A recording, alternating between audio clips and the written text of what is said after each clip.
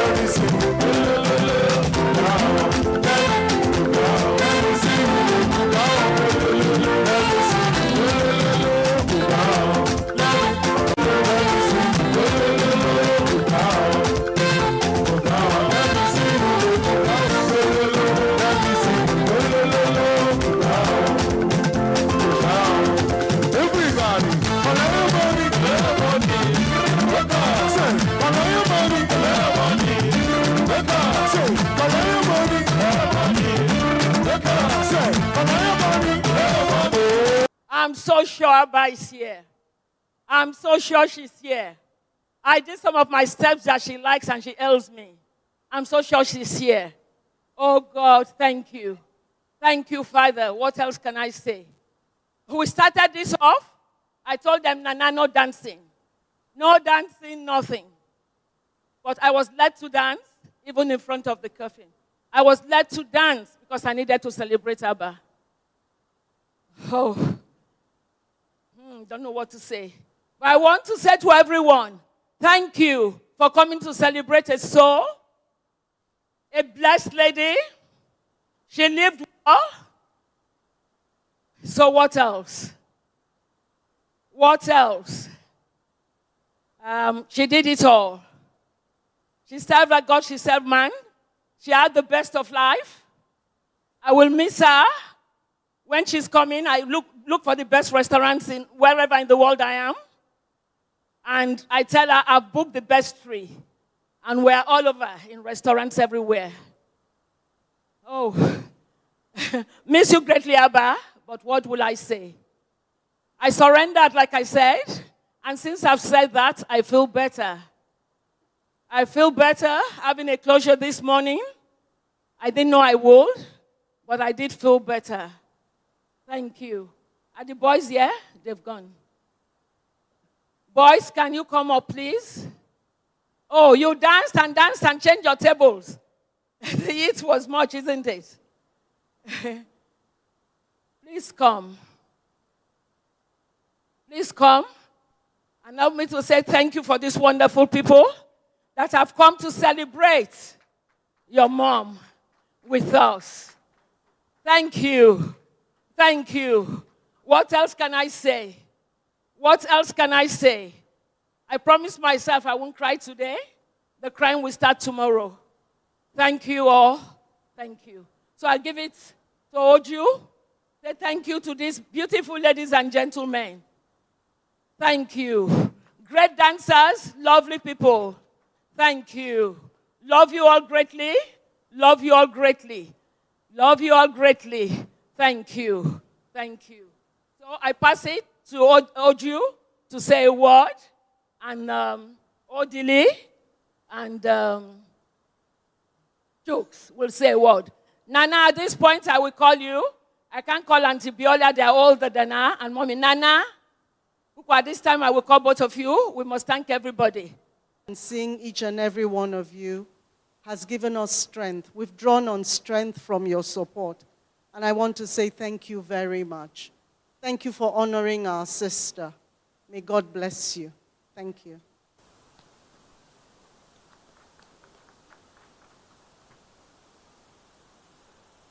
My name is Oju. Some know me as Sly. I would like to thank everyone from the bottom of my heart. Those that know Mommy loved a good bedu. Those that know she loved to dance. So it's bittersweet, but lovely at the same time. Thank you.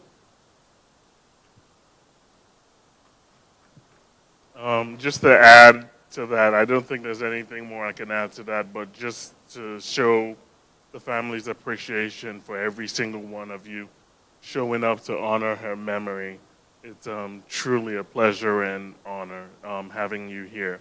And like everyone has said before, I feel like, she was in this room and she enjoyed our presence. Especially that last song that they played, which is the No, No, No, No, which was one of her favorite songs. So thank you for that again. Thank you. I'm the little boy of the family. Jokes. Not so little anymore, anyway. But I want to echo the words of my brothers. I thank you all sincerely from the bottom of my heart for you coming out. You could have done anything in the world, but you came out tonight and you showed up for my mother. And I really, really appreciate that. On behalf of my family, I thank each and every one of you. Thank you, sincerely.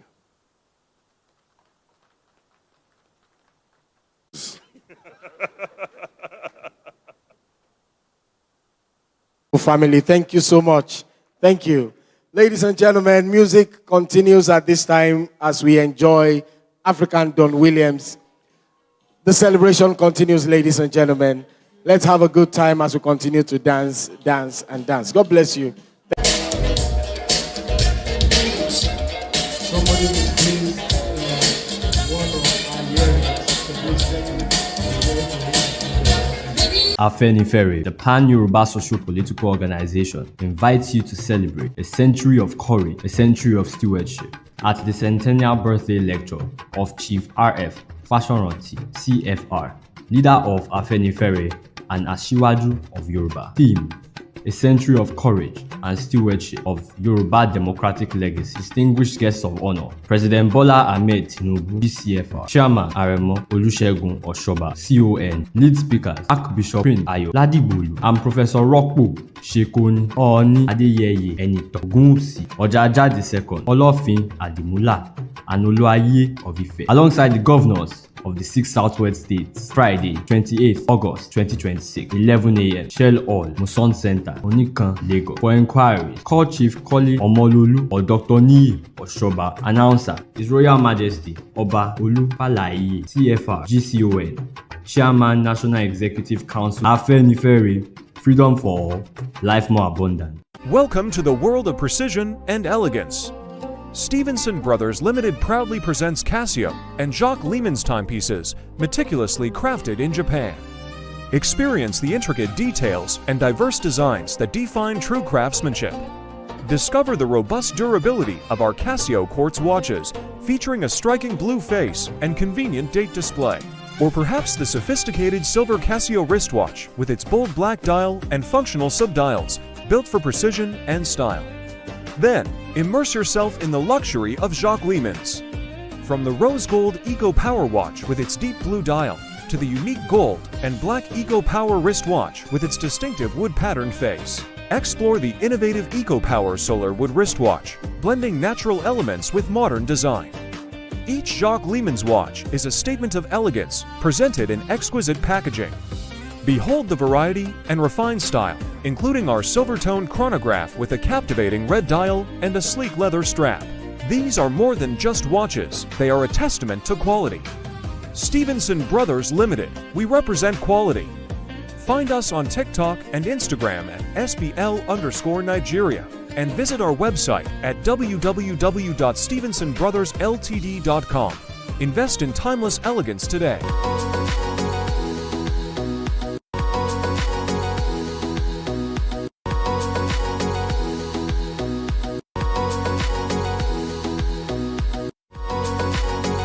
As we welcome the year 2026, we do so with gratitude, renewed hope, and an unshakable belief in the possibilities that lie ahead.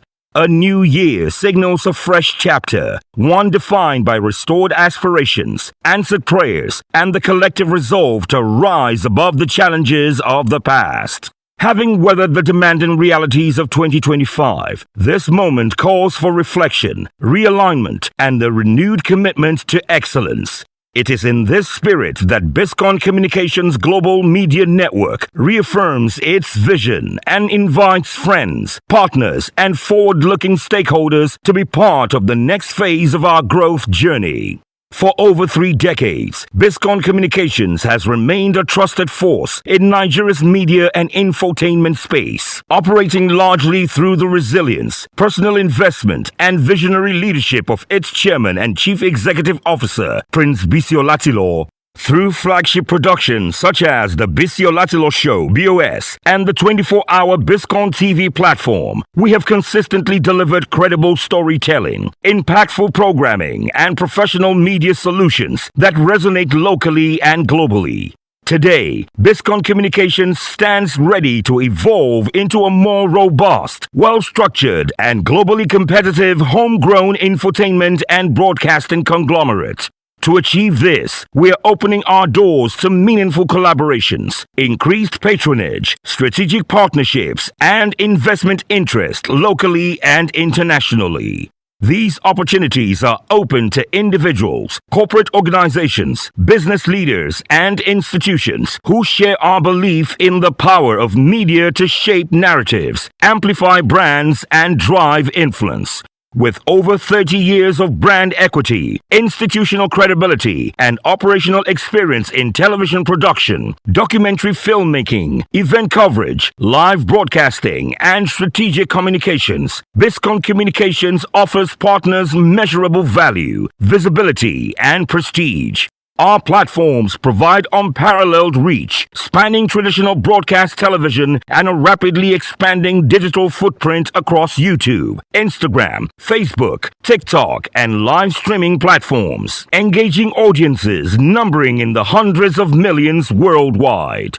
We acknowledge with deep appreciation the individuals and institutions whose support over the years has helped sustain the capital-intensive demands of round-the-clock broadcasting. We remain grateful to national leaders, distinguished public servants, corporate icons, royal fathers, industry pioneers, and loyal friends of the Biscon brand, whose encouragement and patronage have contributed to our resilience and relevance.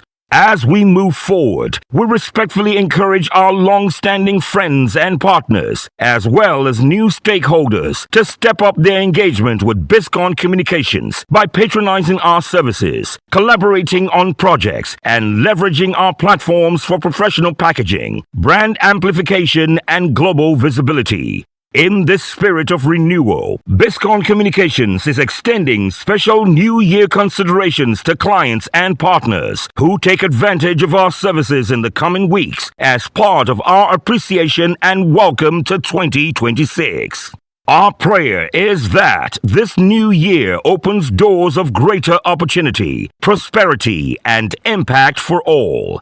At Biscon Communications Global Media Network, we remain committed to excellence, innovation, and storytelling that informs, inspires, and endures. Together, let us build the future of Nigerian media, stronger, bolder, and globally relevant. Bisi Olatilo Show at 27, through the lens of a nation. In 1999, a nation and a television institution began a remarkable journey together. As Nigeria emerged from decades of military rule and embraced a new democratic era, millions of citizens watched history unfold. On that same historic path, the Bisi Olatilo Show embarked on a mission that would transcend television to become a living archive of a nation's triumphs, transitions, celebrations, and defining moments. For 27 uninterrupted years, as democracy found its footing and evolved, the cameras of the Bisi Olatilo Show followed the heartbeat of Nigeria.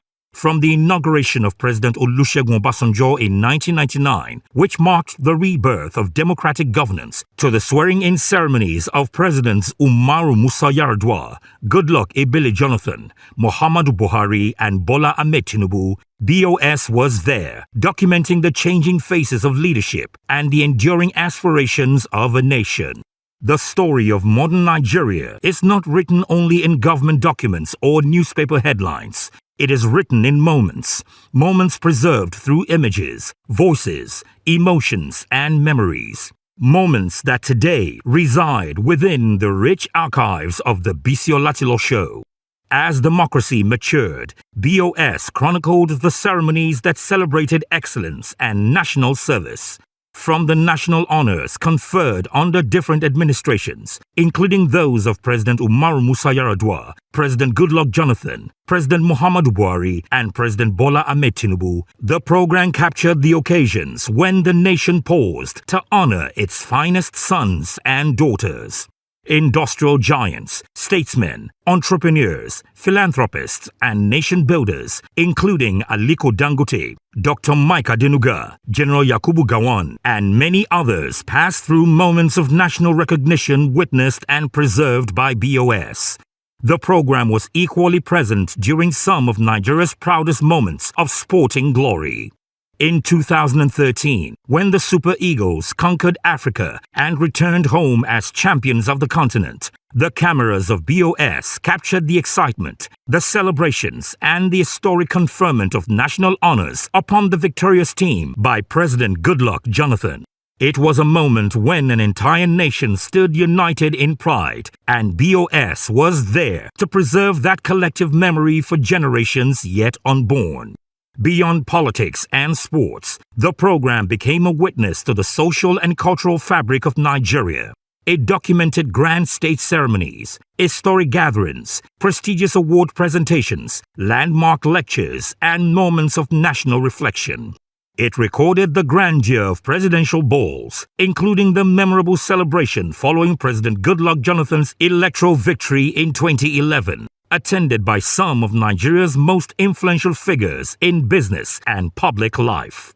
The Bisi Olatilo Show also stood as a custodian of heritage and tradition. Its cameras journeyed through palaces, ancient kingdoms, and cultural festivals that have defined the Nigerian identity.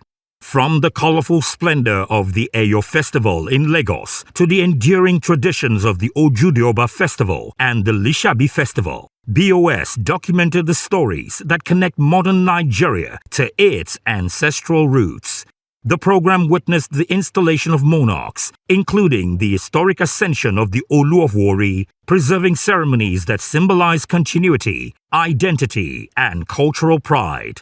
The archive stretches even further, capturing the vibrant spectacle of the Calabar Carnival from the pioneering era of Governor Donald Duke through successive administrations, documenting the Lagos Black Heritage Festival that showcased the richness of African civilization, and recording countless events that celebrated the creativity, resilience, and diversity of the Nigerian people. Yet, history is not only about celebrations, it is also about moments of collective grief and national reflection. BOS documented solemn occasions that united Nigerians in mourning, including the grand burial ceremonies of the late First Lady Stella Obasanjo and other significant state and national funerals.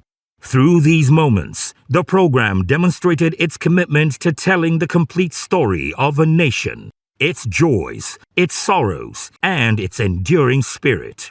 Perhaps nowhere is the value of the Bisi Olatilo Show more evident than in its archives. Within its vast collection lies a visual history of Nigeria's democratic journey, thousands of hours of footage capturing leaders, institutions, traditions, celebrations, and milestones that have shaped the country since 1999.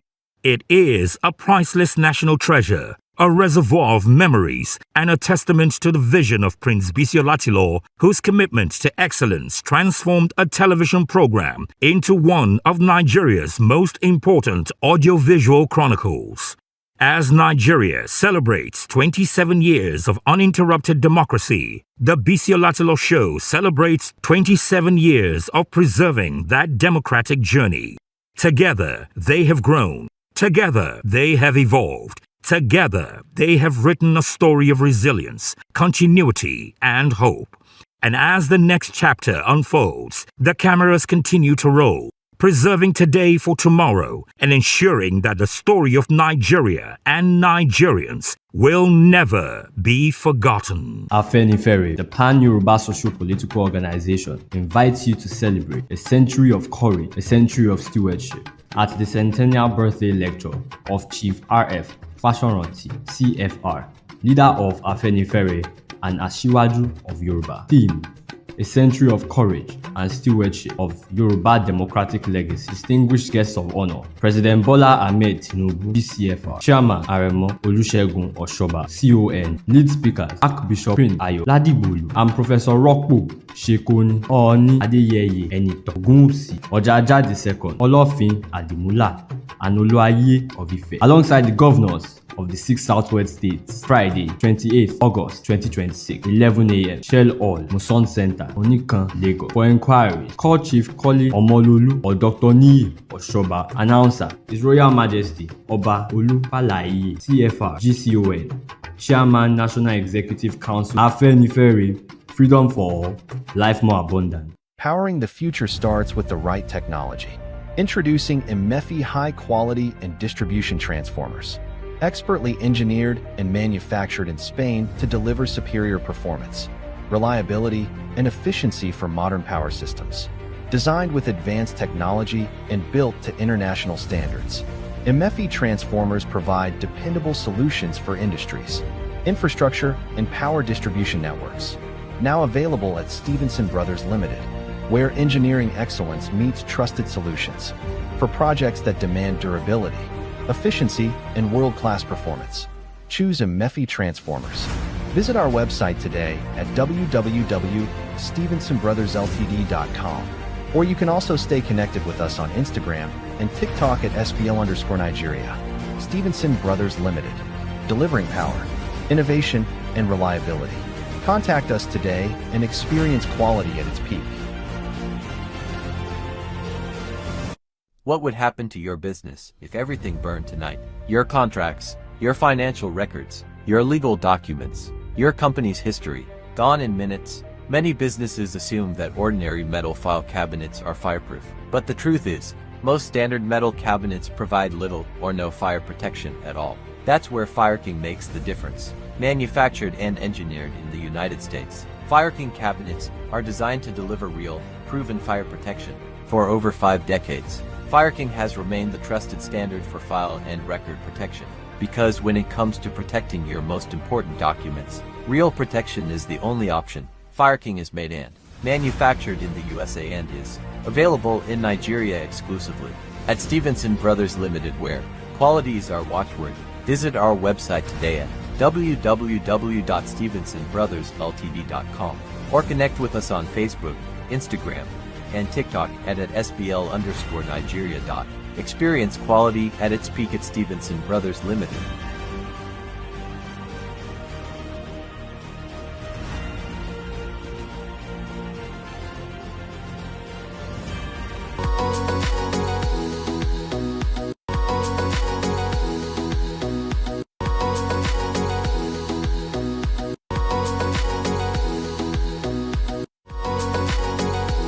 Powering the future starts with the right technology. Introducing MEFI high-quality and distribution transformers, expertly engineered and manufactured in Spain to deliver superior performance, reliability, and efficiency for modern power systems. Designed with advanced technology and built to international standards, MEFI transformers provide dependable solutions for industries, infrastructure, and power distribution networks.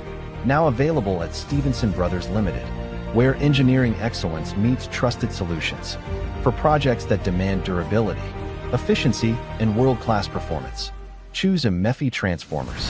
Visit our website today at www.stevensonbrothersltd.com, or you can also stay connected with us on Instagram and TikTok at SBL_Nigeria. Stevenson Brothers Limited, delivering power, innovation, and reliability. Contact us today and experience quality at its peak. From the echoes of unforgettable moments to the speed of a digital revolution, Biscon TV and the Biscon Show, BOS, are soaring into the future with power and purpose. The memories are rich, the archive is iconic, the stories unforgettable, and now every milestone lives again on screens across the world.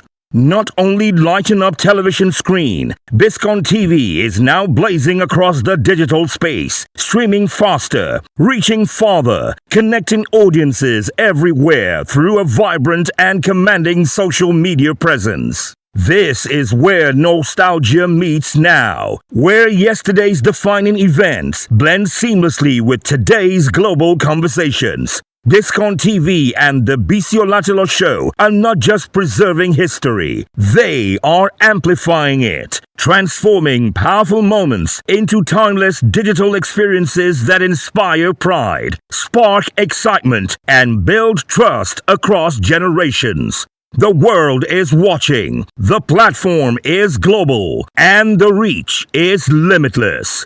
If you have a story, an event, a vision that deserves worldwide attention, this is your stage. Partner with Biscon TV and the Bisi Show and let your moment travel beyond borders, beyond boundaries, and into the hearts of the world.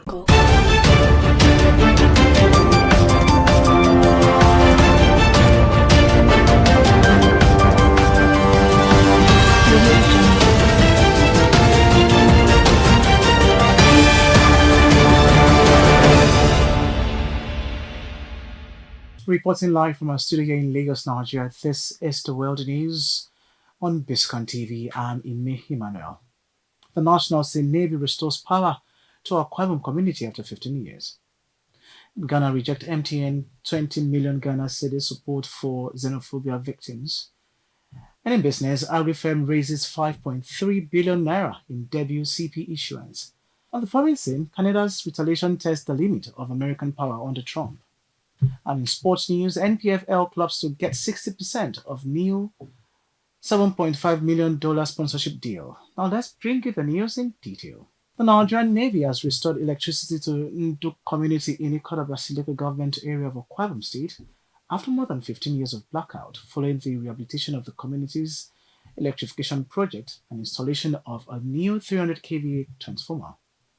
The project was commissioned on Wednesday under the Navy's Civil Military Cooperation Intervention Program, approved by the Chief of Naval Staff Vice Admiral E.D. Abbas, and funded through the CNS Special Intervention Quick Impact Project Scheme. Speaking at the ceremony, Abbas said empowering communities was essential to strengthening national security and promoting prosperity. Away from that, the Ghanaian government has declined a proposed 20 million Ghana cedis donation from MTN Ghana to support citizens affected by recent xenophobic attacks in South Africa. The Minister of Foreign Affairs said the government appreciated the offer but had made adequate financial provision for the ongoing evacuation and reintegration of affected Ghanaians. Foreign Affairs Minister Samuel Ablakwa said the government position had already been communicated to MTN Ghana's board chairman, Dr. Ishmael Williamson, and Chief Executive Officer during their visit on August 14, 2026. The government reaffirmed its commitment to providing humanitarian and financial support to Ghanaians evacuated from harm's way. In another development, President Bola Tinubu, former President Goodluck Jonathan, Bayelsa State Governor Duye Diri, and former Governor Siriaki Dixon have praised the outgoing head of civil service of the Federation, Mrs. Didi Wilson-Jack, for her contribution to Nigeria's public service. The tribute came on Tuesday during the presentation of Wilson-Jack's two books, I Planted, a memoir of purposeful service, and Beyond the Mandate, a memoir of leadership, legacy, and labor of public service at the Abuja Continental Hotel. Representing President Tinubu, the Minister of Innovation, Science and Technology, Dr. Kingsley Uday, described Wilson-Jack as a distinguished public servant whose leadership helped reposition the federal civil service for greater efficiency and effectiveness. Now let's take a quick break and bring you business news.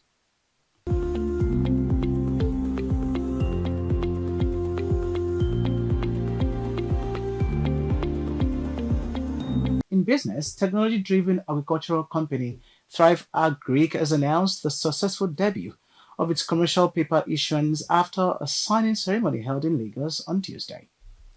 The Series 1 issuance was oversubscribed, allowing the company to raise approximately 5.3 billion naira above its initial 5 billion naira target. The transaction followed the Securities and Exchange Commission's approval of Thrive Agric's 50 billion naira commercial paper program aimed at supporting the company's working capital and expansion. Its CEO and co-founder, Oka Ejay, said the successful raise reflects the company's strong corporate governance and disciplined capital market management. We'll take another break and bring you foreign news.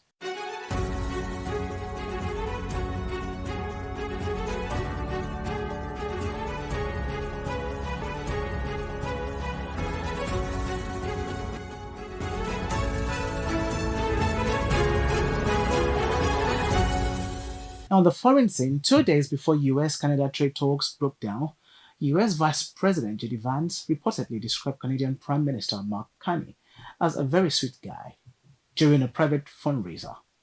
In leaked audio, Vance also mocked Carney for trying to appear tough against President Donald Trump, saying Canada eventually clamped down on many issues. The comment, which received widespread attention in Canada, came shortly before Canada's diplomat walked away from the trade talks over the weekend. And while they may not have directly caused the breakdown, they added to tensions between the two countries. Up next is sports news.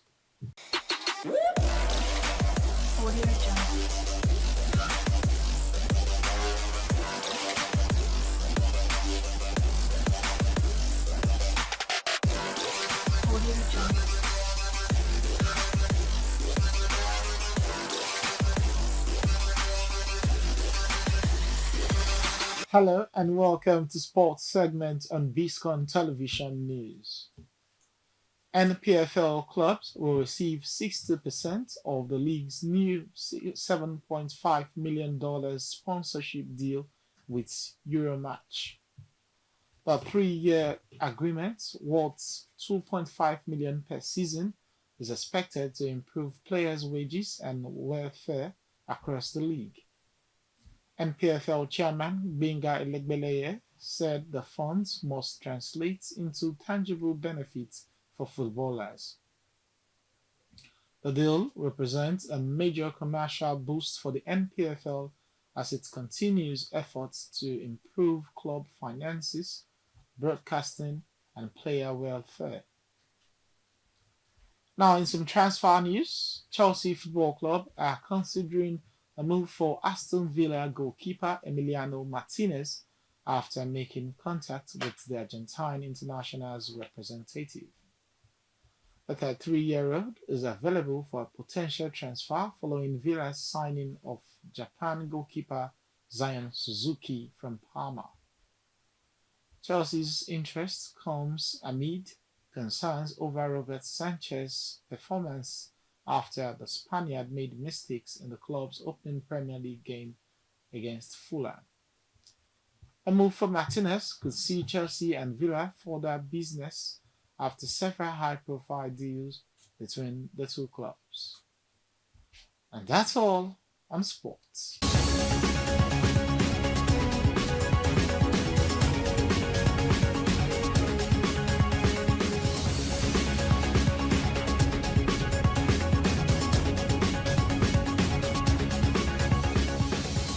And finally, on entertainment news, veteran Nollywood actor Dele Odule has paid tribute to his late colleague and longtime friend Taiwo Azan, popularly known as Ogogo, describing his death as a deeply painful loss. Odule reflected on their friendship, which began when they were young and grew into brotherhood spanning nearly 4 decades. In a tribute shared on Instagram on Wednesday, August 26, Odule said their bond was one of life's greatest blessings and recalled how their friendship endured through the years. He expressed grief over the loss, saying no words could adequately describe the pain of losing their dear friend and brother. That's it for now on Biscon TV News, but before we go, let's look at the top stories that made the news this hour.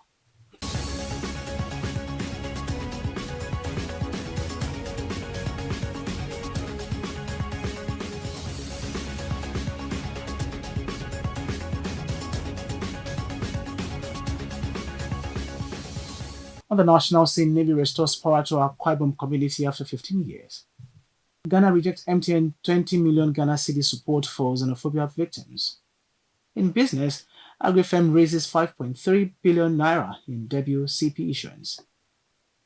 On the foreign scene, Canada's retaliation tests the limit of American power under Trump. And in sports news, NPFL clubs to get 60% of new $7.5 million sponsorship deal. The news was compiled and produced by Charles Akani and Ime Emmanuel. Many thanks for watching.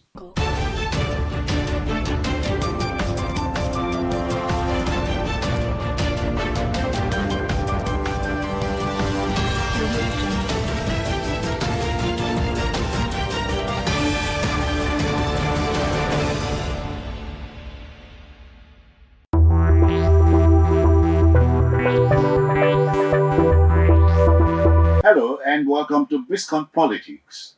I am Jones Usen. In today's edition, we analyze 2 developments with important implications for the 2027 general elections, namely the growing disagreement over a single opposition presidential candidate and the APC's renewed nationwide membership registration ahead of the 2027 polls. The opposition's efforts to produce a common candidate against President Tinubu is facing fresh challenges, with the camps of Atiku, Abubakar, and Peter Obi reportedly unwilling to give way to each other.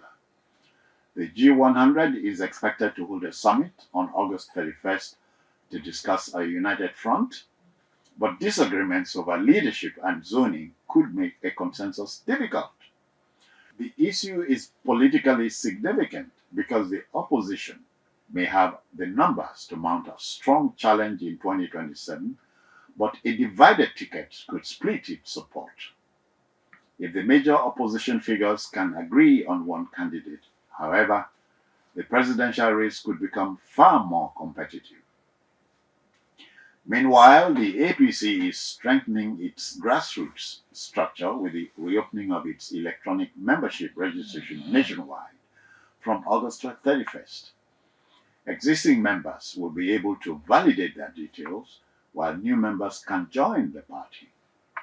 The move comes as the 2027 contest becomes more active. Beyond campaign messages, parties will need strong grassroots organization to mobilize voters and protect their interests at polling units. The contrast is clear. While the opposition is still negotiating over a common candidate, the ruling party is also working to strengthen its electoral machine, beg your pardon.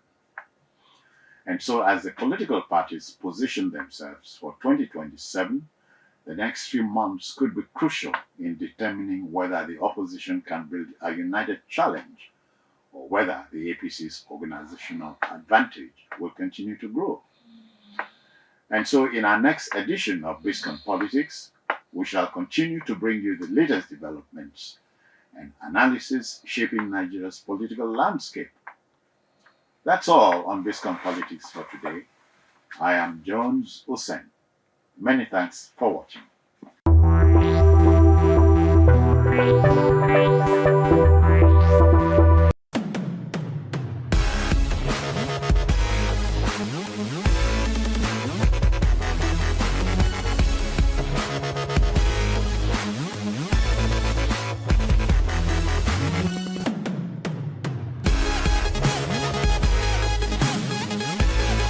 Hello and welcome to Biscon Entertainment and Fashion News. I'm Ime Emmanuel. Now, some sad news to start off the entertainment news today. And the world has been turning into mourning because we have lost another musical legend, musical icon. And the music legend and country music icon Dolly Parton has died at the age of 80 after a brief battle with cancer. Now, this is according to our representatives. Now, Parton's death was announced by her family on Tuesday, with her nephew, Brian Silver, describing her as a woman who opened doors for generations of singers, songwriters, musicians, and dreamers. The legendary singer, who rose from poverty in Tennessee to become one of America's most celebrated entertainers, was known for timeless hits including Jolene and Coat of Many Colors.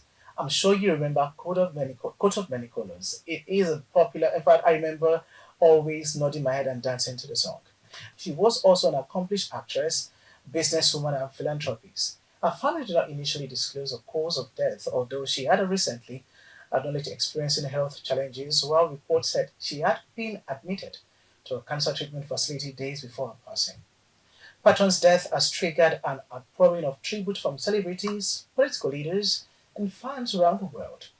A 6-decade career, remarkably songwriting, acting achievement, and intensive philanthropic work, particularly her effort to promote childhood literacy, cemented her status as a cultural icon whose influence extended far beyond country music. From all of us from Biscon Entertainment News, we solely sympathize with the family of Dolly Parton, and it is seriously a huge loss to the entertainment industry.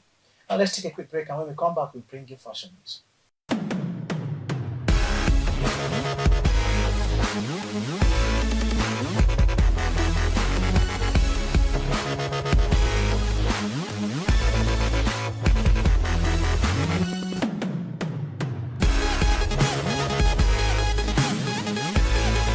Welcome back. Now, in fashion news, Moke Atelier has unveiled its latest collection, Butterfly in Bloom, as an intimate fashion presentation held at the Garden Ikoyi, Lagos. The event brought together fashion editors, stylists, buyers, clients, and industry insiders, with guests also given the opportunity to shop selected pieces immediately after the presentation.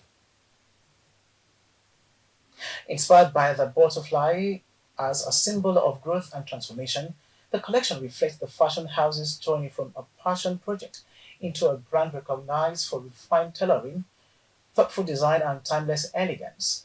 Founder Adetokunbo Oguchi described the collection as her most personal yet, saying it celebrates the quiet seasons of growth and encourages women to embrace their individual pace of transformation.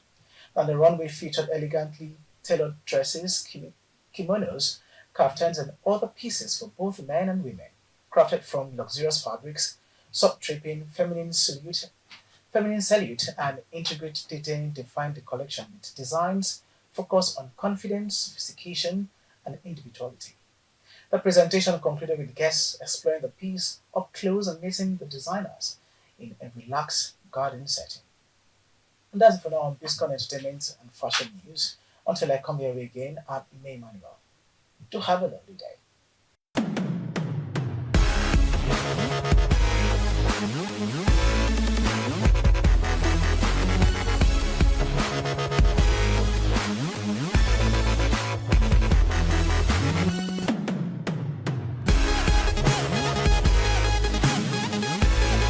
Afenifere, the pan-Yoruba social-political organization, invites you to celebrate a century of courage, a century of stewardship, at the centennial birthday lecture of Chief R.F. Fashoranti, CFR, leader of Afenifere and Asiwaju of Yoruba. Theme: a century of courage and stewardship of Yoruba democratic legacy. Distinguished guests of honor: President Bola Ahmed Tinubu, GCFR, Chairman Aremo Olusegun Oshoba, CON, lead speakers Archbishop Prince Ayo Ladigbolu, and Professor Rokpo Shekoni, Ooni Adeyeye Enito, Ogunwusi Ojaja II, Olofin Adimula, and Oluwaye of Ife, alongside the governors of the 6 southwest states. Friday, 28th August 2026, 11 a.m. Shell Hall, Muson Center, Onikan, Lagos. For inquiries, call Chief Koli Omololu or Dr. Niyi Oshoba. Announcer: His Royal Majesty Oba Olupalaye, CFR, GCON, Chairman, National Executive Council, Afenifere, Freedom for All, Life More Abundant. Hello again. As you can see, we have reported for duty. So what to do? Simple. Look at those issues, interrogate those issues that get thrown up like dust by my country, your country. Thankfully, we still always rely on our team of experienced commentators and analysts to speak to those issues. Today, Dangote offers first-class LASU graduates jobs, pledges 600 million naira hostel for girls. Let's go there. An elated billionaire businessman, Alhaji Aliko Dangote, announced employment for first-class graduates of Lagos State University Engineering and Sciences. The Kano business mogul, who was represented at the convocation by his daughter, Fatima Aliko Dangote, also pledged 600 million naira for girls' hostel. We should mention, though, that the businessman bagged honorary Doctor of Business in Entrepreneurship, Industrial, and Human Capital Development. Late British Prime Minister Winston Churchill said, let me quote him, "We make a living by what we get, but we make a life by what we give." End quote. We'll go there. My conversationalist is the ever dependable Akin Fatunke.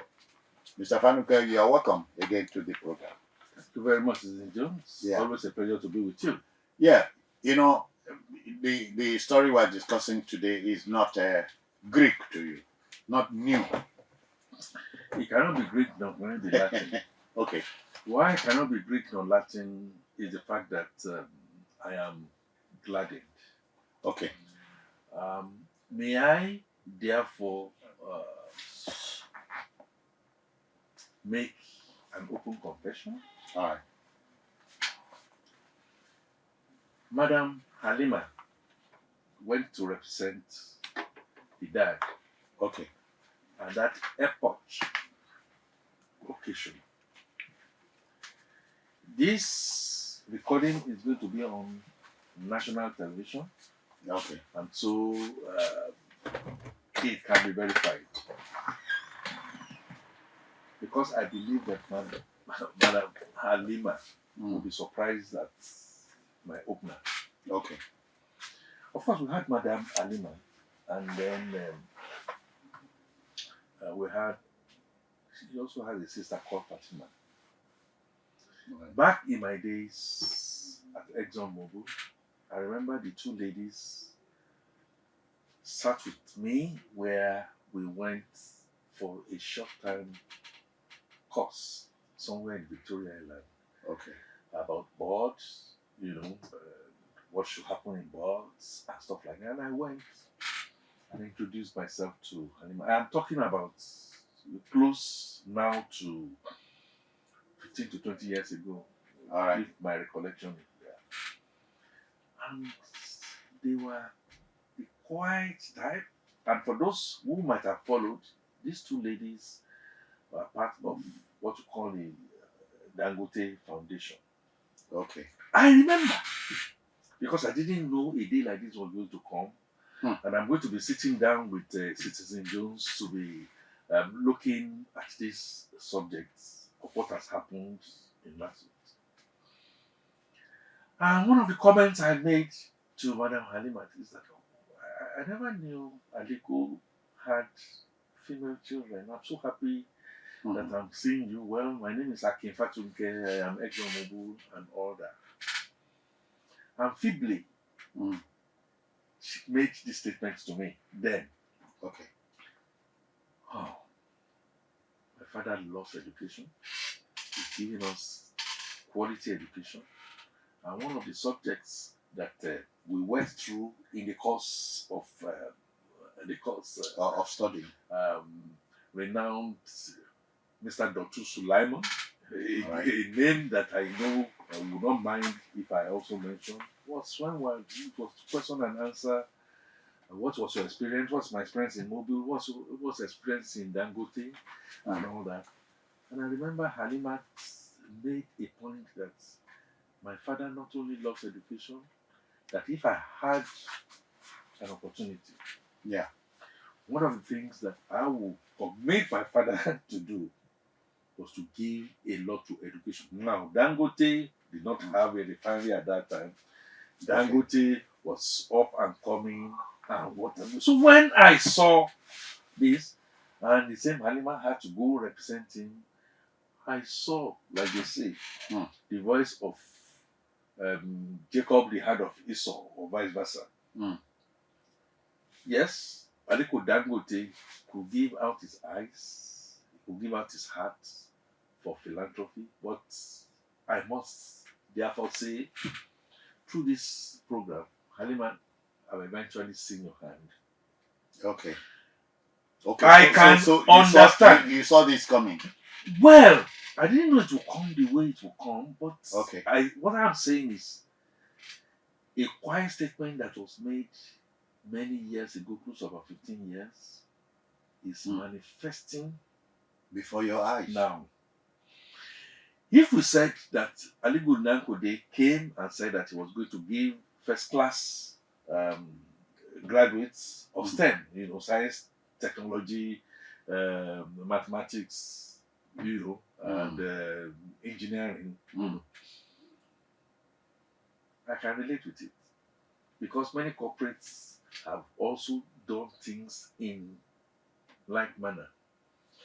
But coming to now then say we're going to provide 600 million hostel in Lasso, I think, I'm not saying the tail is wagging the dog here, but I could see the imprimatur of Halima and Fatima in that respect. Okay. Having said that, Citizen Jones,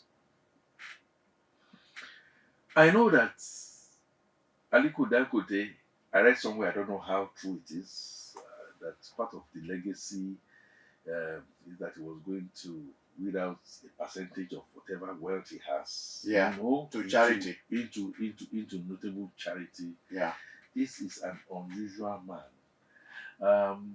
He becomes unusual and in a few times that I've met him, one of those times was when Herbert Wigwe died. And he came to pay a condolence, and I was there. And he was in his just slippers, and he had a hand to shake with virtually everybody. Basically, because Herbert Wigwe was an alumnus of Cooper's and Librand, where I also trained. Such element of simplicity, Citizen Jones, is super. And there's something I'm going to draw your attention to. Have you wondered why Lasut? Okay, why Lasut? If somebody from Kano is, of course, he's done quite a number of things for universities, including the Lagos Business School, Pan Atlantic University. Okay, no doubt about that. Yeah. Quite a person. So sorry, what the phrase here is building bridges. Not just building bridges in a situation where we are divided by tribe, tongue, and what have you. And then, of course, looking at the situation where Dangote refinery will have been in Ogun State, and eventually in Lagos for so many other reasons and logistics, that Dangote is a highly detribalized. Untribalized, not detribalized. Detribalized suggests that he had once been tribalized, so untribalized. Basically untribalized. Part of some of his stories, so many things you see on net, how he got into his world by being humble. He was in a plane. I don't know how true that was. And you were not there. Archbishop Hosa came in, did not have a seat, and then offered to give him a seat. I don't know how true that is. The bottom line of this is that life sublime that tells us that we can leave footprints on the sand of time. Longfellow, yeah. Harry Longfellow, yeah. We can make our life sublime. And on departing, leave footprints on the sands of time. Yale, Stanford, just name them, the Ivy Leagues, also came through this kind of philanthropy. And Citizen Jones. Of course, this reminds you of the heavyweights like Bill Gates. Bill Gates, okay, of course, Mobolaji Bankantoni back in that's days it. And what have you. So, I am saying this is great. This is a positive feeling to female seeking for education against a background of what you and I perhaps know, that the girl child from where he comes from in the north is not given the kind of right of place and all that. No thanks to idiots like Boko Haram. See what I'm saying? Now, so, what he has done basically is he has examined female students' welfare. Oh, yeah. Oh, go to some of the standard universities and then the females are all packed somewhere, and all that. So, the welfare of the female child, and say, look, you can compete very well. Favorably. Much more favorably, Yeah. And direct employment capacity for first-class graduates. After their youth service corps. After you got your certificates to operate, by way of hopefully that will still on, and then go from there to just make sure that the females are now able, in a male-dominated environment, are able to more than compete. To hold their own. However, haven't done what he has done, Citizen Jones. There is a concept that says that talent is not enough. So being a first class cannot necessarily be enough.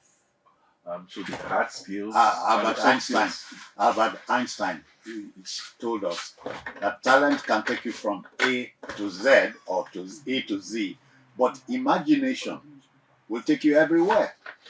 The talent will put your feet at the door. Yeah. And then the soft skills of character, creativity. And the capacity for you to be compassionate like Dangote and Dangote Foundation and Halima and Fatima has demonstrated. When this will is played and these two ladies begin to hear me speak the way I'm speaking, I am sure they must really have forgotten that, somebody many years ago and all that kind of stuff. Still remember. Now, talent cannot be enough. Yeah. What Dangote has done, the weeding process for you to have a modicum of smartness is being taken. You still have to go through the finishing schools. So you have the UBA Foundation, the ExxonMobil Foundation, the MTN Foundation. When these people are weaned and brought in, when they are grilled and produced, you now have to make them understand that, look, the next person that is not as smart as you is not a less human being. You must have a way to try and bring them, have a lot of patience, do a lot of things now. So the key thing is to sow the seed. Sow the seed and let it germinate and have so many, nurture the seed in harvest. Now, you must also now then understand that from the infrastructure point of view, government, private sector, what Dangote has done is to help nip that in the bud by providing the kind of infrastructure that is going to happen at Lasso. My own alma mater is Ahmadu Bello University, and I remember at one point in time, vice chancellors are supposed to be seasoned professors. Okay. So during the military, a military officer called Kotangora became Maman. Maman. Yeah, he was one time Minister of Works in Nigeria. So yeah, Maman. He now came in, and then we started putting infrastructures. I can't remember. I can't forget. Yeah. So what Aliko Dangote has done is to now open the vista. His friend is also doing something similar in Ekwe. All right. Femi Otedola, and so many others. People who have the means, and may I therefore use this opportunity not just to thank Aliko Dangote, who has done a lot for my other university that I know, private university, Lagos Business School, Pan Atlantic University, followed the footsteps of somebody like the late Gamaliel Onosode. Okay. Who ceded substantial amount of his fortunes by his will that if I go certain things, it has a structure in Lagos Business School. Okay. Likewise, so many others. This is a kudos for female education in Nigeria. Yeah. This is another indirect way of saying, the marginalized, put into marriage, fistula, medical problem comes into it. Yeah. Now we are starting and making sure that our females who are equally as smart, if in quite a number of areas they have beat men, their male counterparts, that in academics, this is going to be great for you. The area of sugar daddies and sugar mummies and all that, and all that. Okay, so if you can get some of those soft skills, the sky is going to be the limit to whatever it is that you want to do. This is a great moment for education in Nigeria, and SDG Goal 4 on education, the Dangote Foundation, Dangote himself has put his name and his feet and his mark on the sand of time. Yeah.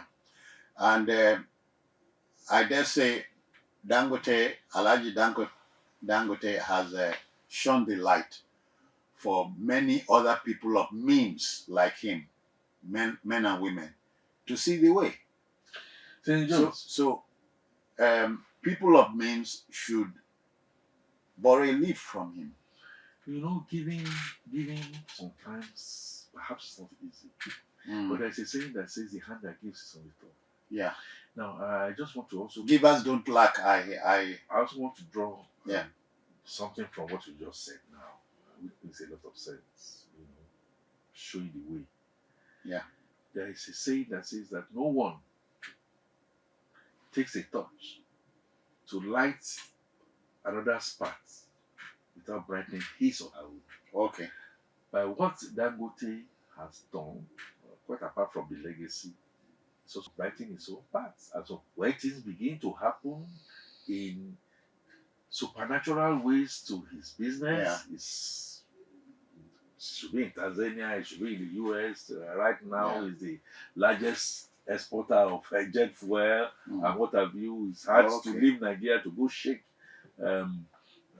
Donald Trump, you know, because in one of the Gulf countries, the Arab countries, when they knew Donald Trump was going to come, they invited him specially and all that.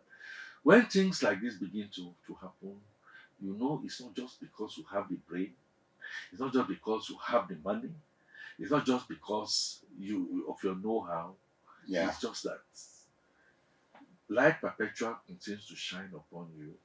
And I put it, and I say it, and I repeat this.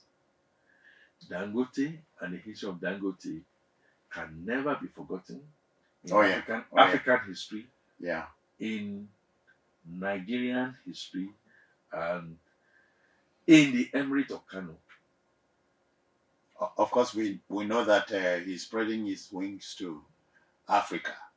He's gone beyond all that, and he's done a lot of so many things. Remember, you said a while back, you raised the question, why LASU? It's simply about building bridges. We need to build a lot of bridges at this time, Mr. Fatunde, not erecting walls. Right, so that is one. And then secondly, the basic principle of CSR, corporate social responsibility. The basic principle of corporate social responsibility also means that wherever you find yourself, wherever you are doing business, you must leave a mark and affect the people around there. Positively. It makes a lot of sense. Why? Part of it is if you take everything by way of extraction, transfer pricing, you may say, okay, I want to work there, and then you don't want to. It's part of the problem that we have in the Niger Delta. So you put something back, and then they will now be your guard and guard. They will now continue to now then say, well, Dangote might not be everywhere, but you know, nothing should happen, not just to him as a person, not to his immediate family, not to his friends, not to his business. Not to his immediate or extended family. Exactly. So, Mr. Fatunga, I want to thank you for your time. I think we'll apply the brakes here. Thank you very much. A word they say is enough for the wise.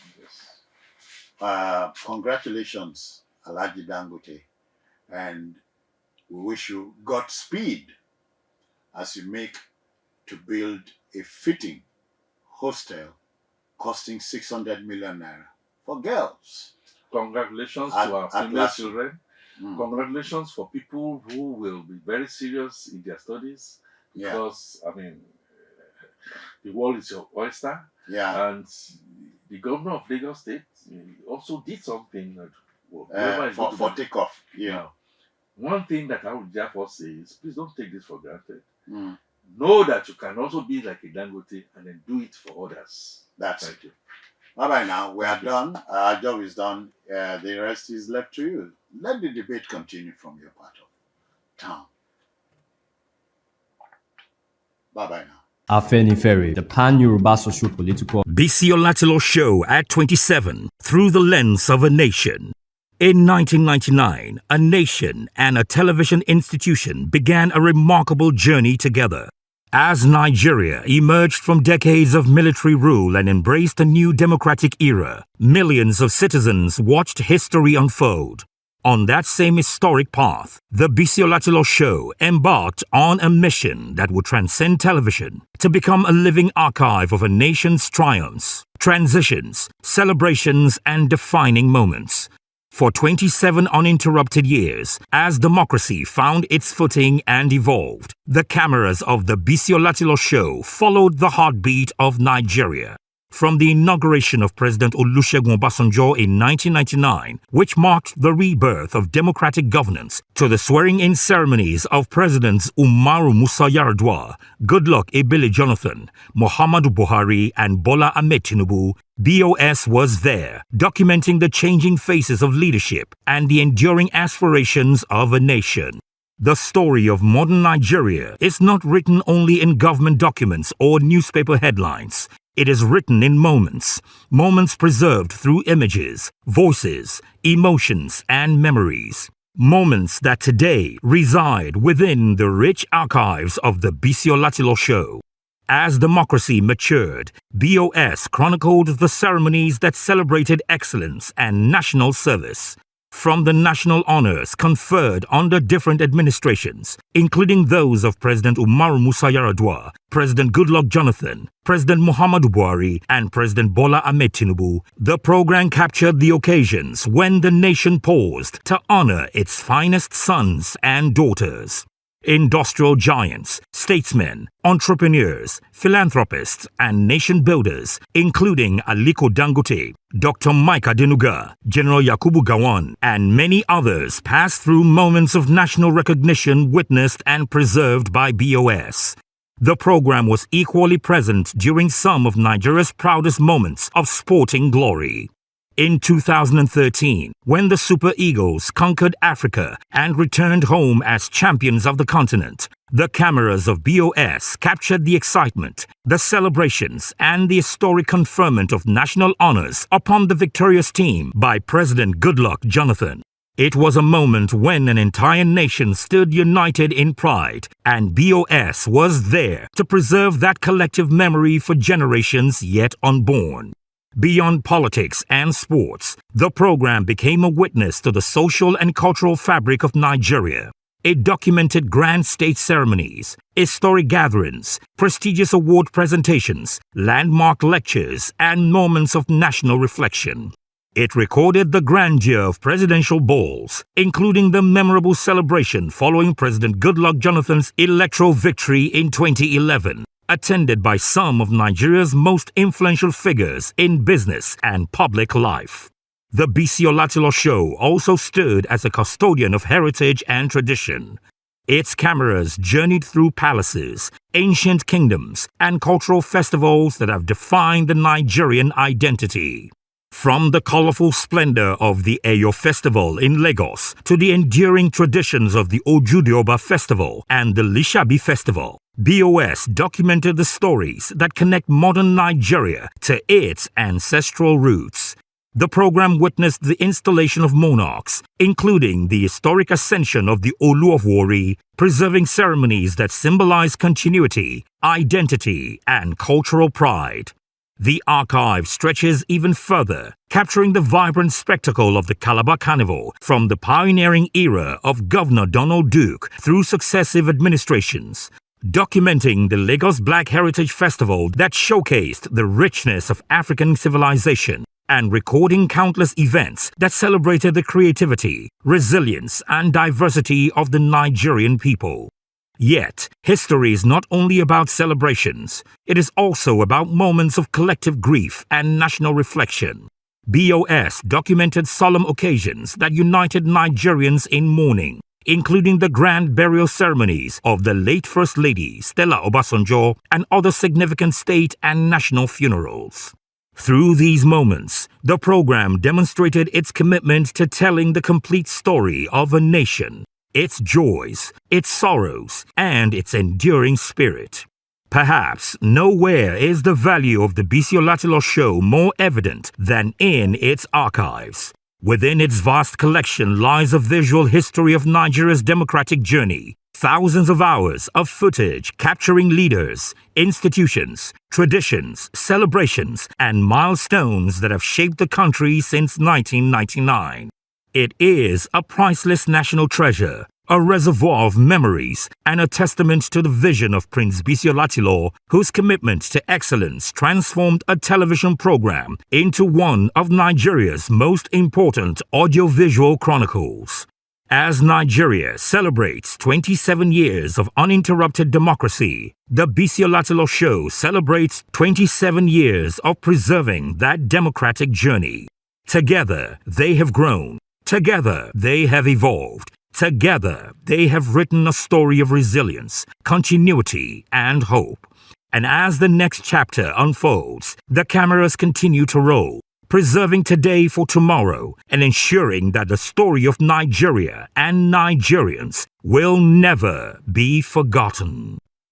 Afenifere, the Pan-Yoruba socio-political organization, invites you to celebrate a century of courage and a century of stewardship at the centennial birthday lecture of the leader of Afenifere, Chief R.S. Fashoranti, CFR. Theme: A Century of Courage and Stewardship of Yoruba Democratic Legacy. Distinguished Guest of Honor, President Bola Ahmed Tinubu, GCFR, President, Federal Republic of Nigeria, Chairman Aremo Olusegun Oshoba, former Governor of Ogun State. Lead speakers, Architect Prince Bishop Ayo Ladigbolu and Professor Rokpo Sioni. Royal Father of the Day, Oni of Ife, Oba Adeyeye Enitan Ogunwusi, alongside governors of the Southwest states. Date, Friday, August 28th, 2026. Time, 11 a.m. Venue, Muson Center, Onikon, Lagos. For enquiry, contact Chief Kole Omolulu 0803-576-9344 or Mr. Niyo Shoba 0803-747-0033. Announcer, His Royal Majesty Oba Olufalaye, GCON, Chairman, Afenifere National Executive Council. Afenifere, freedom for all, life more abundant. Powering the future starts with the right technology. Introducing MEFI high-quality and distribution transformers. Expertly engineered and manufactured in Spain to deliver superior performance, reliability, and efficiency for modern power systems. Designed with advanced technology and built to international standards. MEFI transformers provide dependable solutions for industries, infrastructure, and power distribution networks. Now available at Stevenson Brothers Limited, where engineering excellence meets trusted solutions for projects that demand durability, efficiency, and world-class performance. Choose MEFI transformers. Visit our website today at www.stevensonbrothersltd.com, or you can also stay connected with us on Instagram and TikTok at SBL_Nigeria. Stevenson Brothers Limited, delivering power, innovation, and reliability. Contact us today and experience quality at its peak. Afenifere, the Pan-Yoruba socio-political organization, invites you to celebrate a century of courage and a century of stewardship at the centennial birthday lecture of the leader of Afenifere, Chief R.S. Fashoranti, CFR. Theme: A Century of Courage and Stewardship of Yoruba Democratic Legacy. Distinguished Guest of Honor, President Bola Ahmed Tinubu, GCFR, President, Federal Republic of Nigeria, Chairman Aremo Olusegun Oshoba, former Governor of Ogun State. Lead speakers, Architect Prince Bishop Ayo Ladigbolu and Professor Rokpo Sioni. Royal Father of the Day, Oni of Ife, Oba Adeyeye Enitan Ogunwusi, alongside governors of the Southwest states. Date, Friday, August 28th, 2026. Time, 11 a.m. Venue, Muson Center, Onikon, Lagos. For enquiry, contact Chief Kole Omolulu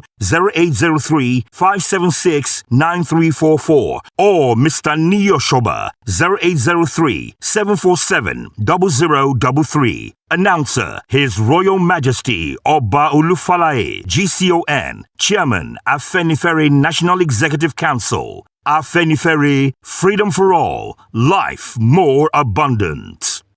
What would happen to your business if everything burned tonight? Your contracts, your financial records, your legal documents, your company's history, gone in minutes. Many businesses assume that ordinary metal file cabinets are fireproof. But the truth is, most standard metal cabinets provide little or no fire protection at all.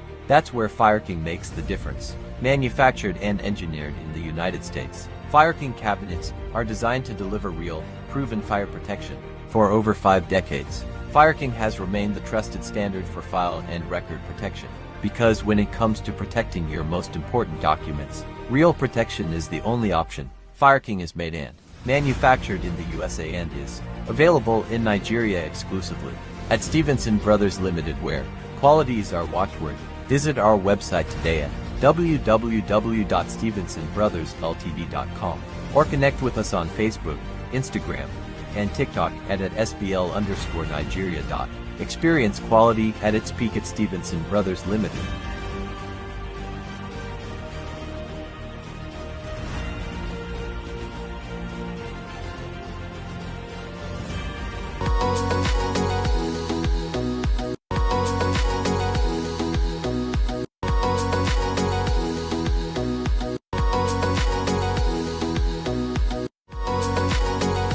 Welcome to the world of precision and elegance. Stevenson Brothers Limited proudly presents Casio and Jacques Lehmann's timepieces, meticulously crafted in Japan. Experience the intricate details and diverse designs that define true craftsmanship. Discover the robust durability of our Casio quartz watches, featuring a striking blue face and convenient date display. Or perhaps the sophisticated silver Casio wristwatch with its bold black dial and functional subdials, built for precision and style. Then, immerse yourself in the luxury of Jacques Lehmann's.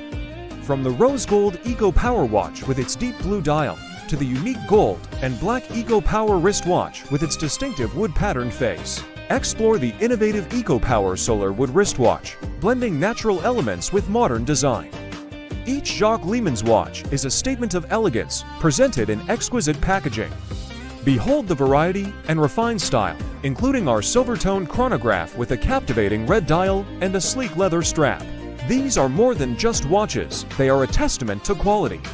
Stevenson Brothers Limited, we represent quality.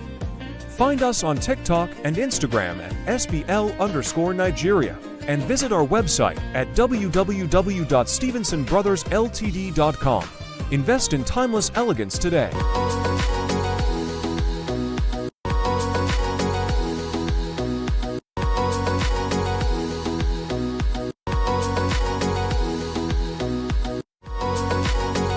The waterways of the Warri Kingdom in Delta State came alive on Thursday, August 20th, 2026, as a spectacular royal boat regatta formed part of the grand celebrations, marking the 5th coronation anniversary of His Majesty Ogiame Atuashe III, CFR, the Olu of Warri.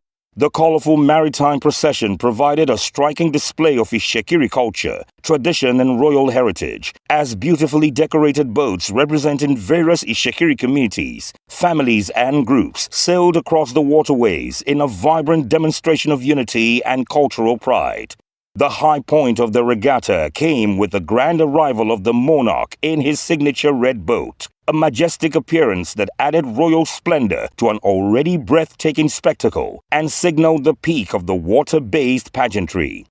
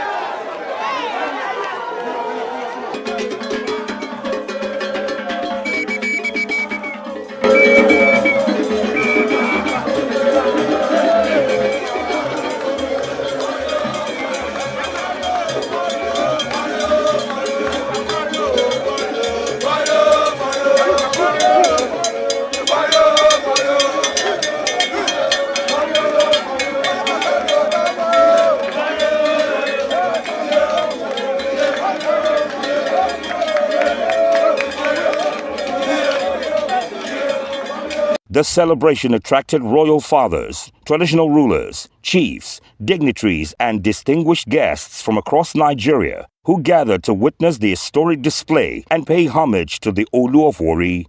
The regatta also offered a powerful expression of the enduring relationship between the Iwere people and their waterways, which have for centuries remained central to the history, identity, and economic life of the Warri Kingdom. The event formed part of the monarch's 10-day 5th coronation anniversary celebrations themed Global Homecoming, celebrating our cultural renaissance, unity, and transformational progress. A theme that underscored the monarch's vision of reconnecting the Ishekiri people at home and in the diaspora while promoting cultural renaissance, unity, tourism, investment, and sustainable development. Beyond its spectacular display, the Royal Regatta remained a cherished feature of major Ishekiri royal ceremonies, recalling the maritime heritage and strength of the ancient kingdom while serving as a powerful affirmation of cultural identity. This year's regatta, staged against the backdrop of the global homecoming, carried an even broader message, seeking to reconnect communities in the diaspora with their ancestral roots and draw greater attention to the Warri Kingdom's immense potential in tourism, investment, and development. As the flotilla gradually disappeared and the waters of the Warri River returned to calm, the message of the celebration remained unmistakable. For the Iwere nation, heritage is not merely a reflection of the past, but a living resource capable of inspiring unity, attracting opportunity, and shaping a shared and prosperous future.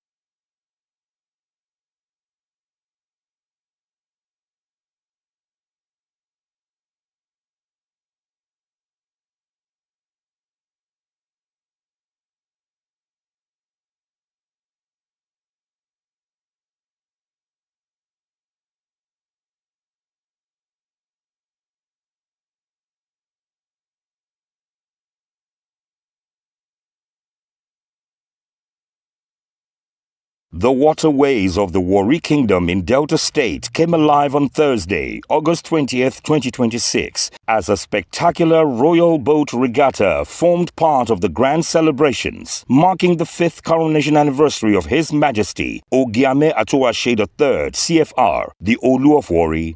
The colorful maritime procession provided a striking display of Ishekiri culture, tradition, and royal heritage, as beautifully decorated boats representing various Ishekiri communities, families, and groups sailed across the waterways in a vibrant demonstration of unity and cultural pride. The high point of the regatta came with the grand arrival of the monarch in his signature red boat, a majestic appearance that added royal splendor to an already breathtaking spectacle and signaled the peak of the water-based pageantry.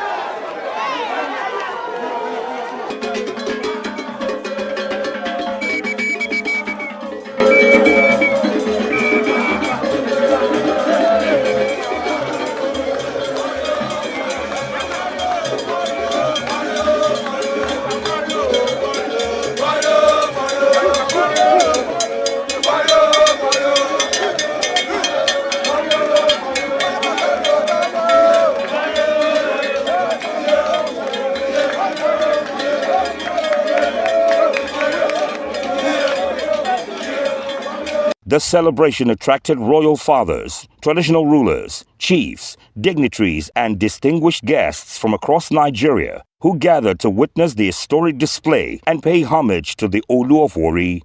The regatta also offered a powerful expression of the enduring relationship between the Iwere people and their waterways, which have for centuries remained central to the history, identity, and economic life of the Warri Kingdom.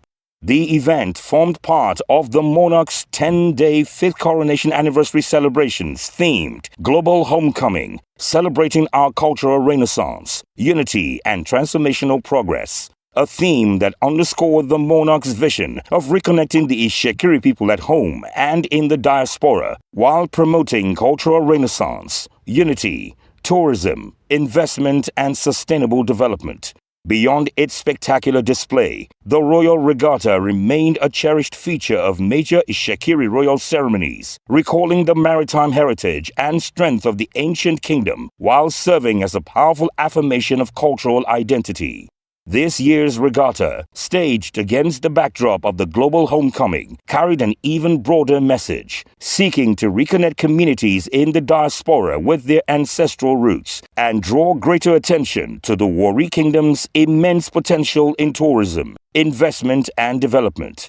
As the flotilla gradually disappeared and the waters of the Warri River returned to calm, the message of the celebration remained unmistakable. For the Iwere nation, heritage is not merely a reflection of the past, but a living resource capable of inspiring unity, attracting opportunity, and shaping a shared and prosperous future.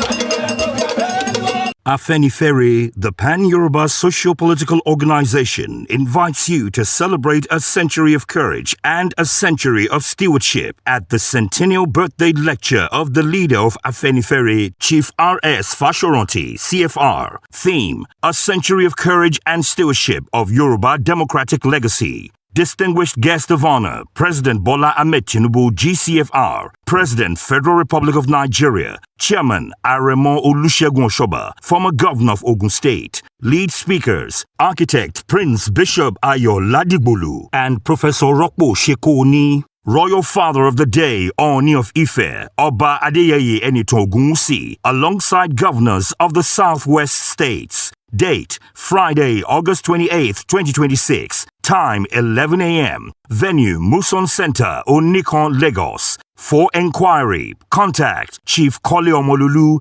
0803-576-9344 or Mr. Niyo Shoba 0803-747-0033. Announcer, His Royal Majesty Oba Olufalaye, GCON, Chairman, Afenifere National Executive Council. Afenifere, freedom for all, life more abundant.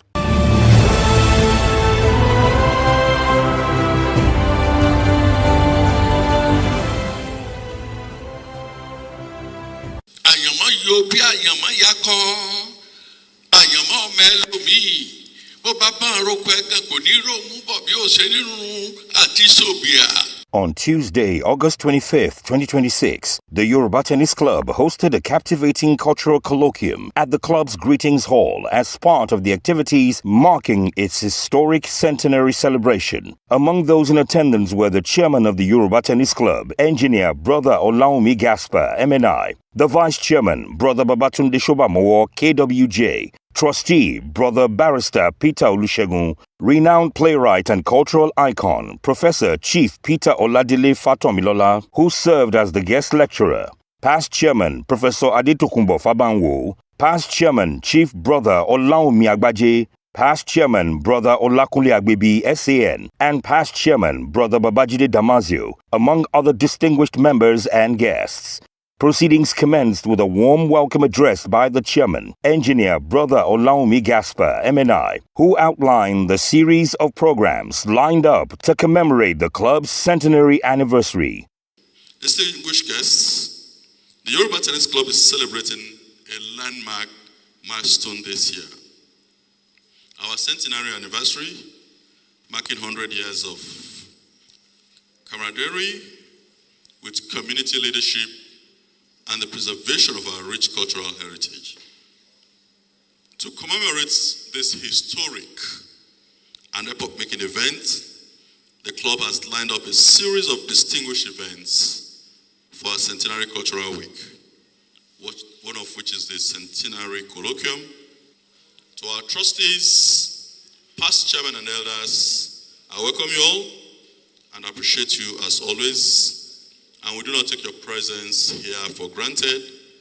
And we thank you very much for the support you have granted us. May you all live long to witness several of such celebrations. Brethren all, distinguished ladies and gentlemen, please relax and enjoy the lecture on Ayomo. Greetings all. Greetings all. The citation of the guest lecturer was subsequently presented by Brother Dr. Bayo Ayo, delivering his thought-provoking lecture on the theme, Ayomo, meaning destiny. Professor Fatomilola explored profound ideas deeply rooted in Ifa philosophy and Yoruba cultural thought. It is a great honor and privilege to stand before you today to speak on a subject that concerns every human being, irrespective of age, status, religion, profession, wealth, or social positions. That subject is Ayama, destiny, understanding the journey of life. Destiny is one of those mysterious subjects that has occupied the minds of philosophers, religious leaders, traditional thinkers, scholars, and ordinary people from generation to generation. Ayama. His presentation examined the intricate relationship between destiny, free will, and character, offering the audience rich perspectives on the forces that shape human existence and the role of individual character in navigating life's journey. Destiny is not necessarily mean that human beings are robots whose lives are completely controlled without a choice or responsibility. Rather, Ayama invites us to think about the relationship between what we inherit, what we encounter, what we choose, and what we become. As our forefathers taught us, orúkọ rere sàn ju wúrà àti fàdákà lọ. A good name is better than gold and silver. Guard the good name of the Yoruba Tennis Club with wisdom, discipline, and selfless service. May the Almighty grant the club many more fruitful years. May the spirit of our ancestors continue to guide your deliberations, strengthen your unity, and preserve the glorious heritage of the Yoruba race. The intellectual discourse was completed by a vibrant cultural performance from the Lagos State Cultural Troupe, which brought color, rhythm, and theatrical expression to the celebration, further underscoring the central theme of Yoruba heritage and cultural identity.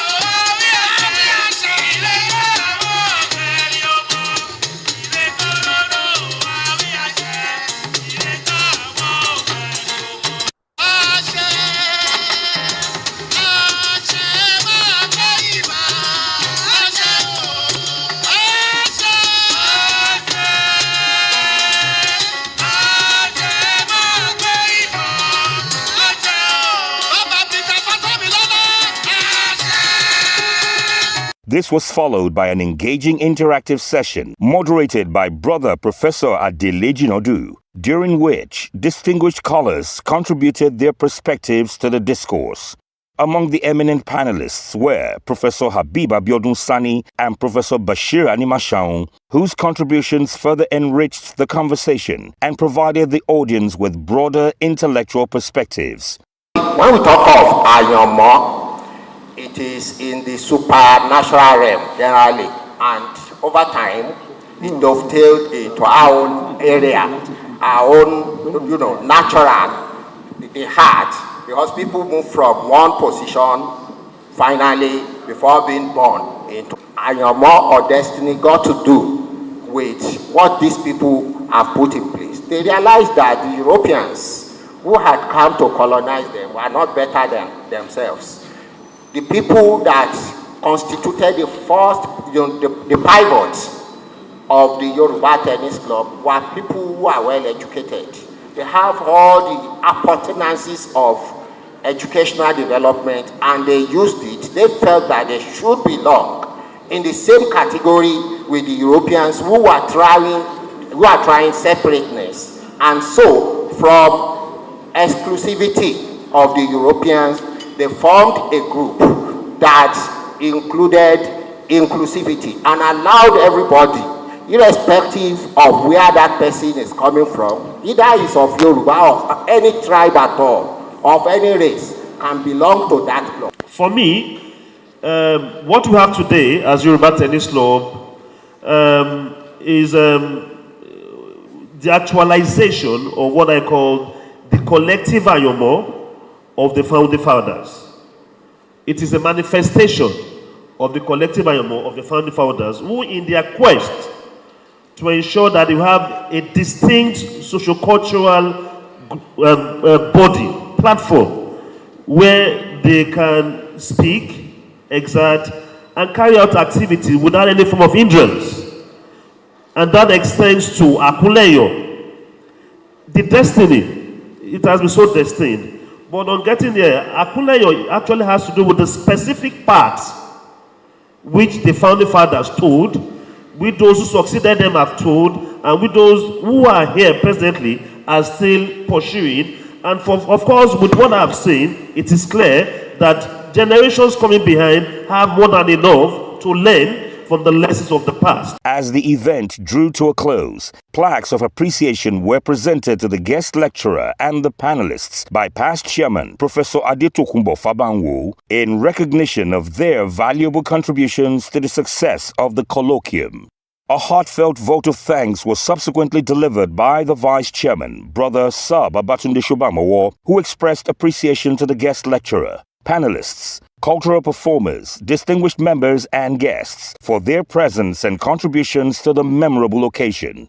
The cultural colloquium concluded on a ceremonial note with the singing of the Yoruba Tennis Club anthem and prayer led by the Social Secretary, Brother Prince Engineer Adedamola Dusumu, bringing an inspiring and culturally enriching chapter of the club's centenary celebrations to a fitting close.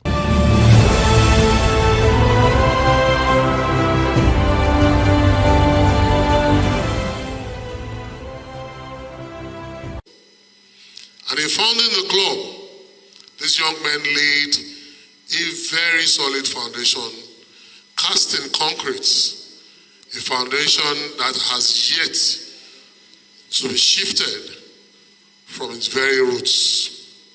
Today, we are marking 100 years, and in the whole of the 100 years, we are proud to say we have continued to maintain the traditions, the cultures, and the ethics laid down back in 1926.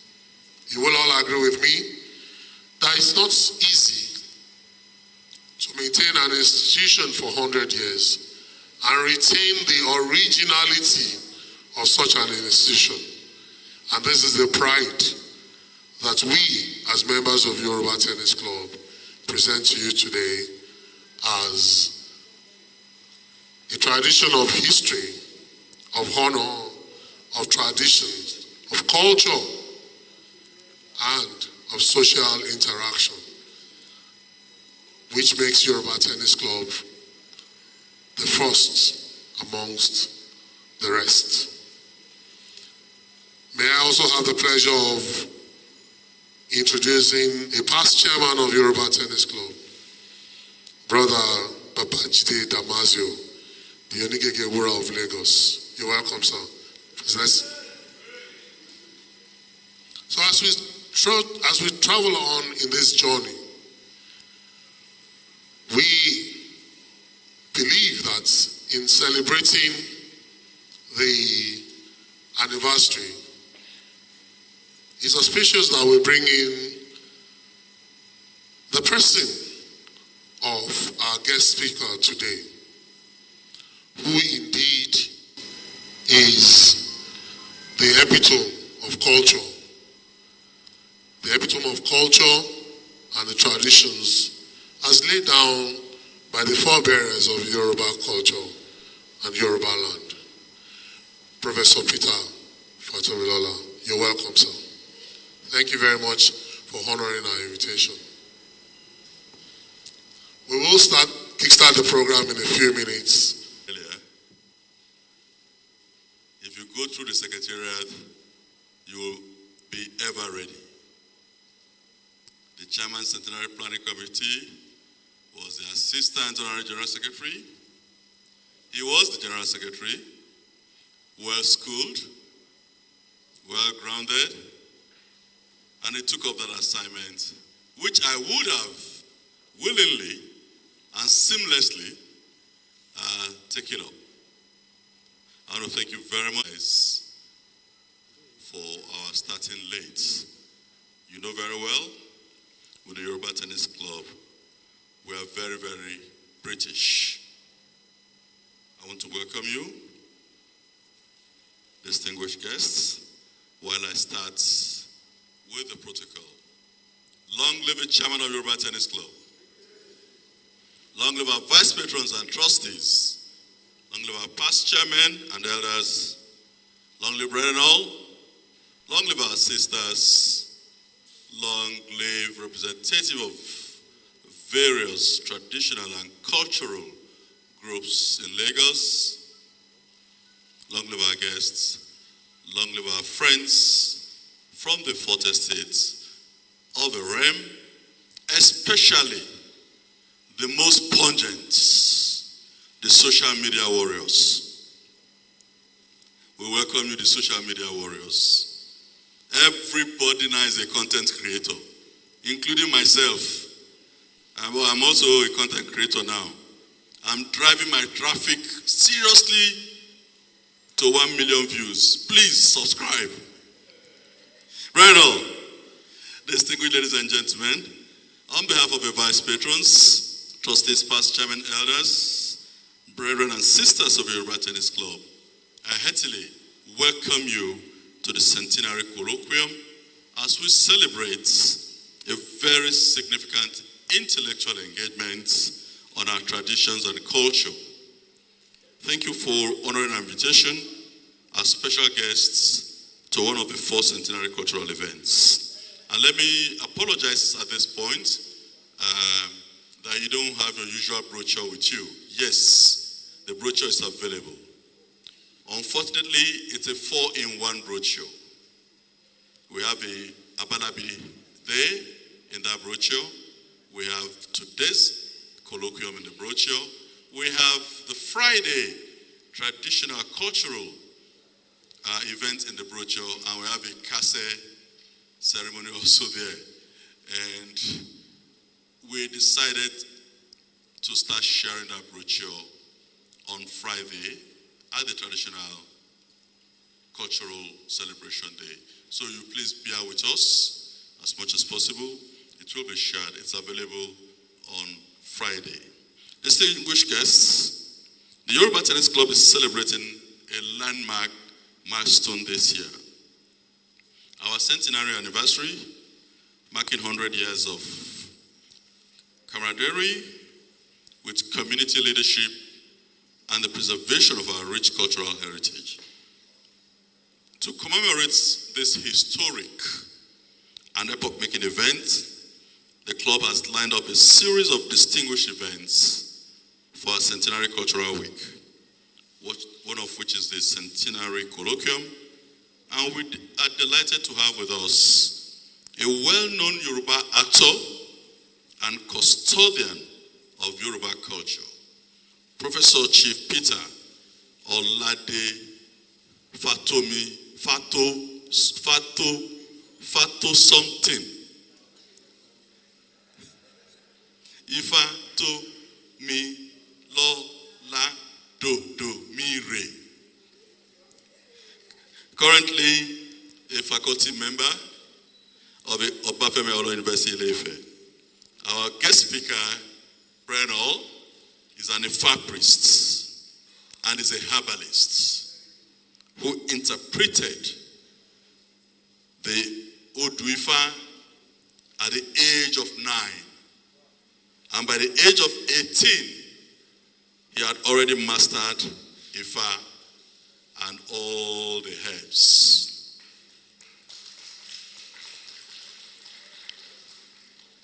Baba, we are delighted to welcome you to the home of traditions and culture as you deliver on the occasion of our 100th anniversary celebration a well-researched and seminar work on Anyomo destiny.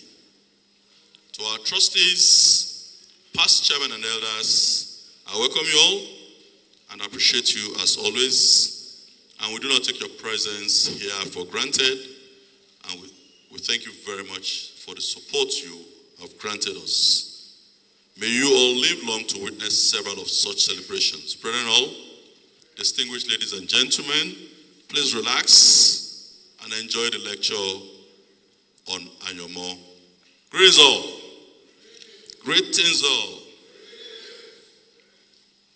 Who has spoken is Professor Chief Peter Oladele Fatomilola, a well-known Yoruba actor and a custodian of Yoruba culture.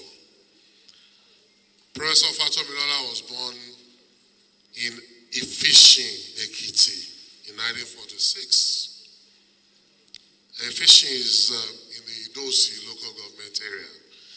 And I'm sure a lot of people are familiar with that town in the 2015 issues in Ekiti. His father, Chief Abraham Ojo Fatomilola, was an Ifa chief priest, also known as the Oluwo, which likely influenced Peter's herbalist roles in Nigerian films. He hails from Isare Oge in Kwara State and joined the Olokun Theatre Group in 1967, led by Professor Olarotimi at the University of Ife, now Obafemi Awolowo University. He is currently a faculty member at the Obafemi Awolowo University, having earned a Bachelor of Arts degree in Theatre Arts in 1978. Professor Fatomilola has portrayed various roles in movies, including as herbalist, as Ifa priest, which he stated reflects his true identity. He has also acted as a lawyer, a policeman, a prison warder, and a prisoner in various films across the decades. Professor Fatomilola is known for his lead role in the comedy film Papa Jasko and has appeared in notable Nigerian films such as Shogo in 1997. He has frequently played the role of a priest in Yoruba movies. Olumodu Cultural Studio was founded by Professor Fatomilola. People come to the studio to study Ifa, theatre, and other cultural heritages. The studio focuses on Yoruba oral literature and traditional medicine in Yoruba land. At 15 years old, Professor Fatomilola was a practicing herbalist and registered with other herbalists in Ile-Ife. He has a certificate from Agbon Iregun and is known for his knowledge of herbs and the Yoruba tradition. Professor Fatomilola was the only child of his mother Fatomilola's father, Chief Abraham Ojo Fatomilola, was the Oluawo of his town. As a result of his background, Professor Fatomilola's Nollywood roles have been influenced greatly by his experiences. Additionally, being an Ifa priest and herbalist, he has been able to interpret the Odu Ifa since the age of 9, and by the age of 18, he had already mastered Ifa and the herbs.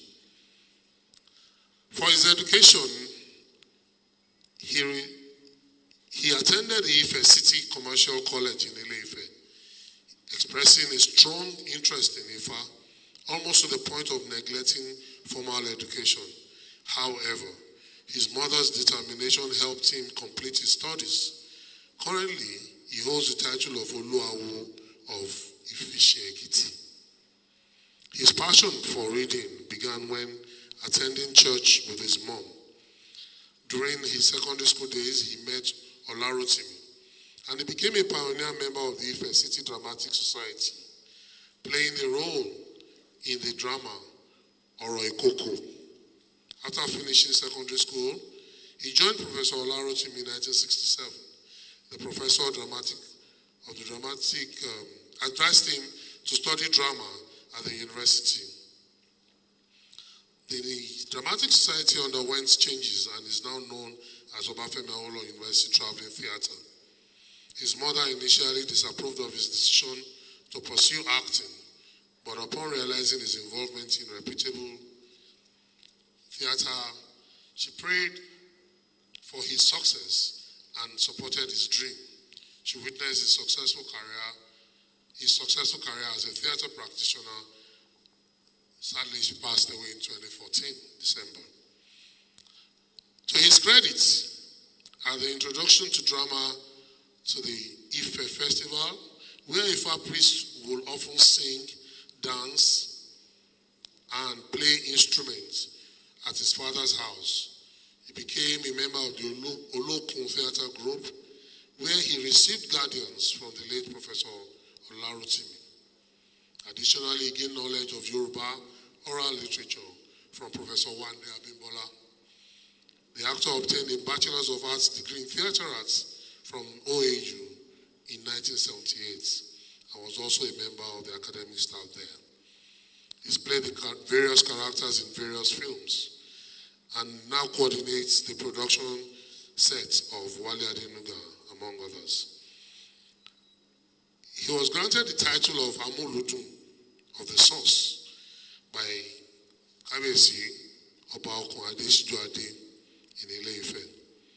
Fatomilola is a retired individual who left Obafemi Awolowo University in 2006 and has since been engaged in farming, but also continues to act in movies when requested.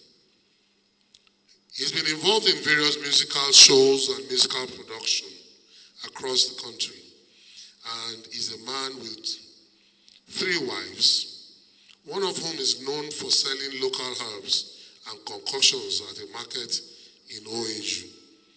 He has children, all of whom have followed in his footsteps and pursued acting. Chief Fatomilola holds several chieftaincy titles in Yoruba land, including Oluwo as the chief Ifa priest in his hometown of Ife-Ekiti. Amoludo in Ile-Ife. He credits Olarotimi, Wale Soyinka, and Professor Wande Abimbola, under whom he learned Yoruba and literature. He enjoys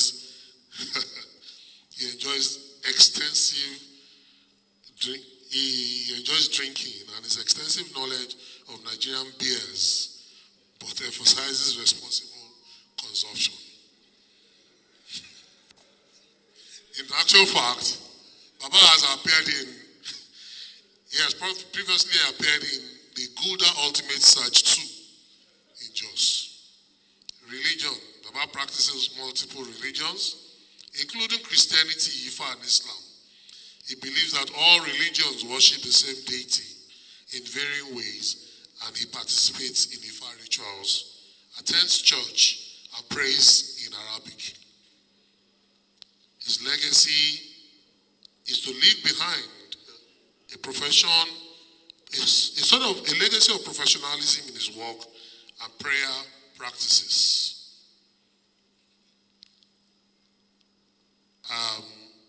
So Baba believes in Nayomo, and he's here today to talk to us about this subject matter in the belief of the Yorubas. He will be expressing himself as he tells us what Ayomo is, leading to the outer head and the inner head, Ori Inu ati Ori Ita, telling us what the inner head is and the Ori Akbere, as well as character. Thank you very much, and you're welcome to Yoruba Tennis Club. May I have a standing ovation for Baba as he comes up. Royal fathers and mothers, eminent sons and daughters of our land, ladies and gentlemen, my dear brothers and sisters, I warmly greet distinguished members of the Yoruba Tennis Club, the first indigenous traditional and cultural association in Nigeria. I congratulate you on reaching this historic milestone of 100 years. A century is not merely a measure of time.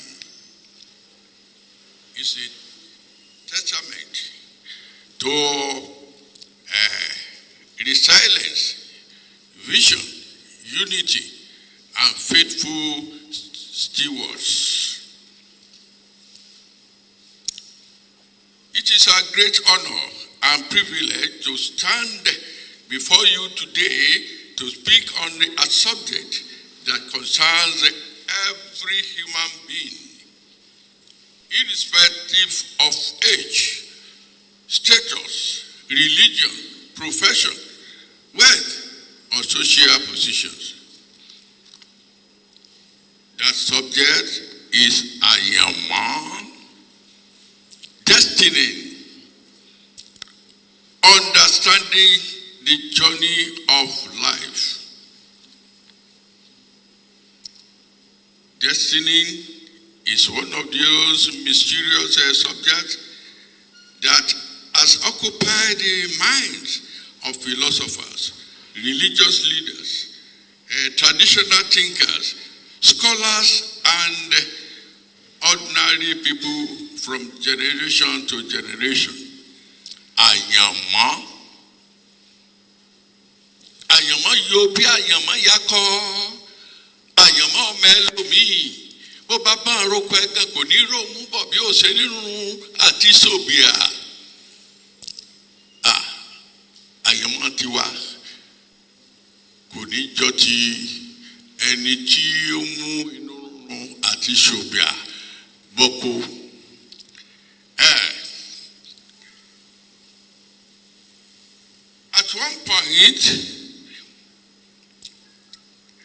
At one point or another, we have all questions such as why was I born into this family? Why was I born in this particular place? Why are some people born into wealth? Why some people born into poverty?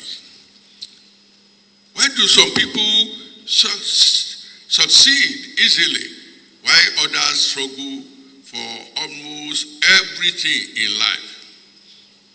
Why do some people experience unusual opportunities while others appear to encounter one obstacle after another? Is everything that happened to us already destined or determined? Do we have power to change our circumstances? If destiny has already been decided. Why should we work hard, pray, acquire knowledge, or make choices? These are profound questions. Today, I would like us to reflect together on Anyama, not merely as a philosophical concept, but as something that gives meaning to our life. Anyama, Anyama, Anyama Obogun Orilelejo. What is Anyama? In simple language, destiny is the cause of purpose of life that a person is believed to be born with or destined to fulfill. In Yoruba thought, Anyama is closely connected with the idea that before a person comes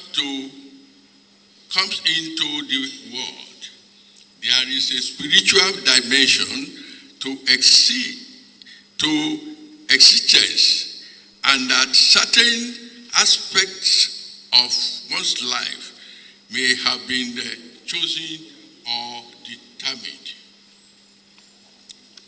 The Yoruba philosophical understanding of destiny is, however, much deeper than simply saying what will happen, will happen.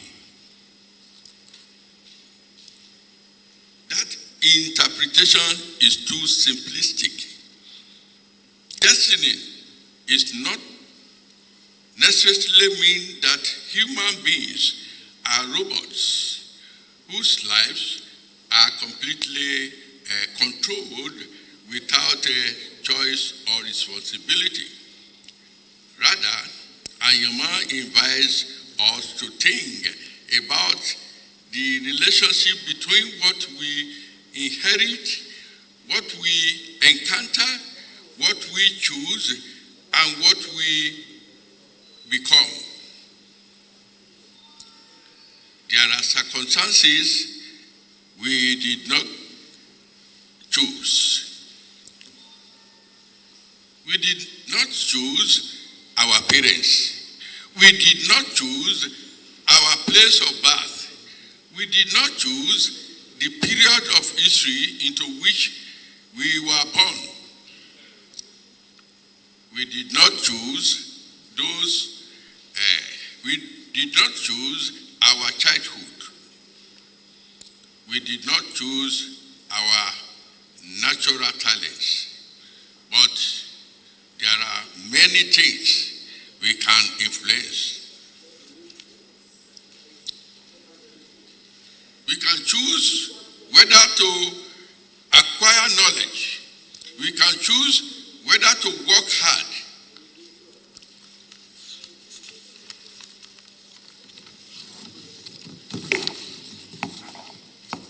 We can choose whether to be honest.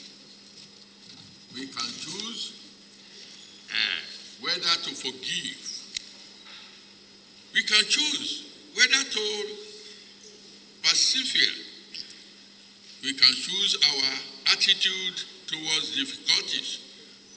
We can choose whether to use our opportunity responsibly. Therefore, destiny should not become an excuse for listeners. Anyama and the Yoruba worldview. Anyama and the Yoruba worldview. The Yoruba have a very rich philosophical tradition concerning human existence. One of the central ideas is the concept of Ori. Ori lababo abafo. fòsàtílẹ̀. You cannot discuss àyànmọ́, destiny, without talking about Ori. Because Ifa says, Ori ni gbeni, Ado gbeni, Odifa fọba lọ́yọ̀ọ́ tó ń forí ara rẹ̀ lọ́nbọ̀ dí Àdó, ìgbà tó rí gbeni, níbo ni òrìṣà wà, kò sóòṣà tí dánígbè ní dẹ̀ Ori. Ori literally means head, but philosophically, Ori means much more than the physical head. It represents an individual's inner consciousness, spiritual identity, destiny, and personal guiding principle. According to one Odu of Ifa that says, Ọ̀rúnmìlà ti ilé Olúfẹ̀ bọ̀ wá. Ọ̀rúnmìlà ti ilé Olúfẹ̀ bọ̀ wá. Ó rọ̀wọ́ ọmọ eku, wọ́n dúró gogogo, wọ́n bú kúrú sẹ́kún. Ọ̀rúnmìlà jànà, ó ní kí ló ń pa yín lẹ́kún. Wọ́n ní torofin ní wọ́n fi jẹ́ ọlọ́jà láàrin eku. Àwọn wá ń wárí fún àwọn ń sìn. Ọ̀rúnmìlà lẹ́yìn lẹ́gbọ́n, ẹ̀yin ni ó mọ̀ràn. Ẹ mọ̀ wípé orí yóò rí ayé wá, kò tó orí yóò sì wọ́n wá. Orí yóò sì wọ́n wá, kò tó orí yóò wá wòran. Ẹ béèrè lọ́wọ́ orí, ẹ wá ń sunkún, ẹ ń somi lójú gbére gbére. Ẹ sòtò aláwo rere tí wá ń jẹ fẹ́ yẹ. Kó bá yín tún orí yín tí ò sùn ṣe. Orí tiwa ò ní burú. Orí, in essence, once Ori plays a decisive role in one's life. Another important expression is àkúnlẹ̀yàn, àyànmọ́, àkúnlẹ̀gbà ní àdáyébá. Àkúnlẹ̀yàn òun làdáyébá. Àdáyébá ni àdáyéṣe. Ìntí ẹ̀dá bá yàn òun ló máa gbé wá sílé ayé, tó bá dẹ̀ délé ayé òun ni ó máa ṣe. Ṣùgbọ́n ẹ̀dá lè yan orí rere tí ó bá wá níwà rere. Àìníwà rere rẹ̀ ó lè ba oríire rẹ̀ jẹ́. Fún àpẹẹrẹ, tá a bá bí ní ilé ọba, tá ń pè ọ́ ní prince. Ṣùgbọ́n tó jẹ́ oníwà jàgídíjàgan, ó ṣeé ṣe kí irú ẹni bẹ́ẹ̀ kó má dépò àwọn bàbá rẹ̀. Nítorí àparí inú rẹ̀ ó ti bà ti òde rẹ̀ jẹ́. Wọ́n bá sì ṣèèṣì fi jẹ́ ọba, àfàìmọ̀ ni wọ́n ní rọ̀ lóyè bó pẹ́ bóyá. Nítorí náà ìwà lọ́ba àwúre, ìwà ní bánidé sáré bọ́lọ́jọ́ bá dé, ìwà lẹ̀sìn, ìwà ní ẹ̀ṣọ́, ìwà kí ẹ̀dá kan bá wà bólówó tí ò ní wà kò ní gbayì. Tẹ́dá bá sì wà tó ní ìwà rere, bí ìwọ̀nba owó tí bẹ lọ́wọ́ rẹ̀ bá ṣe mọ́ yóò mọ̀ gbayì lọ ni. Nítorí náà tọ́jú ìwà rẹ ọ̀rẹ́ mi. Ọlá mọ́ sí lọ nílé ẹni, ẹwà sì mọ́ sí lára ènìyàn. Ẹ má jà sọ̀wànù. Wọ́n ní èèyàn sọ̀wànù, ó lóun ò móríire wáyé, ó ní fáfẹ́ tó lóríire tí ò lẹ́sẹ̀ rí. Ẹ wo Yorùbá Tennis Club láti ọgọ́rùn-ún ọdún sẹ́yìn. Kí ló di òpó klọ́ọ̀bù yẹn mú? Ìwà rere tí wọ́n fi kọ́ra wọn ni.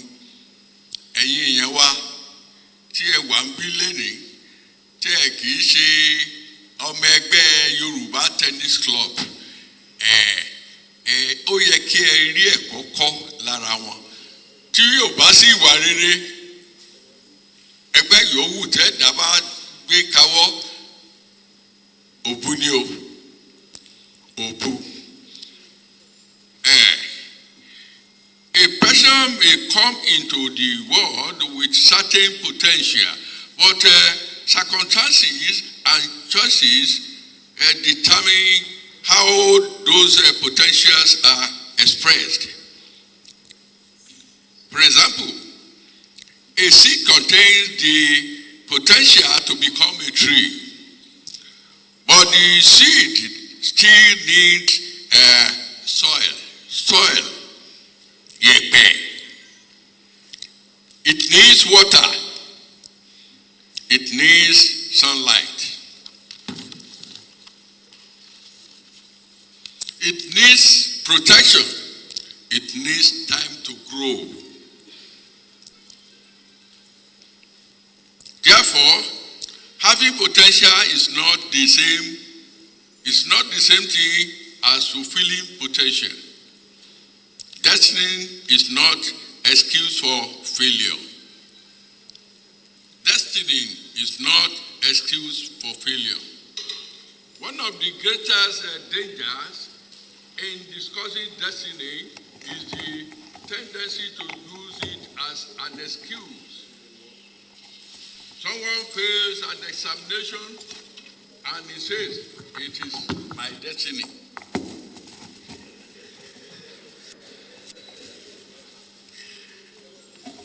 Someone refuses to work and say, it is meant for me. If it is meant for me, it will come. Without struggling, it will come. Someone refuses to develop himself and says, whatever is written for me will happen. That is not wisdom.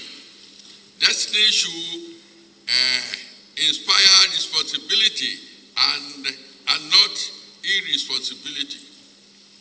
If you have a destination, you must still travel. If you have a purpose, you must still work. If you have a dream, you must still pursue it. If you pray for success, you must still prepare yourself for the opportunity when it arrives. There is a beauty in lesson here. Prayer without preparation may produce disappointment, and preparation without wisdom may produce frustration. Therefore, we need faith, knowledge, effort, character, and perseverance, destiny, and free will.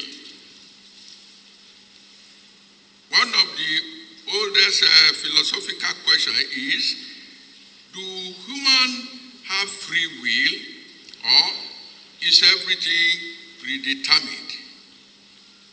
I believe the answer requires balance.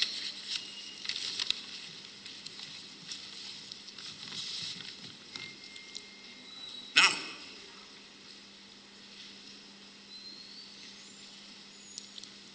there are things beyond control, but there are also things within our control. We cannot control every circumstances, but we can control our response to many circumstances.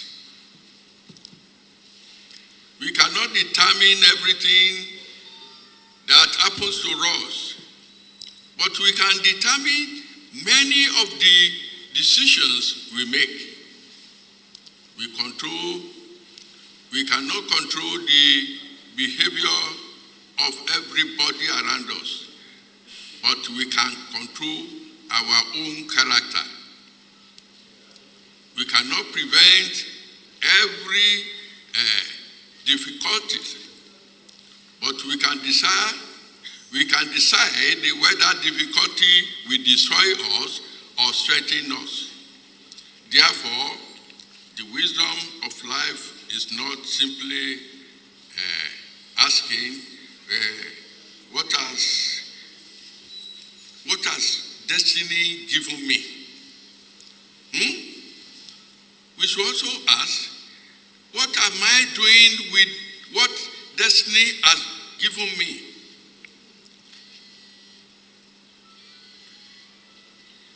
That is where responsibility begins.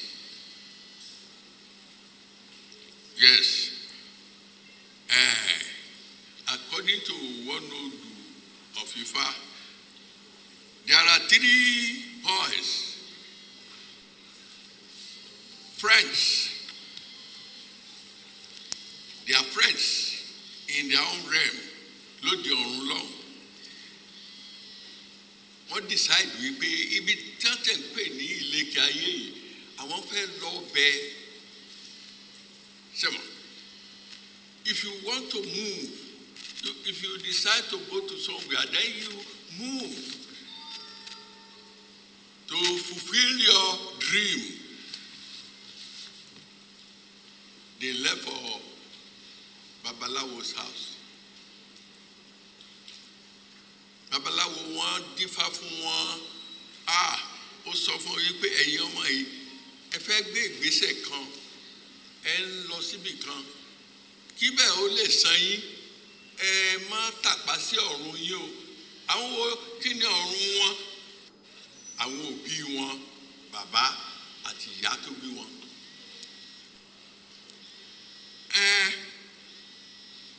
Bóyá ó yé wọn, bóyá kò yé wọn.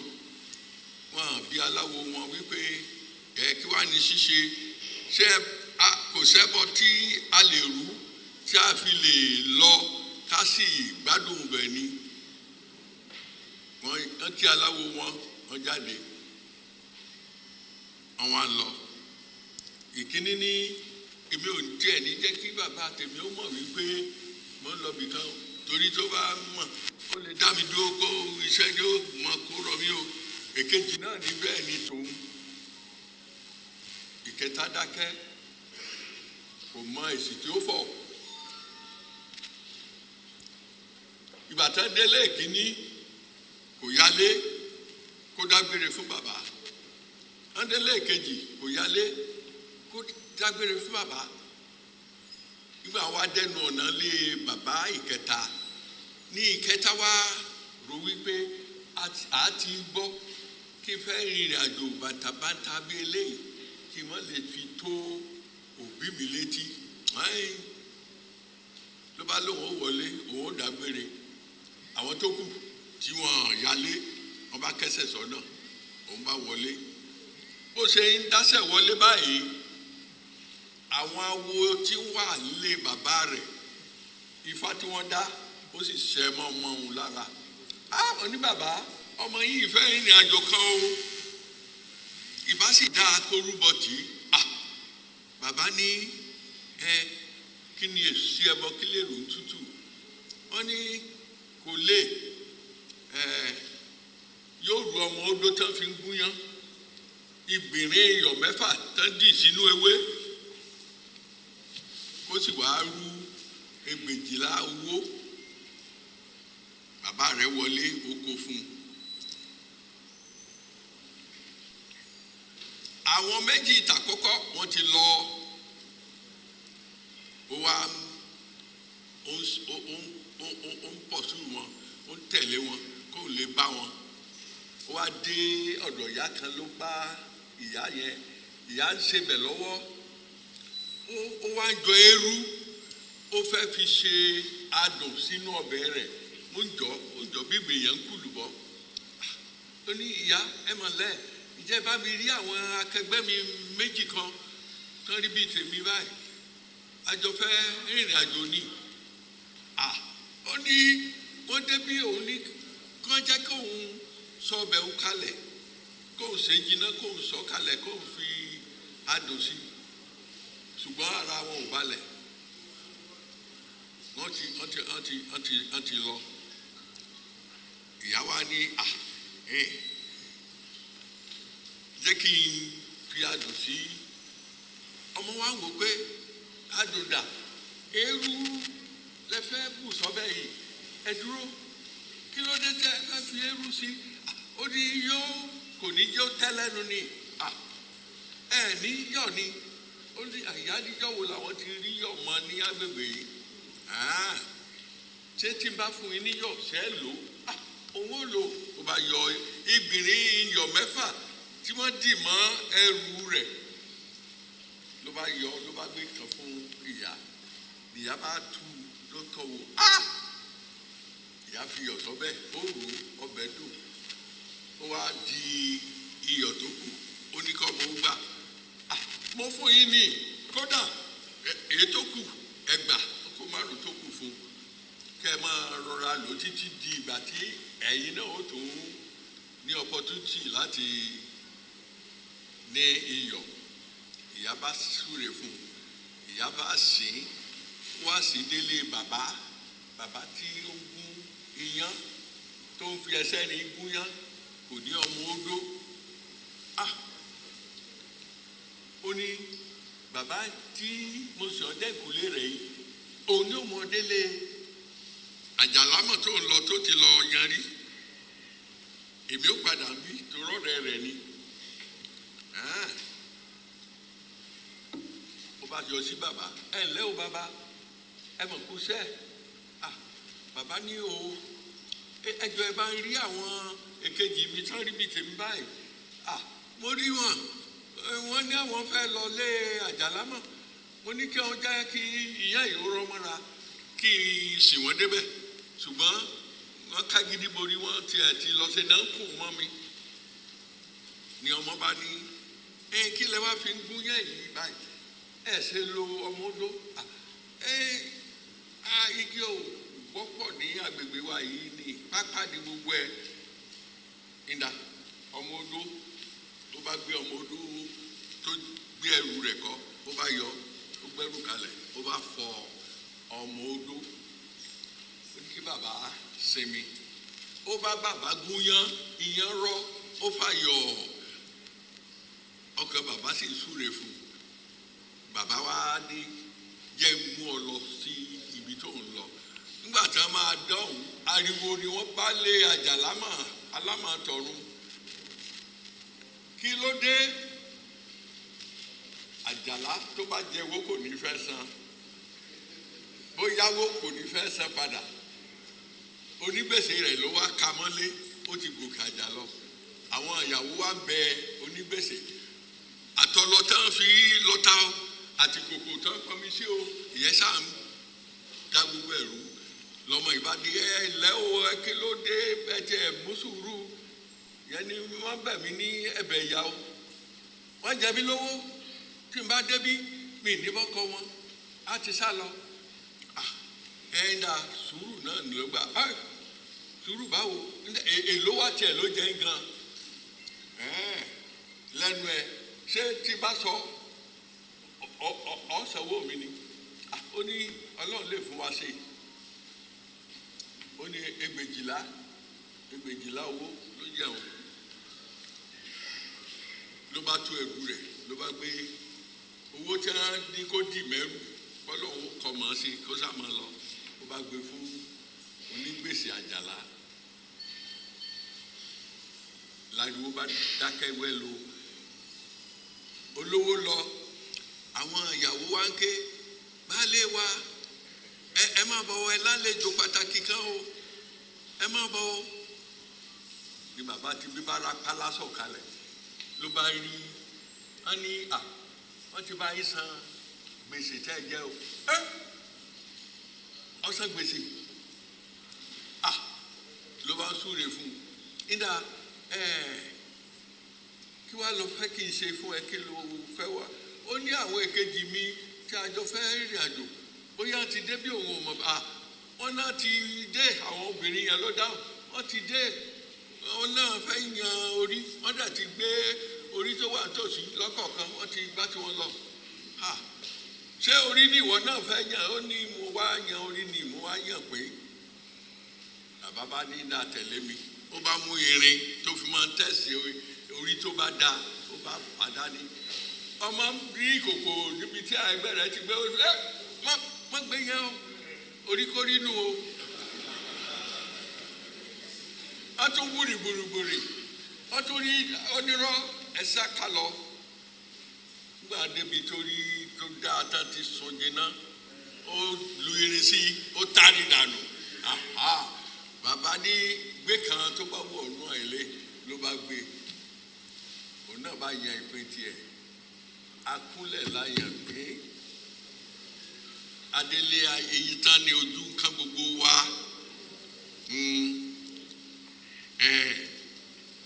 ní ọmọ yìí ló bá lọ òjò wá sú ọjọ́ òun ni òun rọ̀ atẹ́gùn fẹ́ òjò ká àwọn ọmọkùnrin méjèèjì tì í ó ká àwọn ọmọ gọ́gọ́gì kan ìkòkò wọn ti mú mi yó ọwọ́ báyìí ni wọ́n fi dì mú nígbà tí ó wá bá wọn bẹ́ẹ̀ wọ́n rí i pé ó kàn ń bọ̀ ní òjò ìkòkò kò tiẹ̀ mọ̀ pé òjò ń rọ̀ ló wá ní ẹ̀ sì dúró dé wọn á ní àwọn lọ́mọ bá wọn náà ní ó sì ti bá wọn kúrò bẹ́ẹ̀ òjò dá wọ́n bí wọn ní agbègbè kan náà ní ìlú kan náà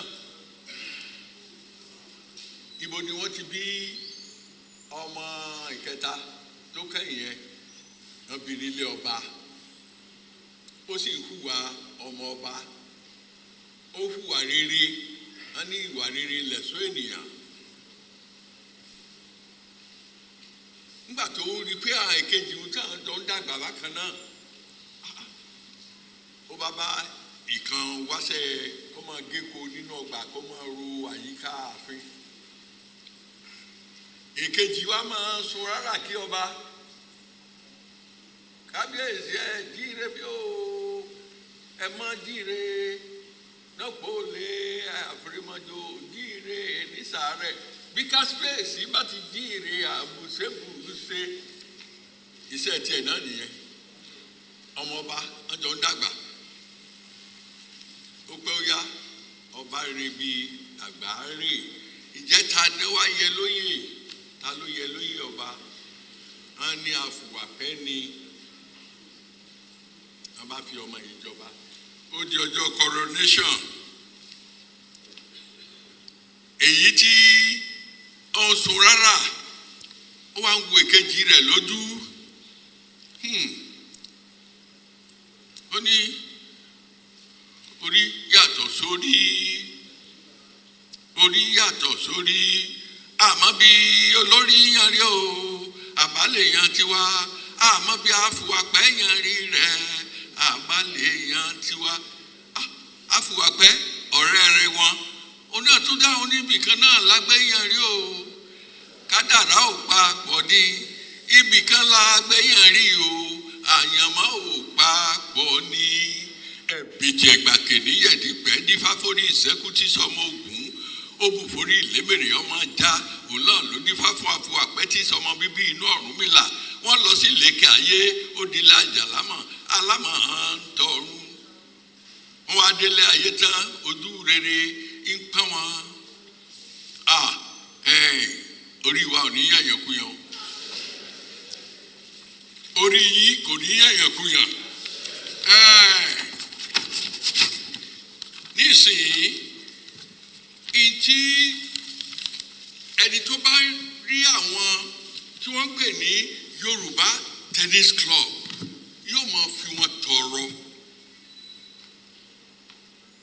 àwọn èèyàn tó dá sílẹ̀ níjọ́ kìíní àná títí dé orí àwọn tó kù síbẹ̀ lénìí àti àwọn ọmọ tí ó tún wá gba ipò wọn lọ́la ọmọ rẹ ni ó gbẹ̀yìn yìí o ẹgbẹ́ yìí ò ní dìbàjẹ́ o ní báyìí mo ní àmọ̀ràn fún ẹ̀yin ọmọ ẹgbẹ́ Yorùbá Tennis Club as ọmọ Odùduwà. We must always remember that our greatest inheritance is not wealth or titles, but our character. Èèyàn sọ̀wà nù, olówó móríire wáyé, onífàfẹ́ tó lóríire tó lẹ́sẹ̀ rẹ̀, ìwà là ń wá, ìwà kámúrágbá tarágbá kámúrágbá tarágbá kámúrágbá takuta, ìwà là ń wá, ìwà onífàfẹ́ Ọ̀rúnmìlà níjọ́ tí ìwà sọnù máa lọ́wọ́. Ìyàwó Ọ̀rúnmìlà ni ìwà. Bí sùúrù ṣe jẹ́ ìyàwó ẹ̀, bí Òṣùlẹ́yọ̀ ṣe jẹ́ ìyàwó ẹ̀, bẹ́ẹ̀ náà ni Apẹ̀tẹ̀bí ó jẹ́ ìyàwó ẹ̀. Ṣùgbọ́n ẹni tá à ń pè ní ìwà yìí, tó bá wà nílé bàbá, ajé àwa bàbá wálé. Gbogbo ire ni ó máa wá bàbá wálé. Èdè àìyedè kékeré ló ṣẹlẹ̀ láàrin bàbá Ọ̀rúnmìlà àti ìwà. Lóbìnrin ìbá sájáde lé o. Sísájáde tó sájáde eku kébí eku ẹyẹ òdúdú ẹyẹ èèyàn fọ́ǹgbé èèyàn. Ó wá dàbí pé gbòrògbòdò fẹ́ máa lù mọ́ bàbá. Bàbá bá pe àwọn ọmọ awo rẹ̀ ó ní ẹ̀yẹ̀ ń ló kàn bò wò ó òun máa ń tó ṣubú tẹ̀hún. Wọ́n gbé fanalẹ̀. Wọ́n ní bàbá kí ló sọnù mọ́ yín lọ́wọ́ tẹ̀ wá kiri olè ẹja náà. Ó ní ó tó yẹ ọjọ́ báyìí tí ìyàwó òun ìwà tó ti ṣí lọ lé. Ó ní mo wá délé alára bẹ́ẹ̀ ni n ò rí wà á. Mo wá délé àjèrò bẹ́ẹ̀ ni n ò rí. Mo wá délé ọwọ́ àrẹ̀kún àga bẹ́ẹ̀ ni n ò rí wà. Ẹ sọ wà nù. Ó ní ẹ bá ń bi fá léèrè kí lẹ bọ kí ni èrù ní tútù. Wọ́n gbé fanalẹ̀ wọ́n ní fá yóò yẹ ẹ bọ́ àyàfi kí bàbá kó kẹsẹ̀ rẹ̀ méjèèjì kójúmọ́ rí bí ẹsẹ̀ lógún ẹ̀ kó wá ìwà kan. Tẹ́ẹ̀dá bá wà nílé ayé tó bá sọ wà nù gbogbo nǹkan ló sọnù o. Èèyàn sọ wà nù ó lóun ò móríire wáyé dífá fún tó lóríire tó lẹ́sẹ̀ rẹ̀. Ọ̀rúnmìlà bá gbéra bó bá òun sàmọ́ bí tóun ti mú wá ebóde ọ̀run ni òun ti mú nǹkan wá ó bá ń wá lọ. Ẹnu bodè tí bàbá dé báyìí pẹ̀kírẹ̀kí lòun ìwà fi àyà lura wọn. Ìwà ní bàbá àṣẹ tí ń bá sọnù mọ́ yín lọ́wọ́ ẹ lè wá mi. Ó ní òṣè ní wá dọ́tò ti kúrò lé gbogbo nǹkan ti dàrú. Atákòdó alùkòdó gòrògòdò fẹ́ máa lù mọ́lódì wọn láìsóhun. Ẹ ti rí wà báyìí. Ẹ ti sọnù ṣẹgbẹ́ ẹ ti wá rí ẹ ti wá kàn. Kí ẹ̀dá kọ̀ọ̀kan kó wá ìwà rere kan. Ìwà ló ń fi ọmọlúwàbí hàn.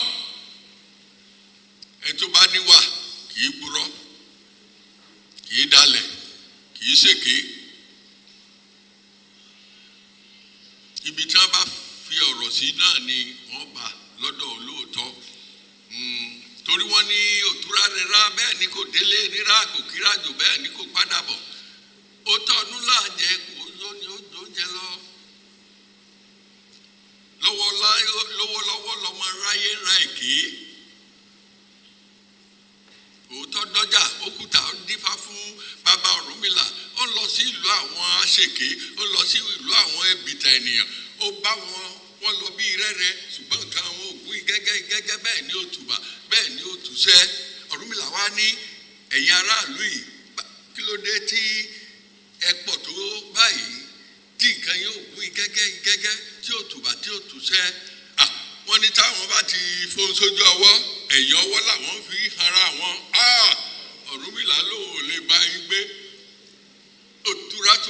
bẹ́ẹ̀ ni kò délé nira kò kíra jòkó padà bọ̀ ó tọ́ ọdún lájẹ kó yóò ní odò ń jẹ lọ dífá fún Ọ̀rúnmìlà bàbá lọ sí ìlú àwọn aṣòótọ́ ó ń lọ sí ìlú àwọn aṣòdodo ó bá wọn ní péréte bẹ́ẹ̀ ni wọ́n ò pọ̀ ṣùgbọ́n nǹkan wọn ń gún gẹ́gẹ́ nǹkan wọn ń tùbà ó sì túṣẹ́ Ọ̀rúnmìlà wá bí wọ́n pé báwo lẹ ọgbọ́n wo lẹ dá tí nǹkan yín fi ń gún gẹ́gẹ́ tó ń tùbà tó ń túṣẹ́ tẹ́kù ń ké bí eku tẹ́yẹ ń dún bí ẹyẹ tẹ́yẹ ń fọ̀n bí èèyàn wọ́n ní jọ́tọ́ lọ́run ti dá wọn sílé ayé táwọn bá fi sójú ọwọ́ àwọn òjẹ́fẹ́ yẹn wọ́ kanra wọn. Ọ̀rúnmìlà ní òtítọ́ dé omi alẹ́ ẹ̀fẹ̀ o òtítọ́ mọ̀mọ́ dé o omi alẹ́ ẹ̀fẹ̀ o ara yóò mú bẹ́ẹ̀ kò wọ́pọ̀ olóòótọ́ wọ́pọ̀ ṣùgbọ́n àwọn tó mú mi òótọ́ yẹn èmi gbà ní àdúrà kí n jẹ́ kan nínú wọn kéku ó lè mọ kẹ́bí eku fún wa kẹ́yà mọ́ dúbí ẹyẹ kẹ́yà mọ́ fọ́n bí èèyàn ẹ jẹ́ ká fi òótọ́ bára wa lò nínú Yorùbá Tennis Club nílẹ̀ Yorùbá ká fòótọ́ bára wa lò lórílẹ̀‐èdè Nàìjíríà ká fòótọ́ bára wa lò ni pé the Yoruba Tennis Club must continue to stand as a beacon of Omoluabi values, integrity, honesty, humility, respect for elders, compassion for the less privileged, encourage in leadership, and unwavering commitment to justice. These virtues are the foundation upon which every Yoruba child should be nurtured. At 100 years, the club bears an even greater responsibility to preserve our language,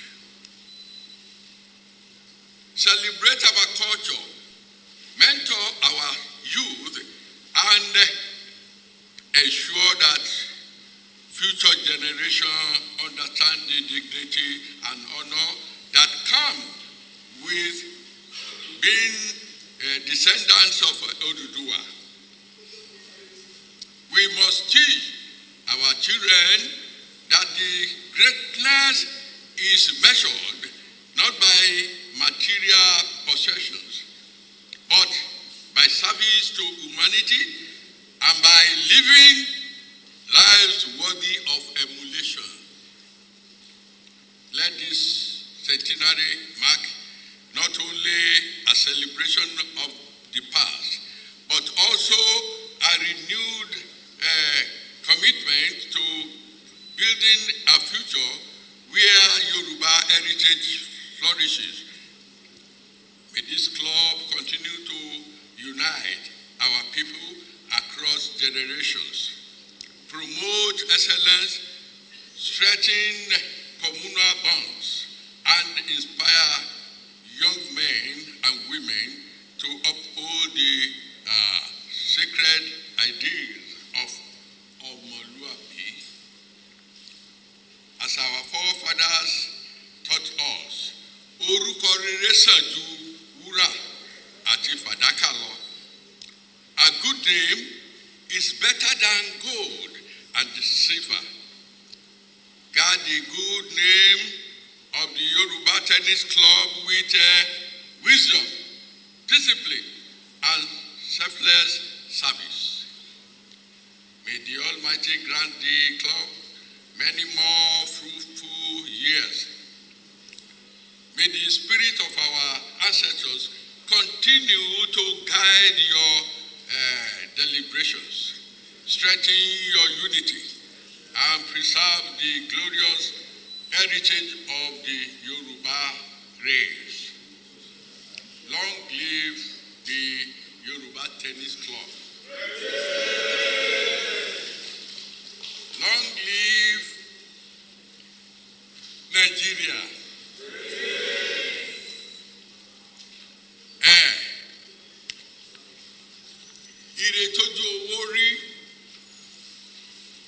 club yìí yóò rí ire gbogbo tó ṣojú owó yóò ṣojú club yìí délé ẹnìkọ̀ọ̀kan torí níre là sọ̀rọ̀ atari òdíjẹ̀ láàbọ̀ sọ́sọ́sọ́ ní ilé atari máa kún ilé ya kún fowó a kún fọmọ a kún fún ọlá a kún fún ire gbogbo àìkú baálé ọ̀rọ̀ ajẹ́tì ire o.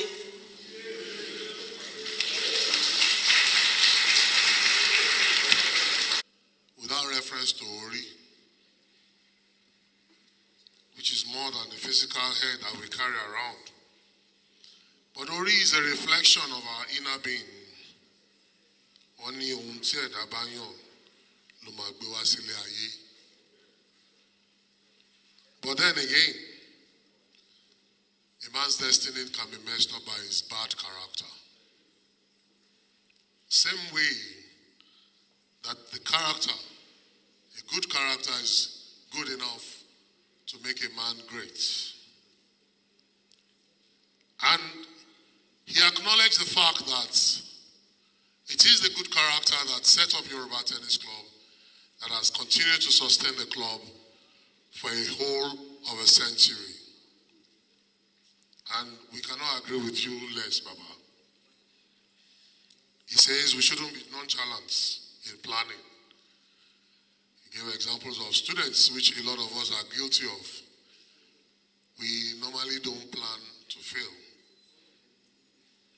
but we end up failing. He spoke about prayer. That prayer without preparation leads to failure. And that even preparation without adequate prayers leads to frustration. He says we may not be able to control everything, but we can control certain decisions that we make. We may ask what destiny has given to us, but Baba advised that we should also ask ourselves what we have done with what destiny has given to us. So in all of this, we want to say a big thank you to Baba for this enlightening paper. And while concluding, he also advised that we continue to maintain the good character of the club. And on that note, may I have the good pleasure of inviting another icon of not just our club, but a national icon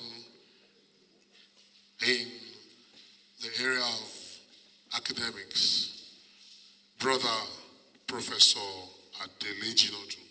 But before then, I think the troop, Lagos State Trooper, are you ready?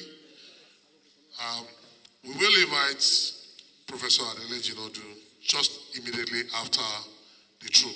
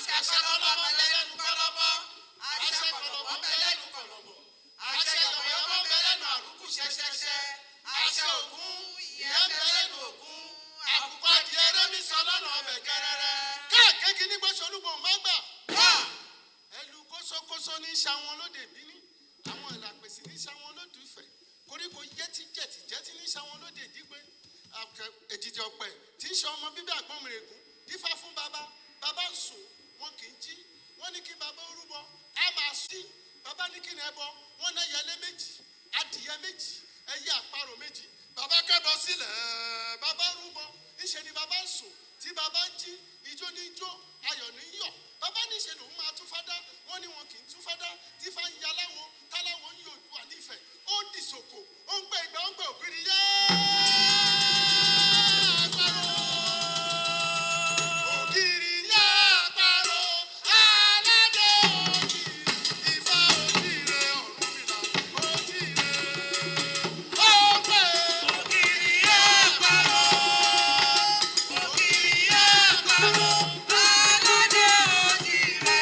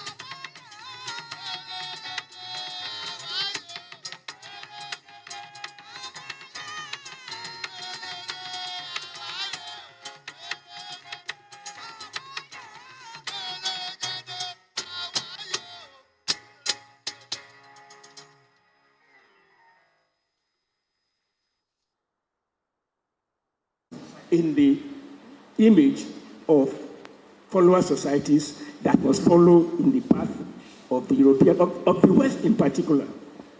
And yet we know that when that third arm of colonization was brought here, Christianity, for example, there was resistance by those who wanted to bring a cultural perspective of Africans to church practices. And some have even argued that the reason why Islam got root was because it was able to accommodate local cultural practice. So I'm making that point simply again to thank Yoruba Tennis Club that political struggle against colonization was embedded in this whole question of the authenticity of African cultures. That would be and it was one that was cosmopolitan in the sense that it was not only open to Yorubas only. You can use the word Yoruba as a metaphor for African culture generally. Now, so I have begun on that note because, as I said, I found it fascinating. If I have abused my role as anchor, I hope you will forgive me. But I found it so fascinating that I also want, because the role of of an anchor is also to give direction to the speakers, the discussants, and you else about certain things I think the speaker has said or has implied, which we must not lose sight of. Because in fact, he spoke essentially in allegorical terms, in metaphor. In what he has said, now we must be conscious of what is our role to us as the middle class in what is happening in our today. He talks of Iwa, for example. So these are issues that we must put on the table as part of the role in this club. That the concept of Iwa and the other one of Ayomo, they are linked in the sense of our destiny is not confined to be determined. We must fight against evil. That is our role. That's our duty. Because there is a transition from Ori to Iwa. And there's certain things, and that is why the moral anchor that you emphasize, that the moral anchor, Omoluabi, is very, very important. How many Omoluabis are ruling us today? And we all sit down and give them space. Religion gives us a chance between evil and God. From the Garden of Eden, for example, that is the human condition, human predicament. God has left us, choose between me and choose before evil. And those who want to go to paradise must choose me over evil. What choices are we making as Nigerians today? I think that is, for me, that is the undercurrent of what he has said. So I will stop there and just allow the discussants to. I will start with the senior professor, Professor Sonny. I am of the opinion that discussing Iwa generally, discussing Ayomo generally is to talk about destiny. Unfortunately, I'm a historian, unfortunately, and the historians don't believe in looking back at what we call supernatural, power in the emergence of human activities generally. So from that perspective, when we talk of when we talk of Ayomo, it is in the supernatural realm generally, and over time, it dovetailed into our own area, our own, natural, the heart, because people move from one position, finally, before being born, into as a social club in Nigeria. Initially, around 1895, there was the Lagos Lawn Tennis Club, founded by the Europeans and exclusively belonging to the Europeans. People of African origin, of Lagos, of Yoruba origin, have no business there. They were not tolerated. And so, by around 1926, some individuals felt that there was the need to have something greater than what the Europeans had founded in 1895, which they had made exclusively, belonging to themselves only.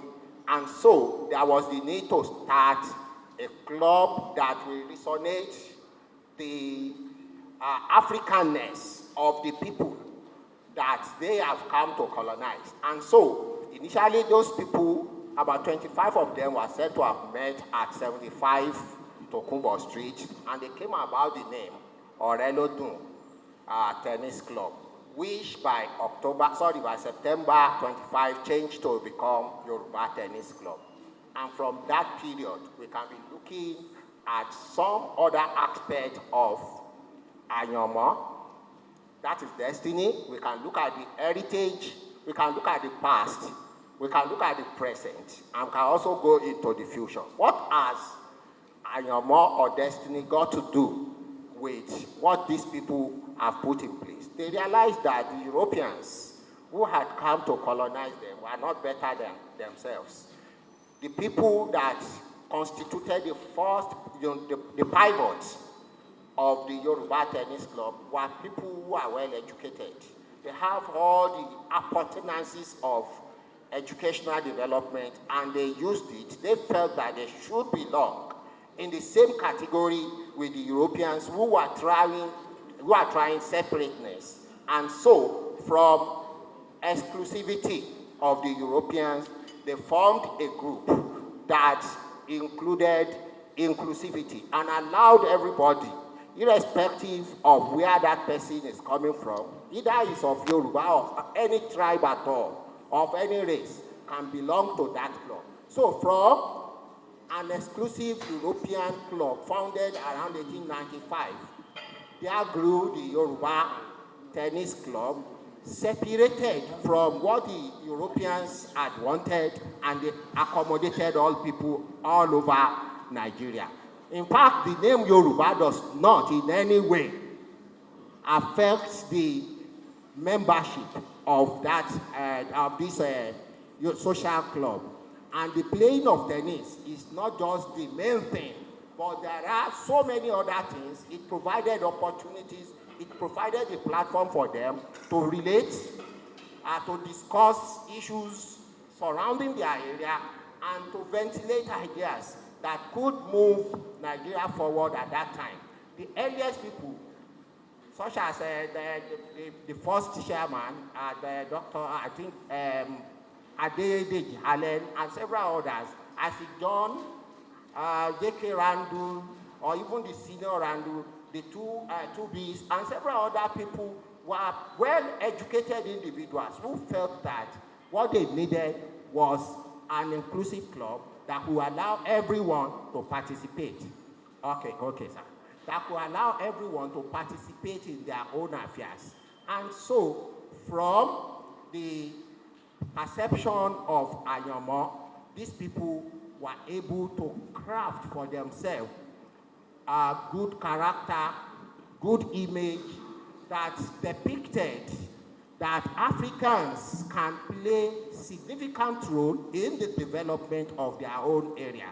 And they continue to do this. And I brought in so many people into the club, and it became more of an heritage where those of us who are in the club today could see ourselves as custodians of what these people have done, and we are to project it in such a way and refine it to the extent of handing over to those who are coming behind us, who would also be expected to hand over the baton to successive members who should do better than what we have done over the years. One of those things that is important for members of the club to also note is that the earliest people constituted the top echelon, like I have said, in education, in medicine, in law. Of course, we have mentioned of J.K. Randall, who is I think the first one was an accountant. The first J.K. Randall was a medical doctor. the second decade Randu was an accountant. All of these people played important role. Some of them were at they were the pivots of what became the nationalist struggles in Nigeria of their period. And they continued to play that role and hand over the role to successive members who became so great in their respective professions that we have the likes of Justice Fatai Williams, many justices of the Supreme Court, Justice Udo Udoma, who incidentally is not a Yoruba, and that depicts the fact that that club is not an exclusive club per se, but it is the club itself is an inclusive club that allows people of diverse origin, of diverse profession to come into the club, and they play significant role in this development. Today, we are celebrating 100 years, not just the years, but we are celebrating the vision, the resilience, the traditions of those people who founded the club at the initial stage. And what is expected of the leadership is to also find a means of handing over a club that will surpass what the founding fathers and those of you who are there today are doing in such a way that we can have something that can be bequeathed to generations yet unborn. In terms of development, this place has really grown for those of us who are in history. It started purely from the lawn tennis court, and we saw people, gathering in an informal setting under the trees to discuss issues that eventually became what we are having today. So over the years, the Yoruba Tennis Club has done so well, and it remains the foremost social-cultural club in history that you cannot discuss the social history of Lagos or Nigeria without mentioning the Yoruba Tennis Club. Thank you. Between Iwa and Ayomo in particular. I'll be very brief, sir. Thank you very much, sir. First of all, I want to thank the organizers. Incidentally, I happen to be one of the consultants that worked on the history of Yoruba Tennis Club today. And in the course of my interaction, I must say that I've learned quite a number of things. As a matter of fact, I just told one of the elders that I've actually commissioned one of my research students to take the history of Yoruba Tennis Club as a PhD thesis, and I'm the supervisor. This is based on two things. One, the extent of the documentation that I met here is superb. When I say superb, I mean it is superb. Some higher institutions do not have that culture, and that tells a lot about the orientation and mentality of the fathers. For me, what we have today as Yoruba Tennis Club is the actualization of what I call the collective ayomo of the founding fathers. It is a manifestation of the collective ayomo of the founding fathers who, in their quest to ensure that you have a distinct socio-cultural body, platform, where they can speak, exert, and carry out activity without any form of hindrance. And that extends to Akuleyo. The destiny, it has been so destined. But on getting there, Akuleyo actually has to do with the specific parts which the founding fathers told, with those who succeeded them have told, and with those who are here presently are still pursuing. And of course, with what I've seen, it is clear that generations coming behind have more than enough to learn from the lessons of the past. Of course, to crown it all, Iwa. Over the past few months I've been coming around here, the extent of the conviviality, so I told a friend of mine that I also wish to be a member, based on what I've seen here, the respect, that speaks a lot about the orientation and mentality of the founding fathers. To me, it remains the best among the rest, It means a very strong body that I also wish to associate with. And of course, like I said, it's an association that still requires deep research. Deep research. Beyond the PhD thing, I'm also going to commission some of our research students. And incidentally today, I am the head of the Department of History and International Studies. I also have the intention of carrying out a conference that will be a social club in Lagos. And one of the things that actually encouraged me is my interaction with the Yoruba tennis club. So on a general note, what we have today is the actualization of what I call the collective Ayomo of all the founding fathers. Thank you very much. To Prof, the presenter. You know, you talked of the link between Ori and Ayomo, but between Ori and Ayomo, what connects the two of them in terms of causation? For example, no, I'm asking, since you gave the paper. So since Ayomo is the ultimate goal in terms of Ori, and what about Ori? What does luck have to play with it? What does it have to play in whether Ayomo is deliberately chosen or is just circumstantial? So Ori is also very, very important to consider in that context. Thank you. Ayomo, which means destiny. You cannot have your Ayomo, your destiny, without Ori. Because, in my discussion, I made 3 boys, friends, examples inside Oduofifa. Ifa philosophy says you cannot come to this world unless you go to the spiritual realm where they choose what you want to become in this life. You have to. That's what Ifa taught us. And the person in charge of Ori is Alama, Ajalama.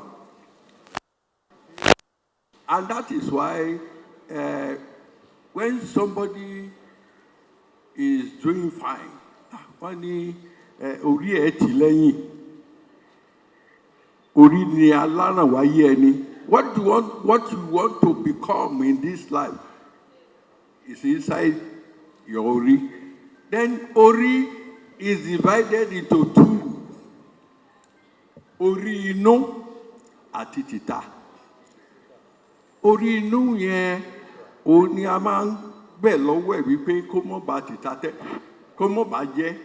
Eléyìí tó wà ń ta tí ojú wà tí mú wà tẹnu wà is just it's like a box. Don't keep you brazy. But when we talk of inner head, the spiritual head, inside there is the controller of character, Iwa. Iwa divided into 2. Iwa rere, Iwa buruku. We call the negative character Iwa. We call it Apari Inu. Apari Inu. Because if your spiritual head is not doing fine, this one cannot progress. Akama defila sini tabi ka wegele si. Yeah. The Yoruba song that I like to listen to when I was a young man by To the Nightingale. Tíyàwó ẹ̀ àtọmọ ẹ̀ bá ń wẹ̀ tó ń bá fẹ́ èwo ló máa ṣèdùn náà méjèèjì ìyàwó ní àbọ̀mọ́ àbí ìyàwó ní àbí màmá ẹ̀. So in terms of ìwà, that's a specific kind of ìwà. What will you do in that? So the point is that ethics, the most problematic part is deciding between two good options. It's not between good and bad, between two good options. Should I save my mother? Should I save my wife? Faced in a city where they are drowning. That's the question. The question cannot be answered directly. It depends the angle you have with your mama or her. Because you see, go to the next. If your wife is good to you, you don't see a mother who is wicked to a child. But there are wives who are wicked to their husbands. I cannot say my mama or my wife or my child. It depends how we relate to each other. Okay. I understand. Yes. MNI. Mine is just a comment, bringing not only an intellectual, but a practitioner of note. It has to do with the Yoruba philosophy of goodness. And I think those are the takeaways. When Fatu Milola was on the rostrum there, he talked extensively about Ayomo, Iwa, and then all rolled into the Omoluabi concept, which is well enshrined in Yoruba Tennis Club here. Because you talked about truthfulness, dependability, and non-perfidious acts. That's the entire concept. And in the course of your lecture again, I noticed the Ayomo, yes, it might be spiritual, but at the same time, you threw elements of rationality into it. That's where wisdom and reasonableness came in.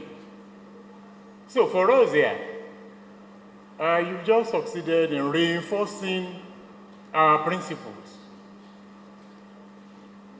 As you rightly pointed out, Yoruba Tennis Club is local in name, global in outlook. And as you may have noticed, we are advancing what is good. It's about civilization. It's about the richness of the philosophy. The Ifa, for which you are a great practitioner, does not do evil. Most of the time, Ifa teaches how to avert ill.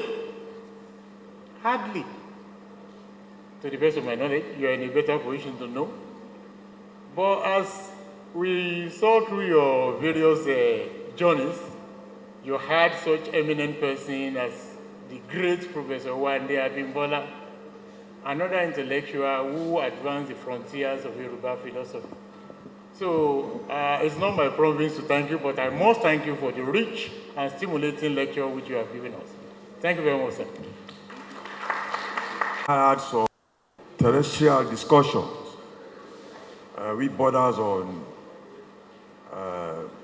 in the other realm. We have it on record that destiny can be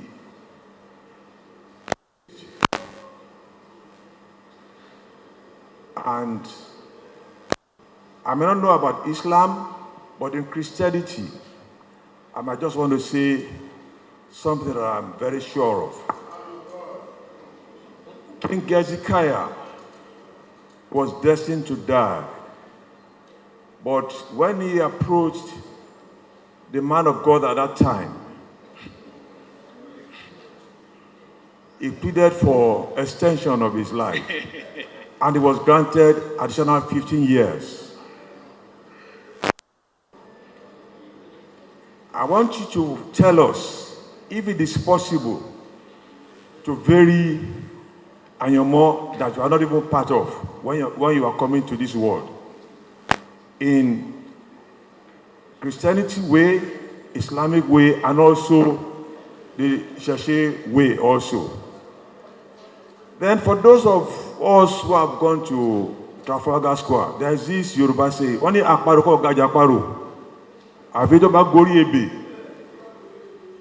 When you go to Trafalgar Square, you will see them black, white, this is. Ba fe mu kan, oro ko lu fe mu, imi lo ba mu. Yoruba man or Yoruba people culture. Wọ́n ní Ọlọ́run ló ṣe. However, Oyinbo man will say luck. I want you to try and relate the two together. The Ayanmo, the destiny, and the luck. Whereby I've seen in life that in school, the most successful people or the most people who are very successful in terms of wealth are not necessarily the most brilliant in class. Why is that so?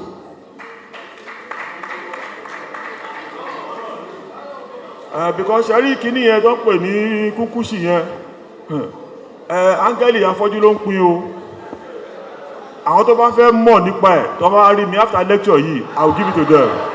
Greetings all. Wọ́n wí lẹ́nu, wọ́n kọ lórí, wọ́n ní kádàrá ńlá, kádàrá Olúwa, àyànmọ́ oníkálukú kò ní tàsé o. Ó máa ń tàsé. Ó máa ń tàsé. Ọ̀nà tó fi lè gbà tàsé, ó ní tó bá ń rìnrìn kúrìn, tó ń hùwàkíwà, tó ń ṣe tí mú má àyànmọ́ rẹ láti ọ̀run, ó lè kó bá àyànmọ́ tó yàn. Ibẹ̀ yẹn ní ìwà ti jẹyọ. Àyànmọ́ ó máa ń tàsé. Àti pé àwọn kankan wà tó lè change àyànmọ́. Téèyàn bá yan orí burúkú, tó bá bá aláwo rẹ̀ pàdé, tí wọ́n bá rí pé orí burúkú ló gbé wáyé, wọ́n lè bá tọrọ ojú rere lọ́dọ̀ Ọlọ́run kí àyànmọ́ burúkú tó yàn yẹn kó sì yí padà. Ìgbà tí Jábésì nínú ìwé mímọ́ tó rí pé bóò láyé tòun ṣe wá rí yìí, fúnra ẹ̀ ló discover rẹ̀, ó ké pe Ọlọ́run, Ọlọ́run sì dá lóhùn. Ìyí tí mo fi mọ̀ ni pé bàbá Ọ̀rúnmìlà tí ẹ tó sọ̀rọ̀ ń bẹ̀ ẹ́ dárúkọ lẹ́ẹ̀kan, ìránṣẹ́ Ọlọ́run ni, first Messiah of mankind, Ọ̀rúnmìlà. Orúkọ tí wọ́n máa ń pè é àbí oríkì tán fi ń kì í, òdùdù tó máa ń ru orí elémèrè abánitún orí tí ò sún hàn ṣe, torí bá burú tí orí ẹ bá tí ó bá lọ gbé pàdé aláwo rere, ọ̀rọ̀ rẹ̀ lè dayọ̀. Example typical. Nígbà tí wọ́n ka citation mi bẹ́ẹ̀, wọ́n ní Peter Fatomilola, the only issue of her mother. Bàbá tó bí ìyá tó bí mi kì í ṣe bàbá mi ló kọ́ fẹ́ ṣe ọkọ. Nígbà tí ìyá ọmọ jẹ́ dé ibi tí ọkọ àkọ́kọ́ sọ fún wípé ó dijọ́ tí igi ọ̀dàn wájú dé yìí tó bá lóyún tó bímọ kó tó lè pé kó jáde nílé òun, ẹkún ló so jáde ńbẹ̀. Ẹkún aláìrí bí ó ń gbàdúrà aláìrí pọ̀n, ó ń fọwọ́ sùn nù kiri gbígbẹ, ọ̀rọ̀ ọmọlẹ́yìn ẹ̀dìyẹ ó bu kúrú sẹ́kún. Àwọn ọ̀rẹ́ ni wọ́n wá mú lọ pàdé aláwo rere tí wá jẹ fẹ́ yẹ bàbá tèmi náà mú wá sí ọ̀dọ̀ bàbá mi ọ̀rẹ́ bàbá mi ó gbé fáná lẹ̀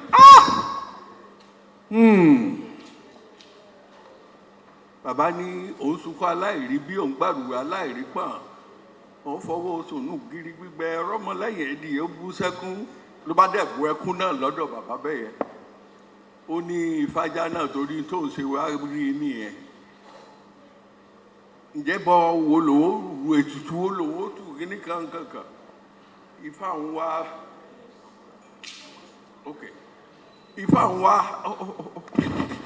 ó wá fẹ́ dojúrú ṣùgbọ́n awo ó wá fi ọkàn rẹ̀ balẹ̀ pé bó o tiẹ̀ yan mọ́ ìpín rẹ̀ bó o bá yan ọmọ mọ́ ìpín rẹ̀ àbọ̀ tọrọ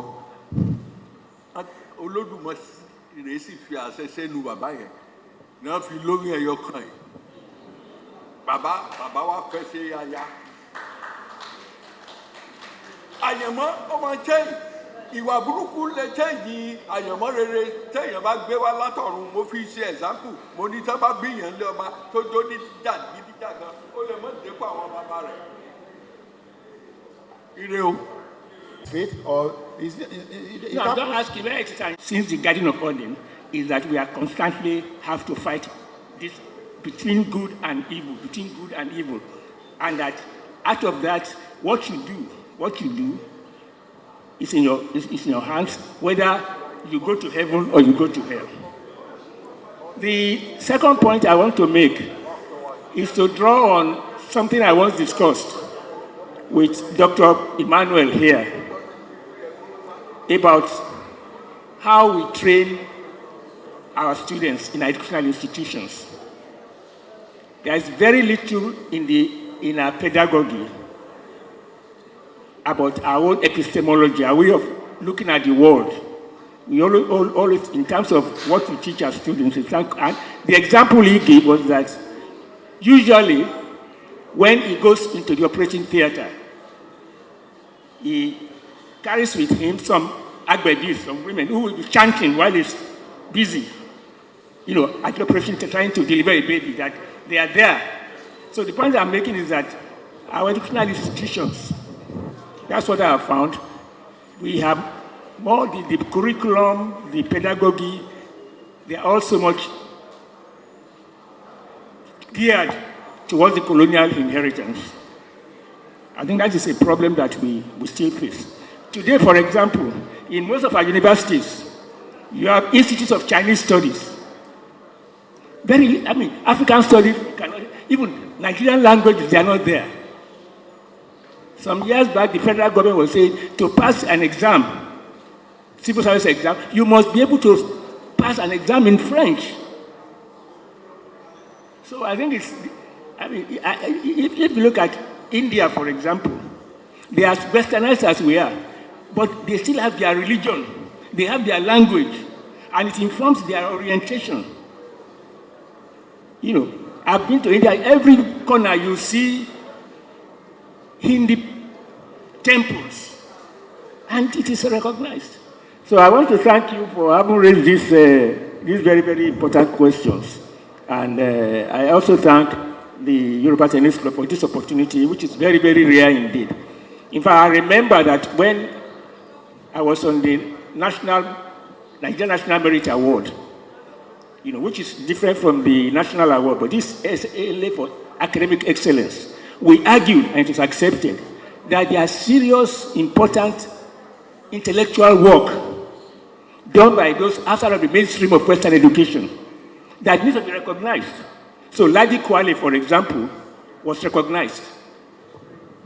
We gave her the National Merit Award. Bruce Obrekwekwaya, we gave her a national award.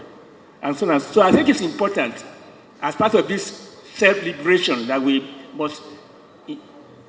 There have been reports about Yoruba language is almost dying. And language is a purveyor of culture. And I think it's important that we also realize this as part of the Anyomo, what I call the commitment, social responsibility of the middle class. That is what we are destined to do. We must do. let, what they call the talented tenth among blacks, that this is your responsibility to uplift the rest of society and not be isolated from it. That is our anyomo, that is our duty. Anyomo is a form of, it's our duty, anyomo. So I don't want us to think of anyomo simply in this narrow sense that we've been talking about. Ire kabiti deniti wa. Well, permit me, in our usual tradition, to invite, having taken an exclusive permission from the trustee Brother Peter Olusegun, to invite a past chairman, Professor Adetokunbo Fabanwo, past chairman, to please come forward on our behalf. Fatumilola. Emabo. Long live the chairman of Yoruba Tennis Club. And long live all the traditions of Yoruba Tennis Club. Today is a professorial day. In this hall today, you have a minimum of a minimum of 4 distinguished professors and 1 small one, myself.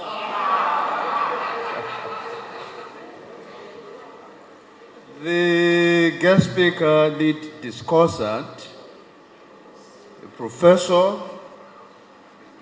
is someone I had known on the tubes for many years as an actor and an academic.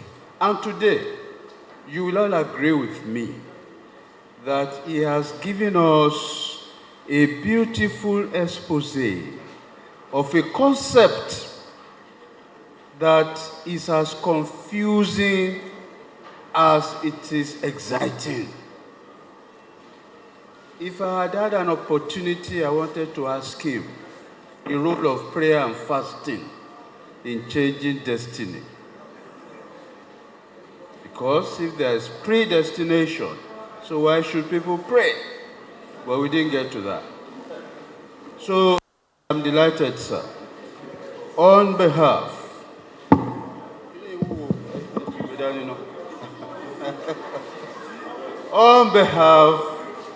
of the Board of Trustees of Yoruba Tennis Club, on behalf of the chairman and his executive committee, and on behalf of the planning committee of these centenary celebrations, I'm delighted to present this to you, sir, for doing us the honor, coming here and giving us such a beautiful intellectual experience.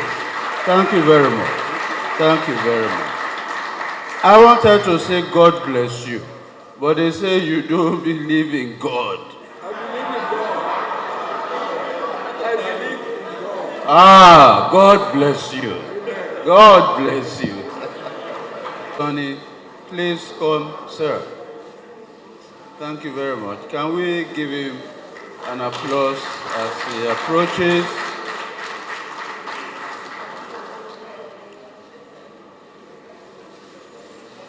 You're welcome, sir. Prof, sir, on behalf of the Board of Trustees, the chairman and his ESCO, and the planning committee of the centenary celebrations, I'd like to present this award to you for participating in this. We thank you for your contributions and for your inputs, as well as your insight into the subject matter. Thank you, we appreciate you, and we wish you a safe journey back home. Thank you very much, Professor.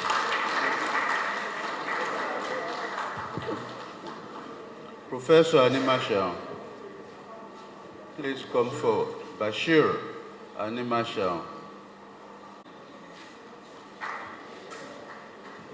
Professor, I'd like to appreciate you, and on behalf of the Board of Trustees of Yoruba Tennis Club, the chairman and the executive committee, as well as the planning committee for the centenary celebrations, I'd like to present this award to you, sir, for being a co-discussant at this very important colloquium. We want to thank you for your contribution and your insights into the subject matter. Thank you very much, and God bless you, sir. Thank you. From another perspective, I must say that the topic for this lecture is very, very relevant because of what Yoruba Tennis Club is known for. And as the lecture was going on, I could feel the presence of the founding fathers in the hall. They were with us.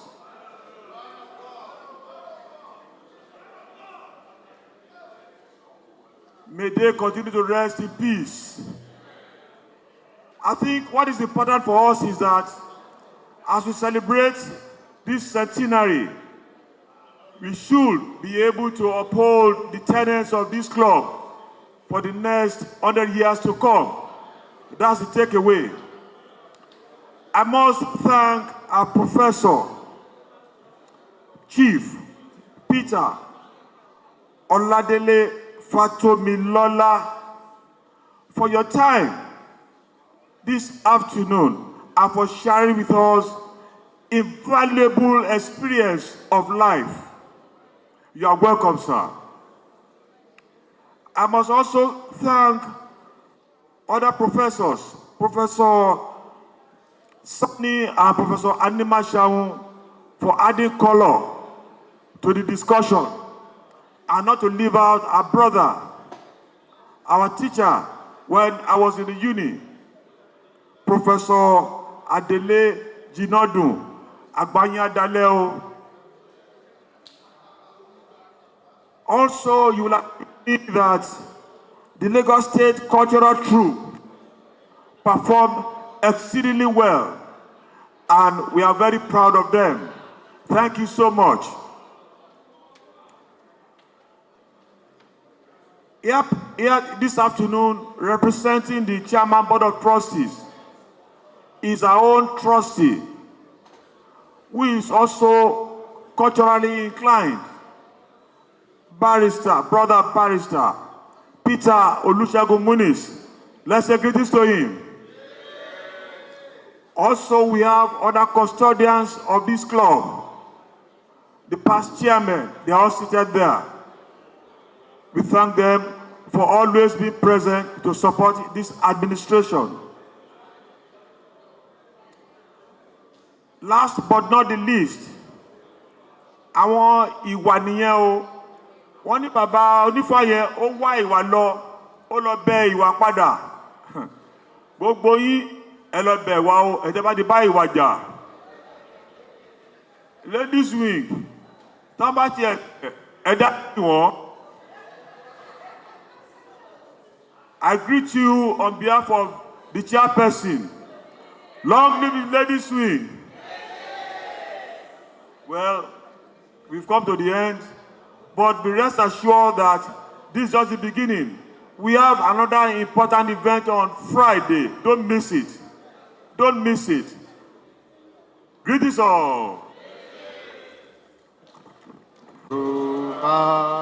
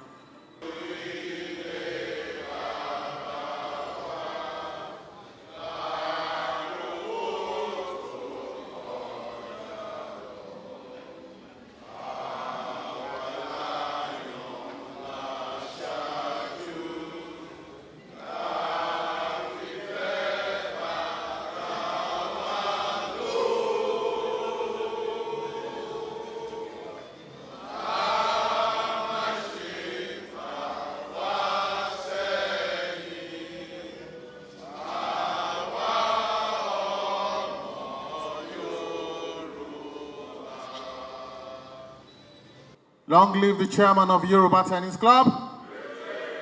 Long live the vice patron and trustees of Yoruba Tennis Club.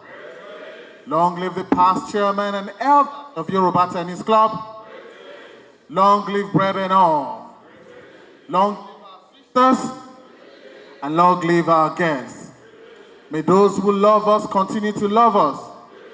For those who do not love us, we pray that in their own good time, they may know what it means to be members of Yoruba Tennis Club. May those who walk through the portals of Yoruba Tennis Club continue to prosper. And may the chairman of Yoruba Tennis Club live forever. Greetings, brethren. I hope you bought yours. Yes. Please, Friday, traditional day, the honor of Alake of Ghana. Dress code at the red. Greetings, all.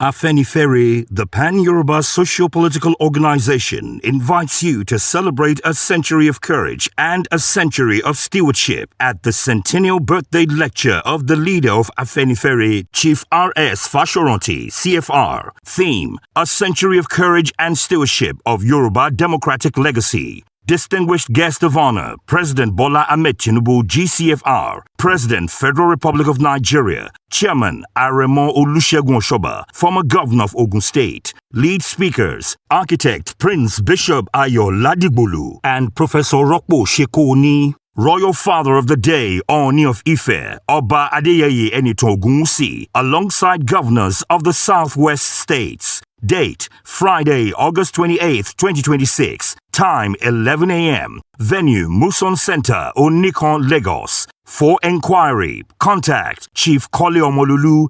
0803-576-9344 or Dr. Niyo Shoba 0803-747-0033. Announcer, His Royal Majesty, Freedom for All, Life More Abundant.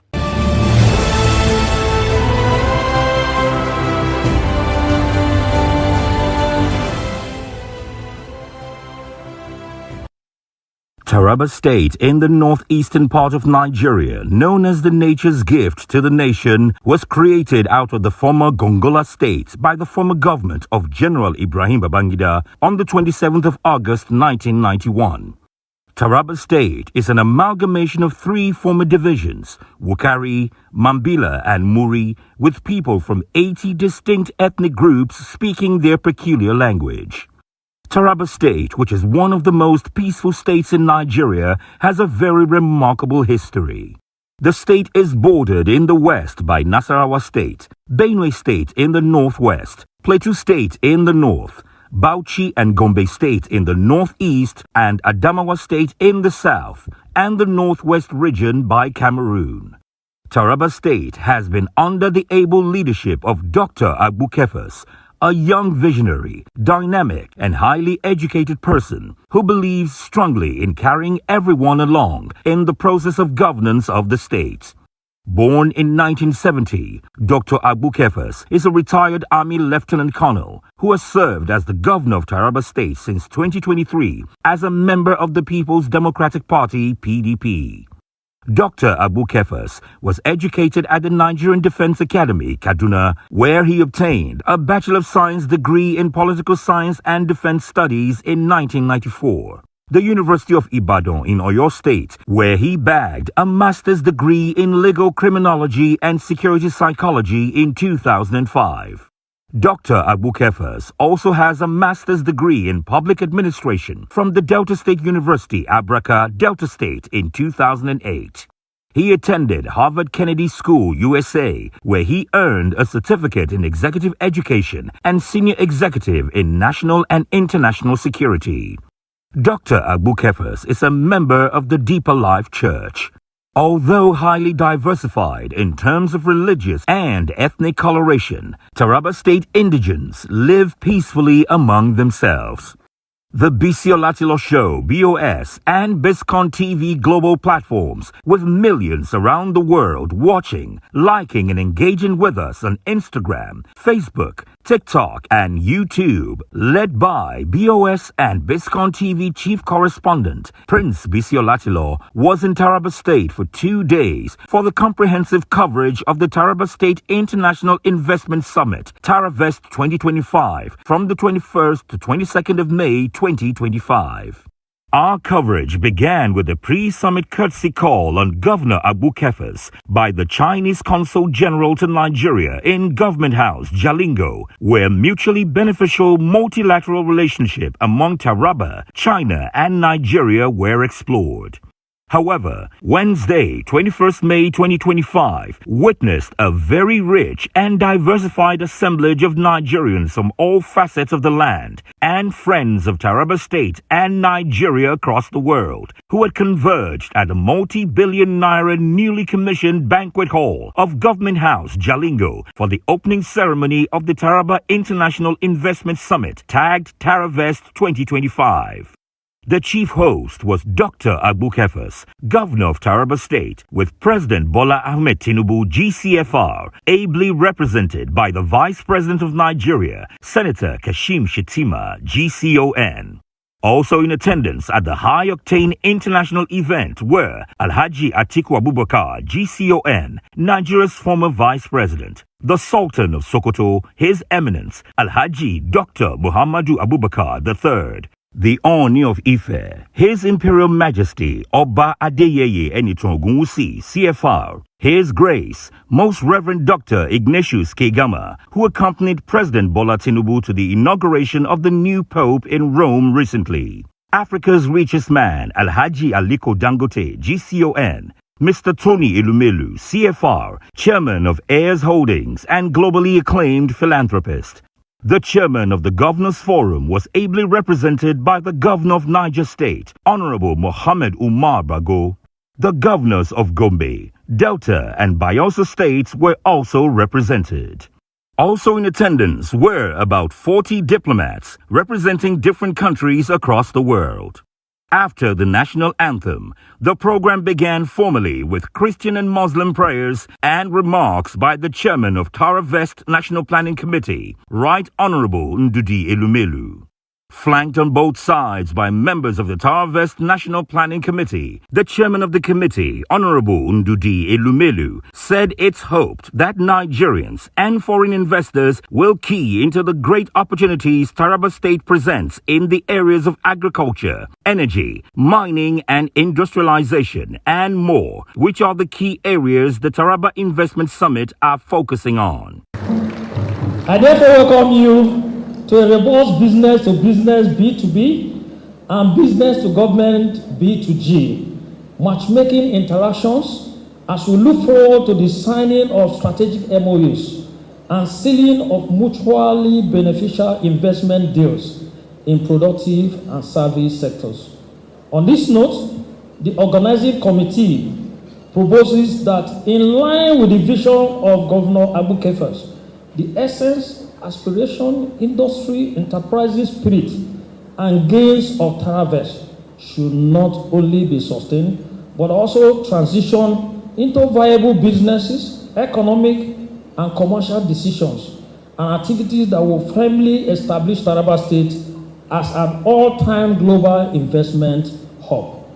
Finally, may I use this opportunity to thank him, our amiable, handsome, good-looking Governor Abu Kefas for the confidence he reposed in my colleagues, the main and local organizing committee, even as I deeply appreciate all members. They are here, they are my bosses, and I'm their servant, for their unalloyed dedication, loyalty, commitment towards the success of this summit. Seeing all of you, we are ready to receive all investors. Please open your briefcases and let us see the dollars. Thank you for listening. All the speakers at the Taraba International Investment Summit, TaraVest 2025, all agreed that investments remain the major drivers of growth and development. Therefore, it was further stated that if Taraba State is desirous of realizing its potential of further sustaining its economy, it must be prepared to leverage private sector resources, including skills and technology. This is because, according to them, no Nigerian state has the necessary fiscal and financial space to independently drive growth and achieve development. Speakers who took these positions were the richest black person in the world, Alhaji Aliko Dangote, GCON, and philanthropist extraordinaire, Mr. Tony Elumelu. I'm pleased to be here today to attend the 2025 Taraba International Investment Summit.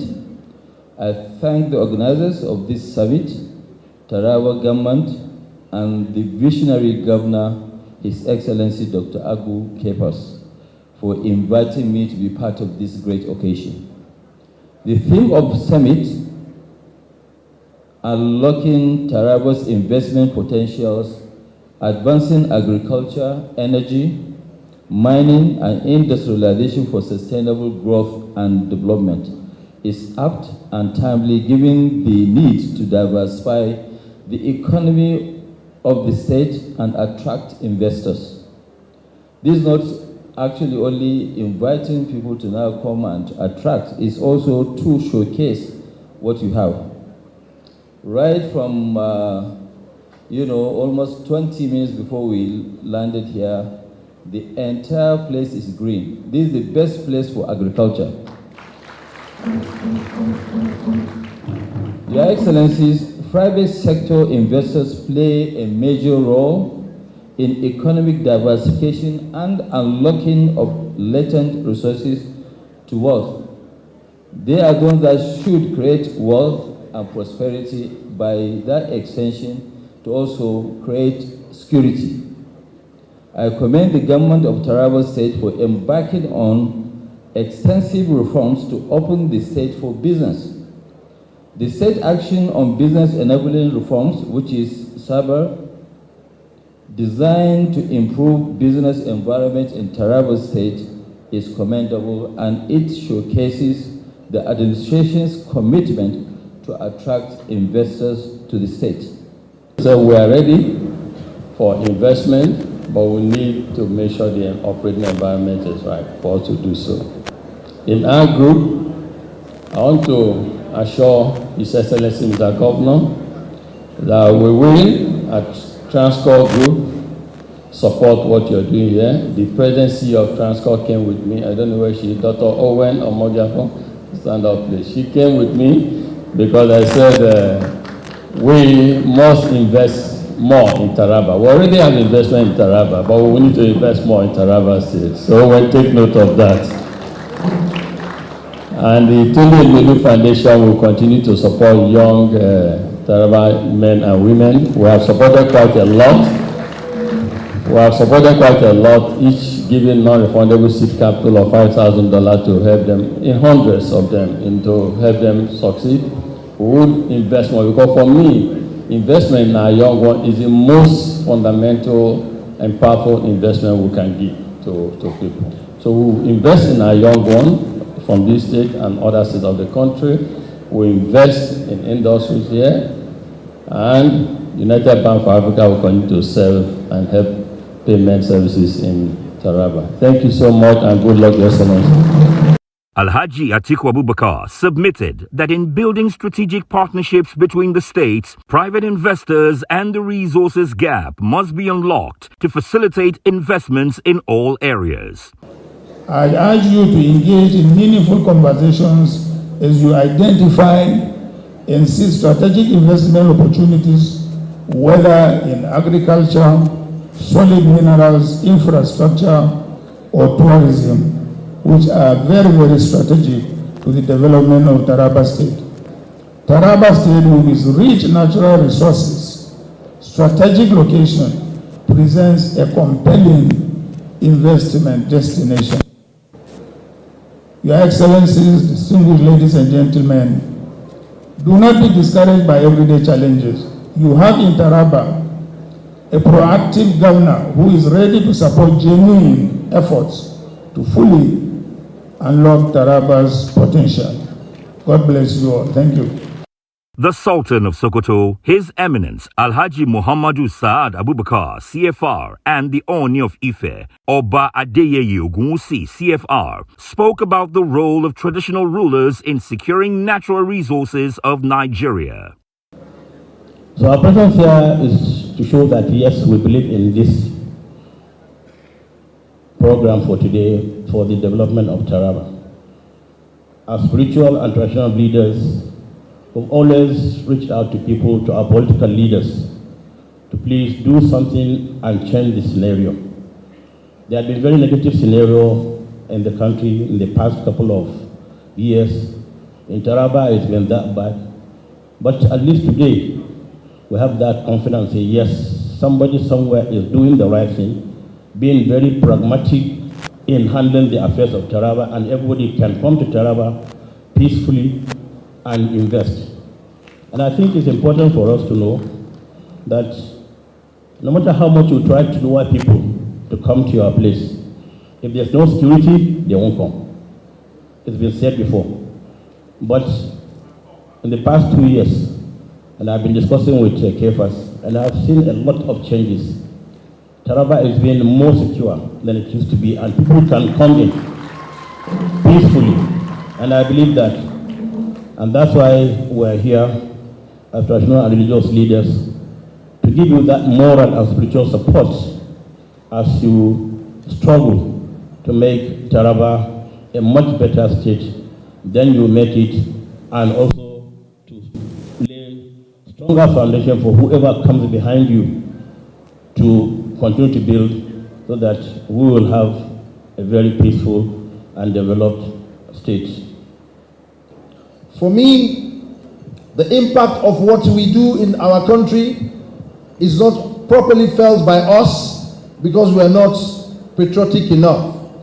Thank God for the likes of Alhaji Aliko Dangote. I call him President, Federal Republic of Nigeria, Private Sector. That is what I call him. Thank you for believing in this country, and I know you can go into several sectors that Taraba will give comparative advantage as a state. And I want to also implore the governor that please don't just sit down on the success story of bringing people to Taraba for it to be a focal point today. What is the aftermath effect of this gathering? It is very important. We talk the talk. Let us walk the talk. It's very important for you to break down this summit into several pockets and see how you can work towards achievement. Forget about the security that we will all be saying, security, or whatever. Focus on the strength of Taraba. Focus on the strength of the human and material resources you have in Taraba, and smart money will chase you. I bless you, and I bless all the things that you're doing for Taraba. God bless you as a visionary governor, and God bless all the Taraba people. And God bless Nigeria. Thank you very much. His Grace, the Most Reverend Dr. Ignatius K. Gama, examined the much talked about need for religious tolerance in understanding natural resources in Nigeria. Peace and security can only become attainable in a society that encourages ethnic and religious tolerance. Lack of tolerance undermines the benefits of development by obliterating natural and economic resources and infrastructure, which in turn obstructs societal progress. Religion should build its adherents, not to destroy or to dominate or to alienate others. This offends God terribly. Religious tolerance is the act of accommodating and accepting people of other faiths or beliefs in the course of interpersonal or group relationships. Tolerance is an inevitable ingredient for peace, which harmonizes different religious and ethnic groups in a heterogeneous system. Thus, the pathway to peace, security, and sustainable development among individuals from diverse ethnic and religious affiliations is tolerance and mutual acceptance. There is no doubt and no question that tolerance creates room for dialogue and good relationships, which in turn brings about enduring peace, development, and security. People should be educated to desist from religious fanaticism and embrace peace for sustainable development, because no religion preaches violence. In his remarks, Governor Agbukefas of Taraba State assured potential investors of the state's peaceful and secure environment. He expressed that his administration has put in place mechanisms to ensure that investors at the summit return for long-term partnerships. Your Excellency, Mr. President, all I wanted was your endorsement to the world that Taraba is safe and ready. And today, our leader, the Vice President, is here to approve this investment to the whole world.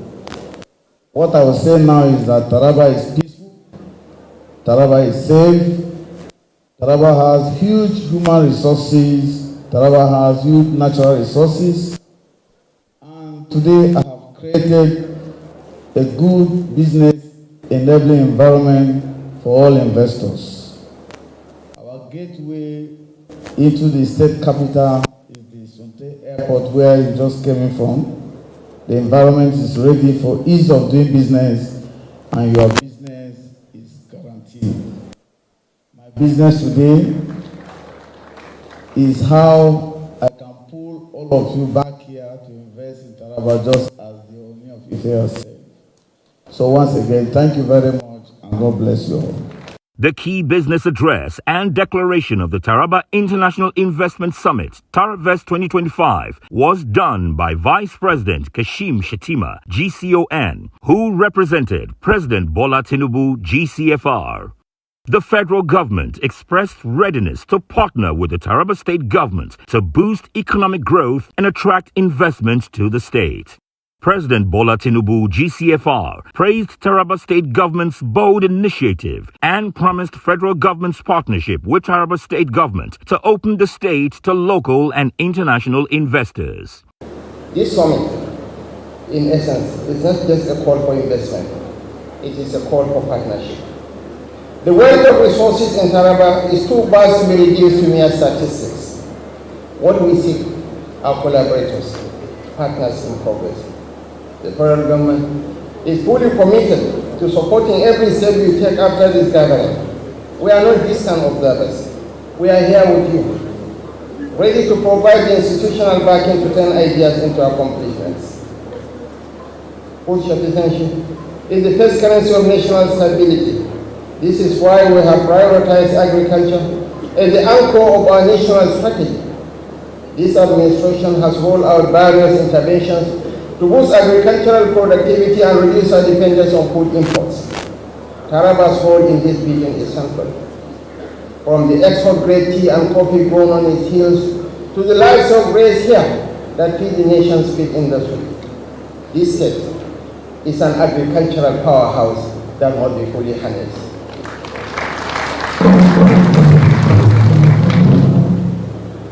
Your Excellencies, ladies and gentlemen, I want to end on a positive note by extending my warm congratulations to the star boy, His Excellency Dr. Agbukefas, for his own vision and leadership. There is no doubt that you have chosen to reshape the destiny of your people. This is a defining moment for Taraba, and I want you to know that the federal government, that President Bola Ahmed Tinubu, is here with you to work hand in hand as you journey from potential to prosperity. It is therefore with great optimism and a deep sense of national purpose that I, on behalf of President Bola Ahmed Tinubu, GCFR, declare the Taraba International Investment Summit 2025 25 officially opened. Thank you. The Taraba State International Investment Summit was themed Unlocking Taraba's Investment Potentials, Advancing Agriculture, Energy, Mining and Industrialization for Sustainable Growth and Development. There was a gala night at which the rich cultural heritage of the people of Taraba State were showcased to all in terms of dances. To finally round off the activities of the Taraba International Investment Forum, Governor Agbu Kefas held a session with all the diplomats who attended the event from different countries of the world to specially thank them for their participation, wishing them safe journey to their various destinations globally.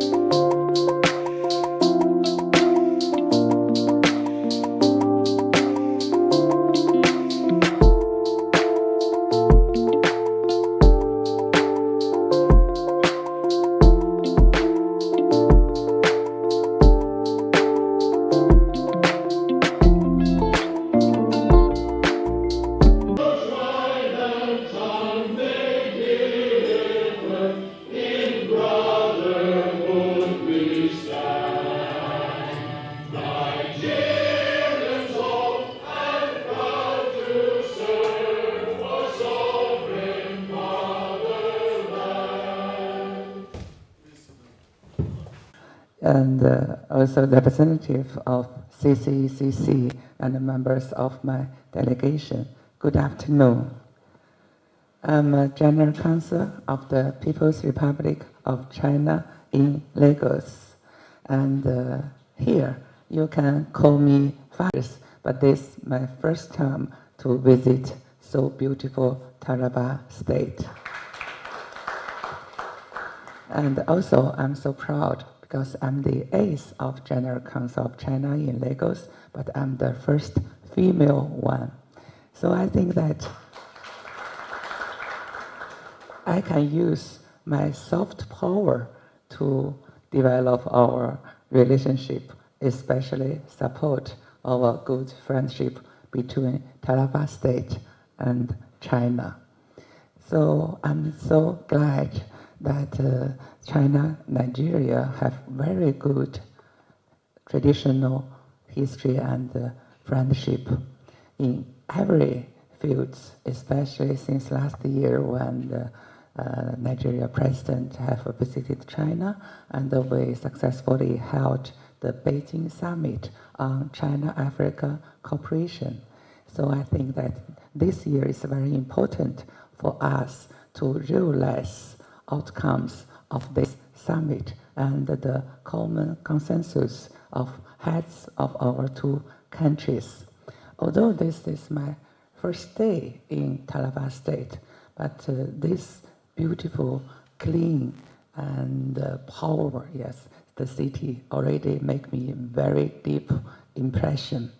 And I'm so glad that many Chinese enterprises already make a great achievement for this city, for your social and economic development. Just like CCCC, they worked in Nigeria already more than 43 years. And so many projects like, because I was in Lagos, so there the Lagos to Ibadan railway and the blue line, red line, the airport, and so on. And also I'm so proud that Taraba airport, they have well done the rehabilitation and expansion. Yes, tomorrow we will together participate in the ceremony. Yes, and also tomorrow I will participate the International Investment Summit. Really, I think that my visit is a visit of understanding and investigation, because Taraba is rich in natural resources, just like agricultural, mineral, especially you have very great human resources. And also this visit is a visit of cooperation and opportunity. Because up to now, between China and Nigeria, we have developed very well in traditional festival, just like in a traditional field, just like infrastructure, trade, business. But I think that we have a huge potential in other area, just like high tech, yes, AI, and also agricultural modernization, industrialization, or digital economy, and also vocational education and cultural exchange, people-to-people exchange. So really, I hope that I can help Taraba State to find Chinese province or city, and you can build a bridge, and we can start exchange in many area, especially between the university, the colleagues, yes, vocational exchange. And my visit is also a visit of friendship and future. So this time I hope that I can find more the opportunity for Chinese enterprises. I will attach more Chinese investment to Taraba State. And also I will support more businessmen or people from Taraba State to go to China, because seeing is believing. So you can go to China to see how beautiful country and how kindness Chinese people. So I think that I will use these 3 days staying in Taraba to realize my purpose. Yes, and I welcome all of you to go to China. I will support everything, include visa. Yes, I know that. Yeah, and also I know because Taraba you have a great governor, because the excellent leader is very important for development of a city, of a state. And I know that Mr. Governor, he's already good friend and old friend of China, of Chinese people. He has visited China several times. But I hope that you can lead a big delegation with your businessmen, with officials, with all people, and maybe with young students, go to China, yes, and to deepen our bilateral relationship. Because last year, the heads of our two countries already decided to uphold our bilateral relationship to comprehensive strategic partnership. So I believe that our cooperation between Taraba State with China will explore our communication, our win-win cooperation. Thank you so much.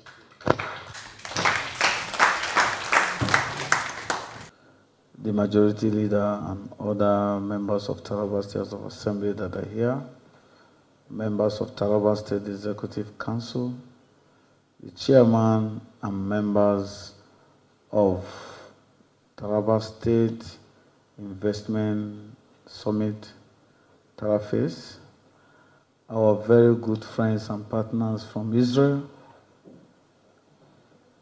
distinguished partners and good friends from CCECC, gentlemen of the press, ladies and gentlemen.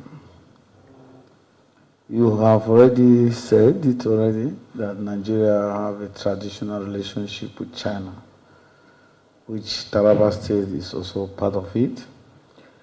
I can recall my last visit to you in Lagos. We had a very good time, and we discussed extensively, and you did promise you are going to look for a province that will fit into Taraba so that we'll be able to go into business. So we have finished developing our Taraba State Development Master Plan. It's already legislated. So we are now waiting for you to tell us the province we'll be up with so that we can go into serious business. Already we have signed a memorandum of understanding with CCECC for development projects in terms of infrastructure and other businesses. So CCECC has been part of us, and we are all together. It will interest you to know that everything you see here is from China, except me. So I'm waiting for your nationality. Give me the passport, then I have become a Chinese. But we are partners in progress. And also, one interesting thing, the last time I visited you, we were discussing, and you promised me that you will visit Taraba, and you fulfill your promises. So it shows you have built the trust already. And because of my relationship with China, throughout my visit to China, I know that China is very easy for me to work with.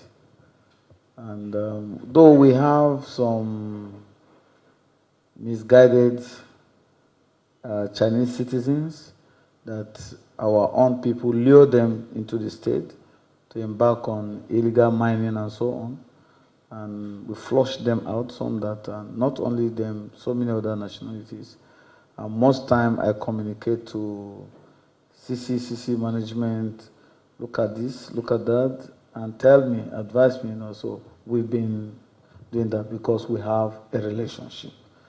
And we have done that because we want to have responsible mining activities going on in the country. So we've sanitized the environment and we are ready for business. And that is what has led us to this investment summit. So I believe that with your presence, CCC and other Chinese that are coming, the door is open. It's open for business. And it will not only stop there, and also I want to also thank you, because since last year we've been receiving some support through CCC for the training of our citizens. We have trained some people in China already through some of the slots you gave to us, and we're asking for more, so that we'll be able to have more people to work to understand them. And most of the young people here, which you have noticed that we have good human resources. Some of those manuals, some things are written in Chinese, they don't understand. But when they send some of those things to them, they train them and they easily get it right. And most of these things are installed by them. So thank you for making it easier for our people to learn. So that is to say, Chinese will be good for skill acquisition and other training for our people. I want you to specially send my regards to the president of CCCC.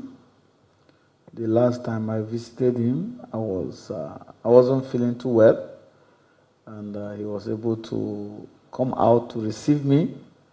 I was limping. He received me warmly, and he also assisted for me to see a doctor to look after my health and so on. We were together. So I want you to send my special regards to him. And that shows friendship and relationship beyond business.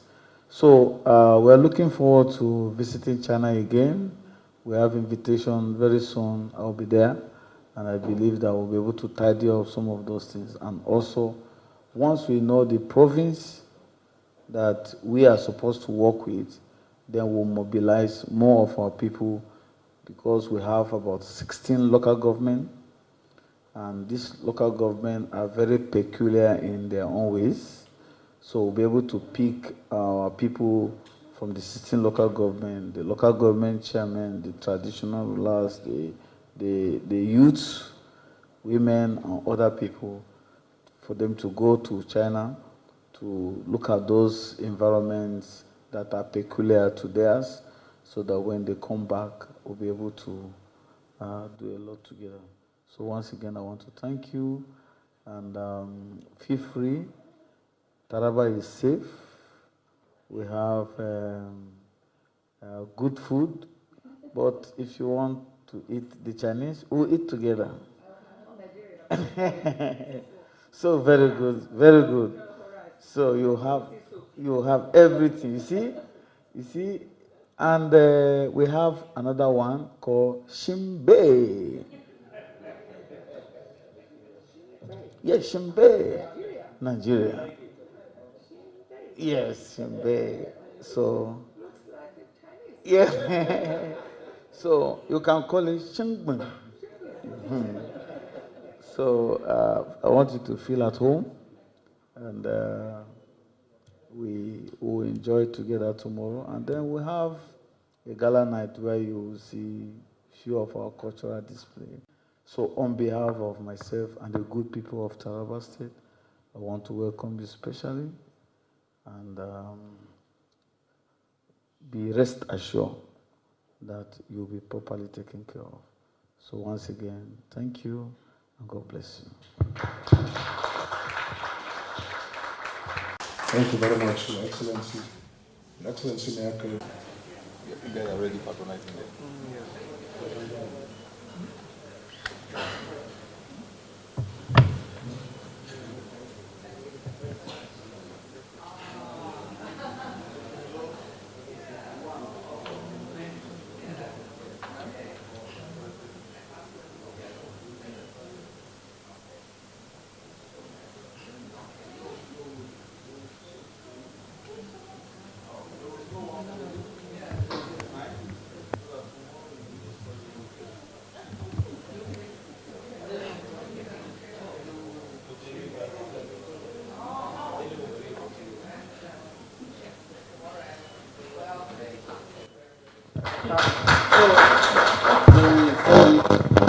You like this side? Yes. Good. So I'm Fatima. So for Fatima, we'll call you. Which name? Yes. Wakuku.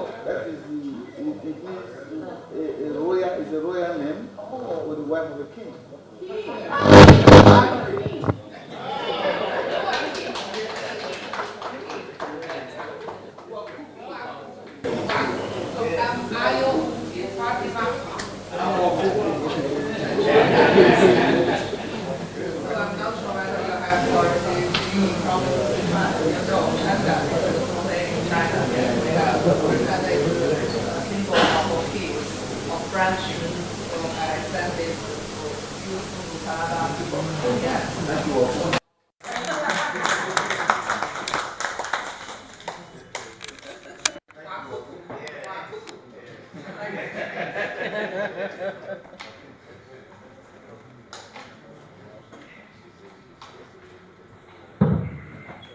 In Taraba State, as the names imply, nature's gift to the nation.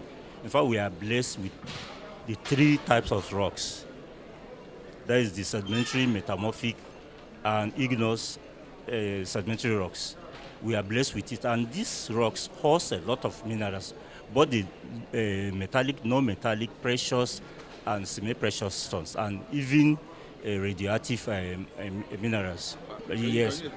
Yeah, we have lithium, all the 3 types of lithiums. The ore that is lapidolite, one of the ore for lithium. It is found in Taraba State. In fact, in large quantity. In Taraba State. Is a pegmatic material. Pegmatites are found where there are pegmatites. These rocks, when they refine it, they get the lithium ore, which they use in electric batteries, semiconductors, and other electrical chips. For the past 2 years, the state has put an embargo in mining. The reason was that we wanted to clear all illegal activities in the mining industries, insecurity in the mining industry, so that any potential investor that will come in will have a free hand to invest and stay in the site without any fear of anything. So by now, we wanted to establish a trend. You know, mining is a geological, it's a scientific outfit. It's just like an experiment. You have to follow step by step. If you jump another step, you won't get what the result you have. But you want any investor that will come, let him sit down, study what we have, and see the procedures that we are going to give him for him to do. You have to take care of the environment. But by the time when you abide with the law of the state, we are free to, in fact, there are a lot of incentives we are going to give you that you are going to enjoy in the state. Yeah, we use this medium to call investors to come and see what we have and invest. We have all, in fact, as you can see, we have gold, all the precious stones, the precious metals, the industrial minerals that people are even surprised when they saw them in this state. My name is Mrs. Maleme Manja. I'm the managing director of the Mambila Hills Resort. I'm here for the Mambila Hills Resort, which is, it goes beyond a resort because it blends both ecotourism, culture, investment, both local and international investment. We are building a resort where we can create wealth for the local people. We want to build a resort where people can come in and say, oh, this is not even Nigeria, you know. So we want people to come to the Northeast and see that there's a place they can come for holidays, not just going out of Nigeria, but also coming to the Mambila Hills Resort, Taraba State, or in particular for their rest.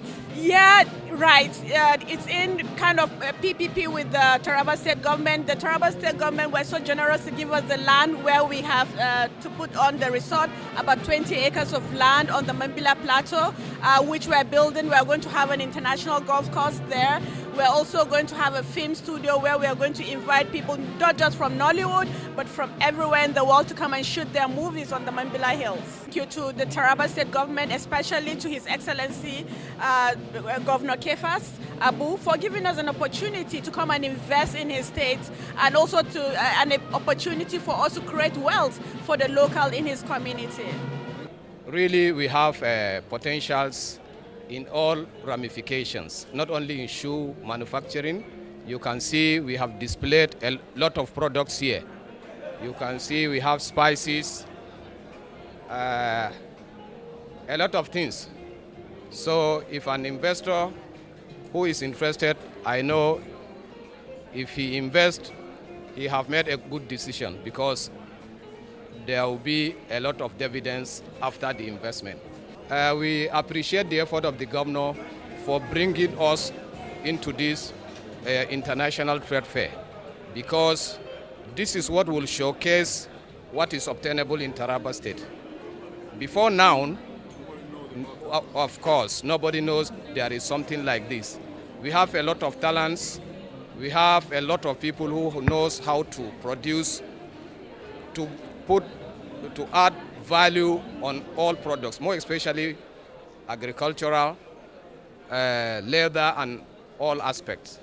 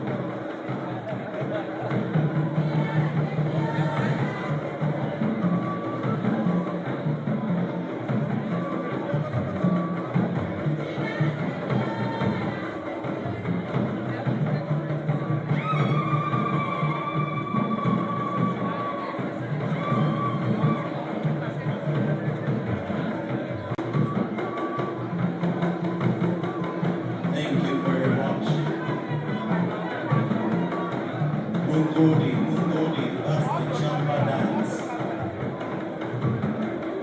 It's a royal dance.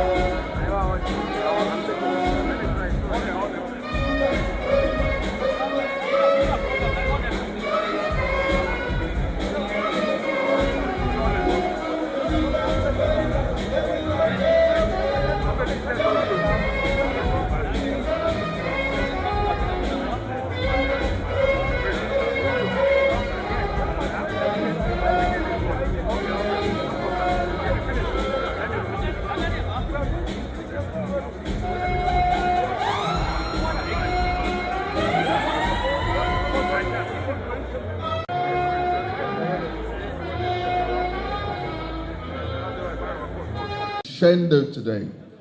And that's why you're having a constellation of the best in terms of this matter of comparing.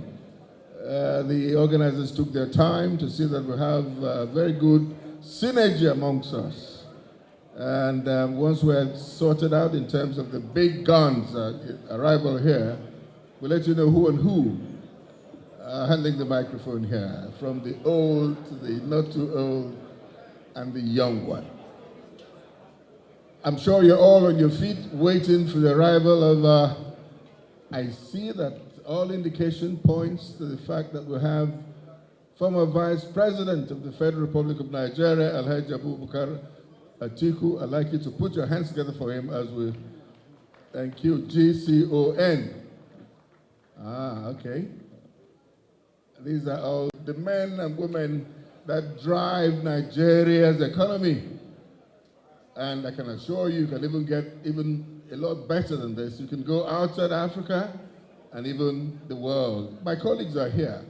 Let them also say a few things as we're getting ready to kick off. The lady here, corporate compare, she says, and that's a beautiful one. Hello. Thank you very much. It is indeed an auspicious event today. I am certainly blessed amongst a very, very robust. GCON, they are all rising already. Put your hands together for him, please.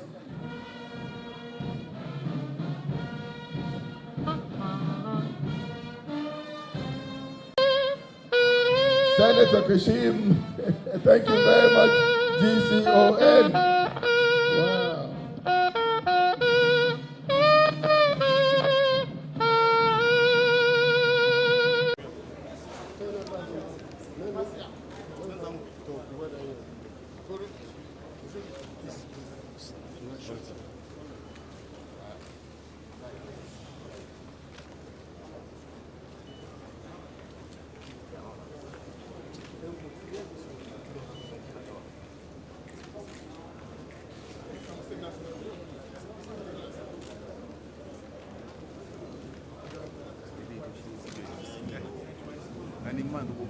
I hope that the cameramen, the photographers have taken their positions.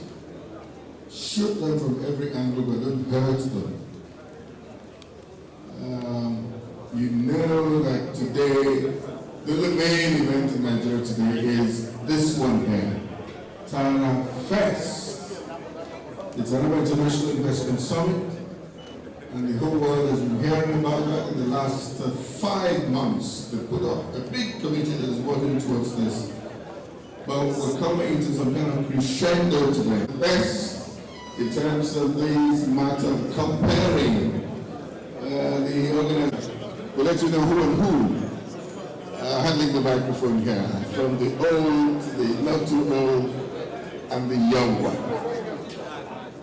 I'm sure we're all on your feet waiting for the arrival of GCON. Okay. And these are all ladies and gentlemen who are helping to precede his arrival.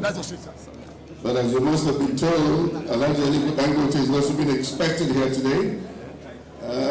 Mr. Tony Elumelu of the Health Foundation is also expected here today. And of course, you know that Tony Elumelu has done so much. A mantra.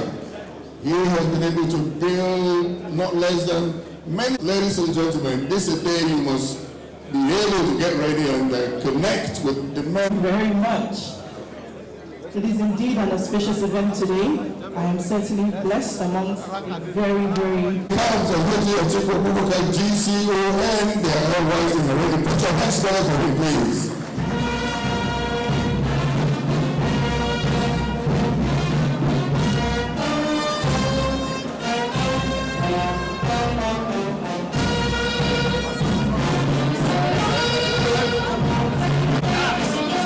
President of the Federal Republic of Nigeria,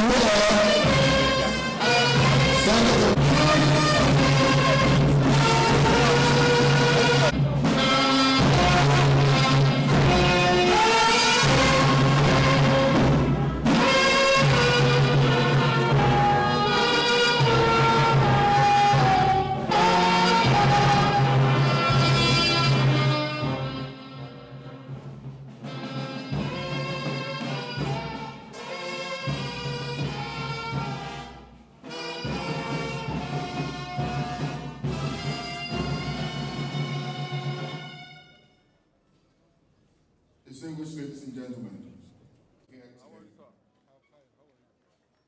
Guests are here today.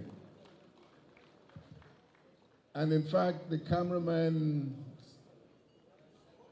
they played a trick. The vice president, who's represented Mr. President today, is here. Senator Kashim Shettima is here with us, GCON, Grand Commander of the Order of the Niger. I'd like you to put your hands together for him, ladies and gentlemen. May God bless you, sir, for coming. Alhaji Aliko Dangote, I spoke about you much earlier. I'm happy you're here. Thank you. And of course, we have the man of the moment, our governor, the governor of Taraba State, His Excellency Dr. Abu Kefas. Your hands please together for him. Thank you. And of course, representing the Governors Forum here, we have Farmer Governor from Niger State. Your hands please together for Farmer Governor Mohammed Bagos. Thank you. Now, we will do the pastor. Come and let us talk about the prayers, Muslim and Christian. Pastor Powell. Thank you very much, Uncle Bisi. We shall pray. To pray for us, the Christian way is Reverend Isaiah Magaji Juripai. Please, if you hear your name or it sounds like your name, the former CAN chairman, Taraba State, and also Dr. Saddam Lawambadi Taje, the chief imam of Taraba State. Please. Here we are today gathered before you in Taraba State to bring honor, praise, glory, and thanks to you for giving us this day as a gift and for giving us Nigeria as a gift and Taraba in particular. We give you glory, Lord, for all that have traveled from far and near to be here. We thank you for this privilege and honor done to us. We thank you because even as we are beginning now, we believe that you will see us through to the end. Oh Lord, we thank you for the initiative of this program. And we thank you for the gift of all the things you have deposited in the land of Taraba. Father, we hand over this program to you at this moment. We invite you to take over. We ask you to bless our gathering.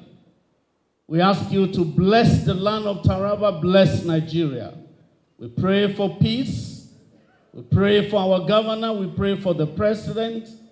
We pray for the entire nation that Nigeria will move and move forward, and your name will be honored and glorified. At the end of this program, Lord, as many will be traveling again, we commit them into your hands for journey mercies, and we pray that all shall be to the glory and honor of your name, for in Jesus' name we prayed. Amen. أعوذ بالله السميع العليم من الشيطان الرجيم بسم الله الرحمن الرحيم. Let us commit this grand gathering to the will of Almighty Allah subhanahu wa ta'ala, seeking his protection, bounties, favor, guidance, and blessing, right from the beginning of this occasion up to the end, even beyond. Bismillah ar-Rahman ar-Rahim, Alhamdulillahi Rabbil Alameen, Ar-Rahman ar-Rahim, Malik Yawmiddin, Iyaka na'budu wa iyaka nasta'in, Ihdina as-sirat al-mustaqim, صراط الذين أنعمت عليهم غير المغضوب عليهم ولا الضالين آمين.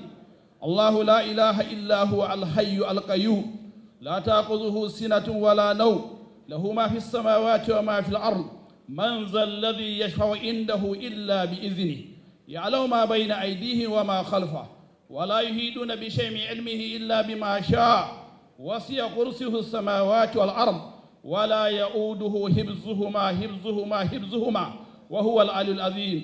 نسألك العفو والسلام والأمن في ترابا، نسألك الأمن والسلام والعفو في نيجيريا، نسألك الأمن والسلام في العالم كله يا رب العالمين، إنك على كل شيء قدير.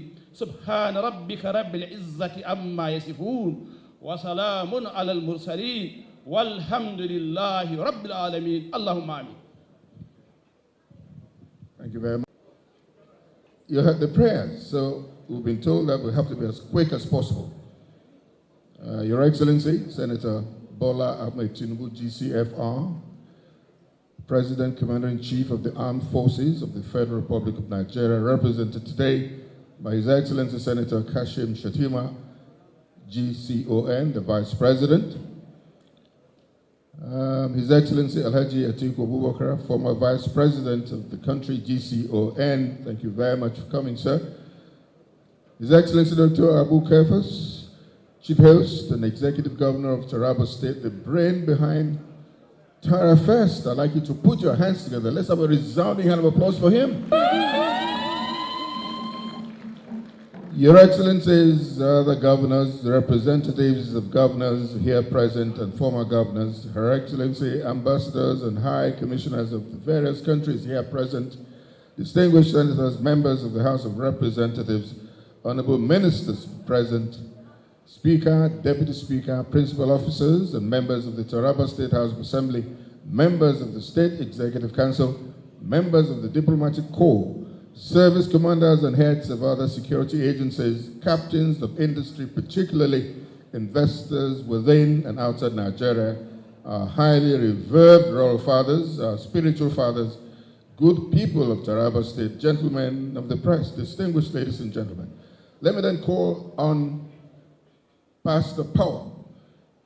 I'd like you to put your hands together for him. He actually constructed this. Sitting down there, he just wrote all of this. Please put your hands together for this young man. Well done. He goes with the next item. Thank you very much, Uncle Bisi. Your Excellencies, distinguished ladies and gentlemen. Elumelu is a household name in business and politics. The anchorman for this summit is a born businessman turned politician. His political network is unequaled. He's a boardroom guru, a business titan, proactive, sincere, transparent, creative, and astute politician. He started business with his beloved mother and siblings, and today the story is a bestseller. I have the singular honor and privilege, Your Excellencies, distinguished ladies and gentlemen, to invite the Chairman, Planning Committee of TerraVest, the Right Honorable Undudi Elumelu, the immediate past Minority Leader of the House of Representatives, the pride of Delta State, who is on vacation from the National Assembly Legislative Matters. Let's put our hands together for the right of the Your Excellency,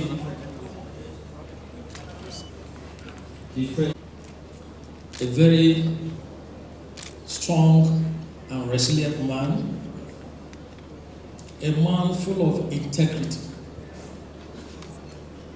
Dr. Abu Kefas, the Chief Host. God sent to Taraba State. And let me respectfully observe all other protocols for the want of time.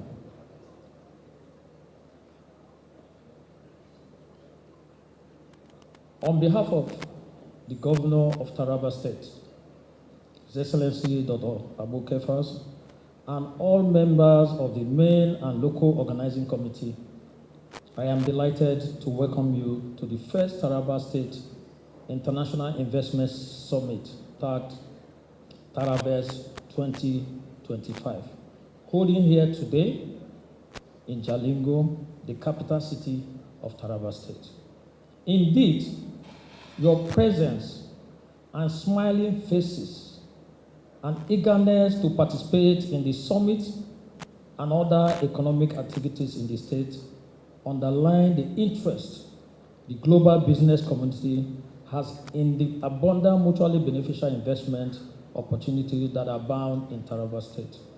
With the theme, Unlocking Taraba's Investment Potentials, Advancing Agriculture, energy, mining, industrialization for sustainable growth and development.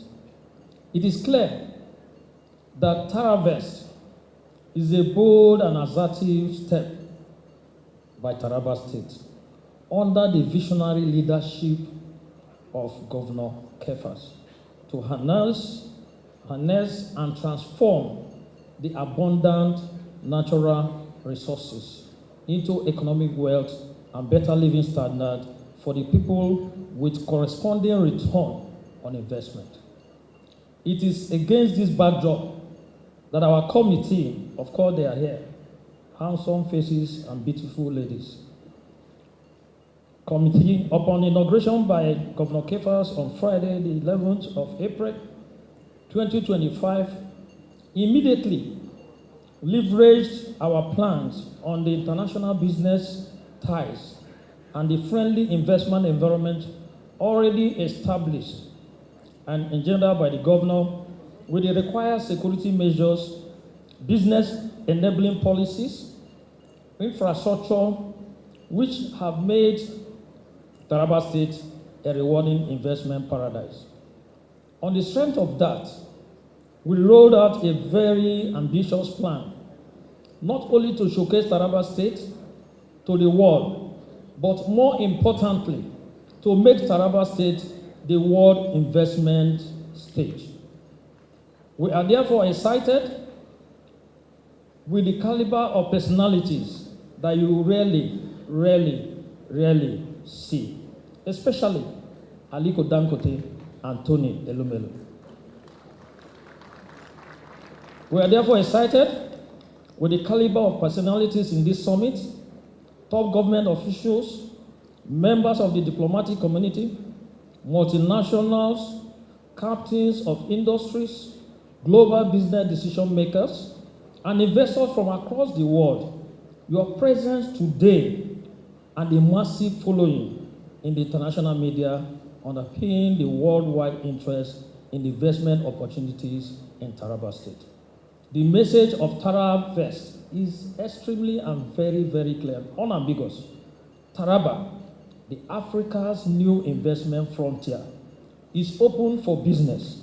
The land is beautiful, fertile, and fruitful.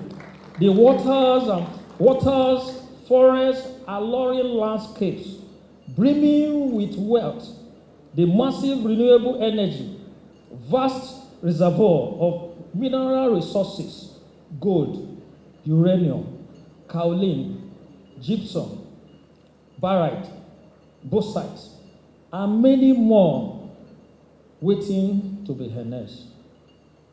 Technology is thriving, the state is secure and peaceful, and the benefits are mutual and return on investment is comprehensively guaranteed. Let me make you laugh a little bit. Tarabans are physically fit. 2 days ago, we took on Work for Life to ascertain whether Tarabans are ready to receive investors, and they got 99.99%.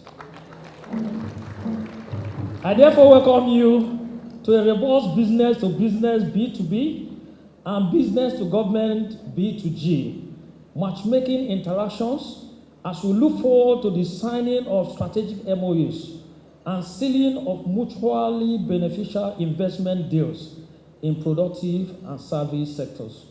On this note, the organizing committee proposes that in line with the vision of Governor Abu Kefas, the essence, aspiration, industry, enterprising spirit, and gains of TaraVest should not only be sustained, but also transition into viable businesses, economic and commercial decisions, and activities that will firmly establish Taraba State as an all-time global investment hub.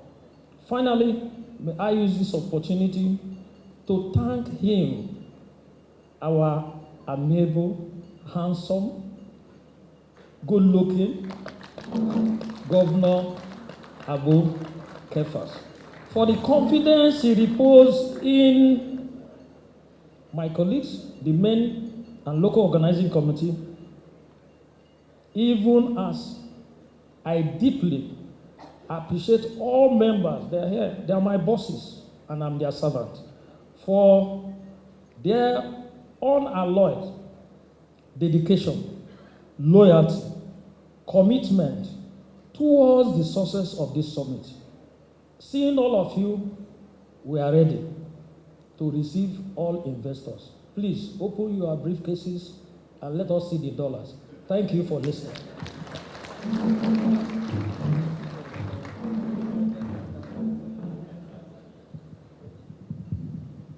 Respect for that. The man took us all over the world. And now help me thank him. He said the president has actually acclaimed you as the best active broadcaster celebrating 50 years. The president did that because I just did that 2-3 days ago. My program that started in the regime of President Bola Tinubu when he was governor attained also 25. So this man now said, BC, what are you doing? I had left MCing, wouldn't have been seeing me for a long time. I leave it to the younger ones. Even the broadcast, the POS that you see, I also sit down and watch. And I thank God for that. But help me put your hands together for this governor for accepting me as one of his. He's coming back home to Taraba here. Reverend Jolly Nyame, during your term, were here. And of course, sister who is here representing the family, Sante, was also here when we were reigning as the only program you can bet your money on. But in the meantime, we'll have to do things quickly, and let me now call quickly then. Let's go quickly then on a young man who will become an emir very soon. He asked me to please yield the stage for him to introduce the man who's going to be speaking to us now. And that happens to be Alhaji Aliko Dangote, GCON.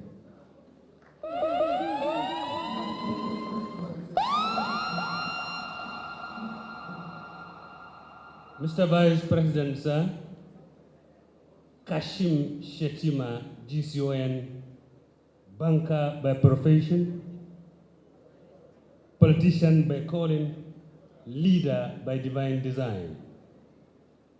Your Excellency, my governor, our governor, the people's governor, executive governor of Taraba State, Starboard, Abu Kefas, PhD. Your Excellency, former governor, pride of the youth in Nigeria, not only in Nigeria, but in Africa, south of the Sahara, Governor Bago of Niger State. Your Excellency, my leader, my boss, my mentor, my benefactor, Wazirin Adamawa, potential anything in this country, former Vice President, Alhaji Atiku Abubakar, GCON. His Eminence, the Sultan of Sokoto, Saad Abubakar, all the Royal Highnesses here, my Lord Bishops, distinguished guests, ladies and gentlemen, members of the diplomatic corps and consular services. Mr. Vice President, sir, I know, you know, more than I do, that this is Taraba State, the nature's gift to the nation. Perhaps a better place for you than both Borno and Abuja combined. Your Excellency, Mr. Vice President for the Republic of Nigeria, Kashim Shetima, GCON, I therefore say you are welcome home, in home, not away from home. To cut the long story short, sir, my business is simple and simplified. To invite another divine wonder, a pride to Africa, a leader of men and materials, a manager by excellence, somebody whom I describe as overblessed by God because of love and mercy. I want to invite my brother, the shining star of Black Africa, the shining star of Black business enterprises, a leader of men and materials, generalissimo, general of generals in the field of industry and business, Alhaji Aliko Dangote, to please come forward and address us. Alhaji Aliko, sir. Dangote, to please come forward and address us. Aliko, sir.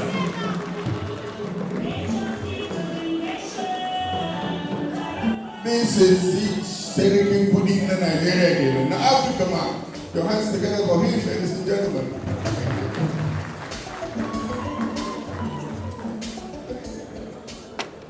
Thank you very much, Your Excellency. Distinguished senators and members of the House of Reps that are here with us, His Eminence, the Sultan of Sokoto, Your Eminence, you are welcome, sir. Bankers, entrepreneurs that are here with us, then the leadership of Travis, led by my junior brother, Honorable Elimelu. Well done for a great job, you and your team. I think we're a bit late, so I will try and speak for just a few minutes. Your Excellencies, when I got a call from the governor, I told him that, Your Excellency, I'm sorry I won't be able to attend because I've already planned to travel to US. But I said, no, but it is an investment. Listen, please, can you try and come? And I said, okay, well, what's my job in Nigeria? My job in Nigeria is to mobilize and make sure people do invest in our country. So I had to actually shift my trip rather than leaving early in the morning today to now leave late at night and cancel some appointments. So, Excellency, I must really congratulate you for gathering all of us to come and invest. I'm pleased to be here today to attend the 2025 Taraba International Investment Summit. I thank the organizers of this summit, Taraba government, and the visionary governor, His Excellency Dr. Agu Kepas, for inviting me to be part of this great occasion. The theme of the summit, Unlocking Taraba's Investment Potentials, Advancing Agriculture, Energy, Mining, and Industrialization for Sustainable Growth and Development, is apt and timely given the need to diversify the economy of the state and attract investors.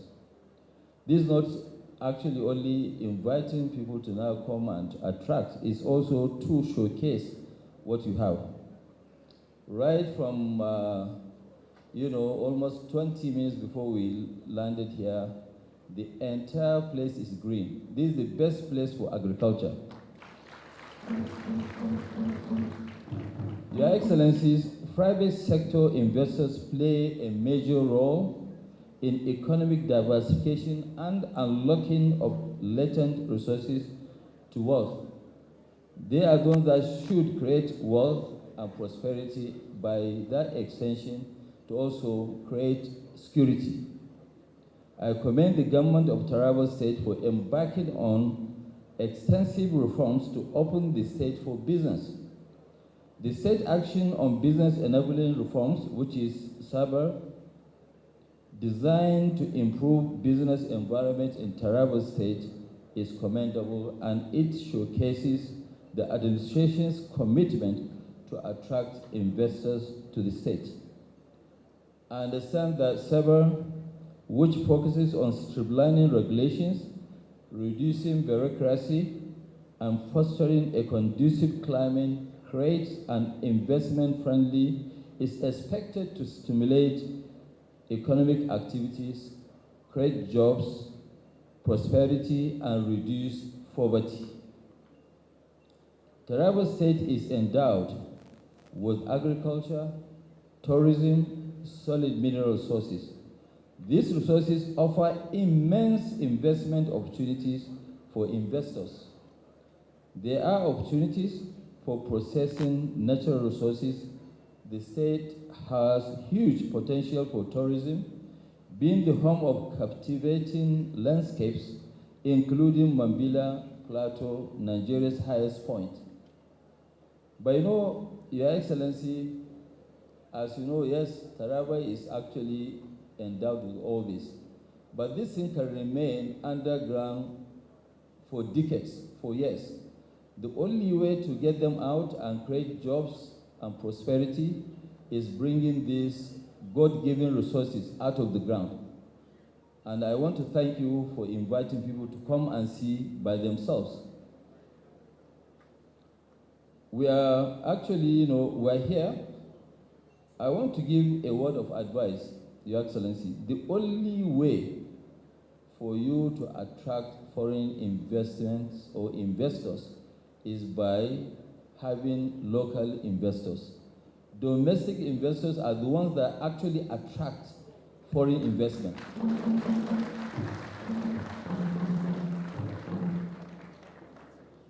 If you don't invite local investors to come and invest, no foreigner will come and invest here. Foreigners are attracted when things are good. Once they see that, yes, things are flowing, you don't have to invite them. They will now come. That's what I keep saying, that have you ever had any restaurant inviting people to come and eat? They don't. But you will hear about a good restaurant, and then you will now go and have a good meal. Second one is that the economy of Asia, the economy of Japan, the economy of Middle East, all over the world are actually economies that were created by their locals. If the locals don't invest, forget it. No foreigner will come and invest. The foreigners will come, they will invest, but not as a local. Well, what is the benefit of government when people come and invest? They make a lot of money. When people invest, they make a lot of money. The biggest beneficiary and also the biggest shareholder is who? Is the government. I'm sure it might be shocking to you to know that federal government of Nigeria, not even the state, they make more money from, for example, our cement business. For every 1 naira we turn around, 52 kobo goes to the federal government of Nigeria.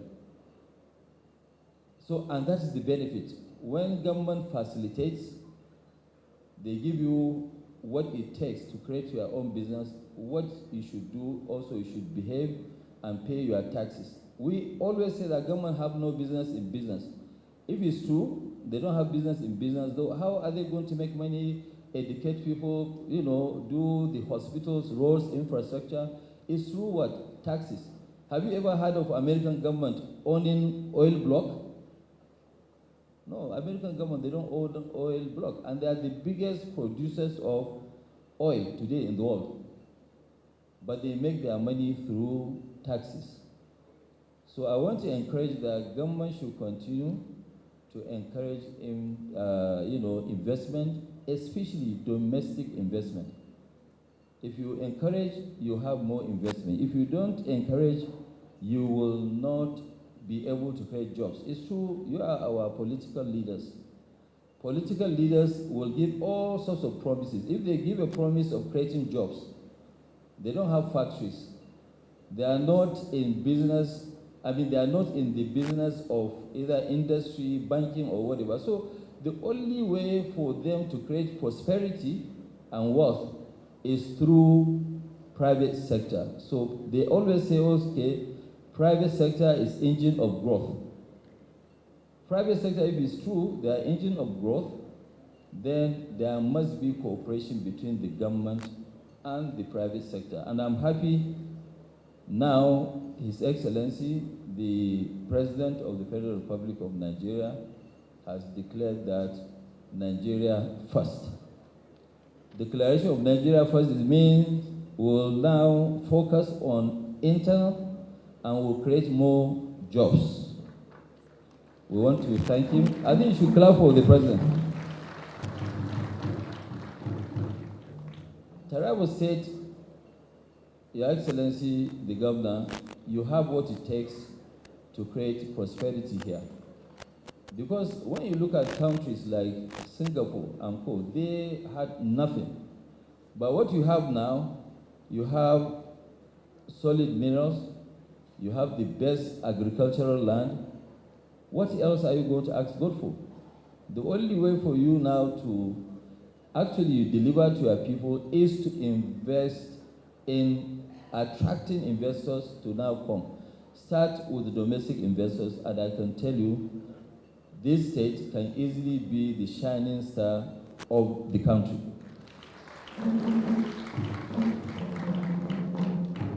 Excellencies, I know that time is of essence. I want to once again congratulate His Excellency. We will, as I speak, we as Dangote Group, we will partner with the state to invest heavily here.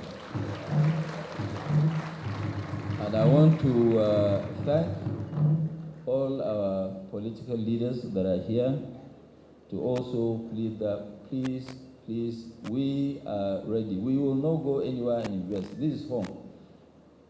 We want to remain at home. We want to keep investing in Nigeria. We want to keep creating jobs. And nobody will take a dime to his grave. So if nobody will take a dime to his grave, what will give us the satisfaction of even being human beings is to make sure that we impact the lives of other people. Impacting lives of other people is by massively creating jobs. We'll keep creating jobs, jobs and jobs and jobs. Thank you.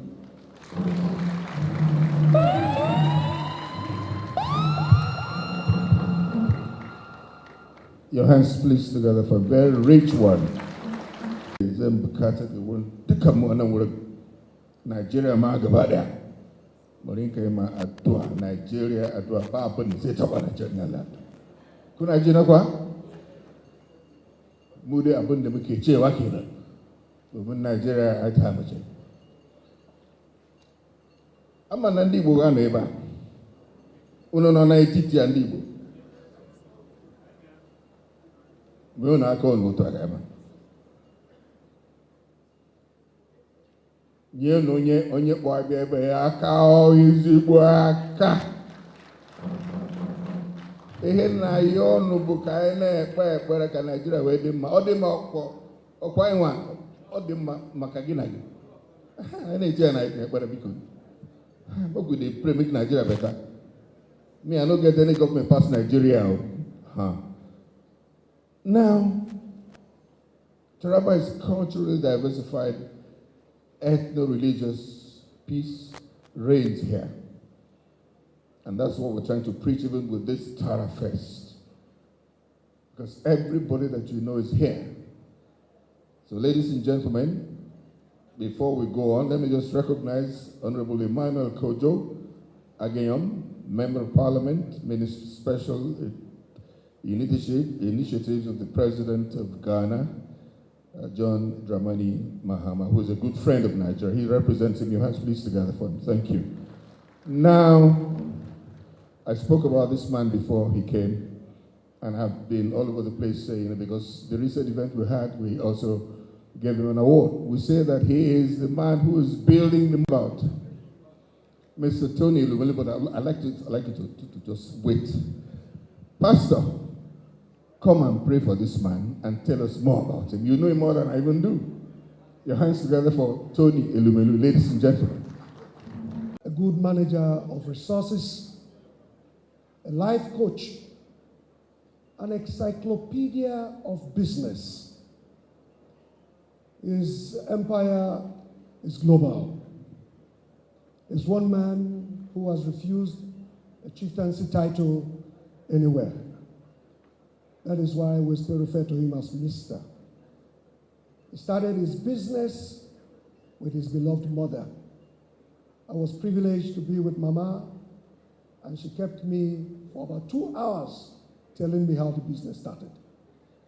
Today, when you talk about UBA, Transcorp, they're all laced together in the hands holding. Let's make welcome this man who has been spreading joy across Africa, Mr. Tony Elumelu. Ndudi Elumelu, Taravest Coordinator, Chief Servant. I'm honored to be here this morning. I just flew in from Qatar, Doha. I was there, and the governor, I was first in Dubai when the governor called and said he would like me to be here. I said, my brother, please, I'm traveling. He said, you have to be here. I said, I will obey and I will come. But more importantly, what triggered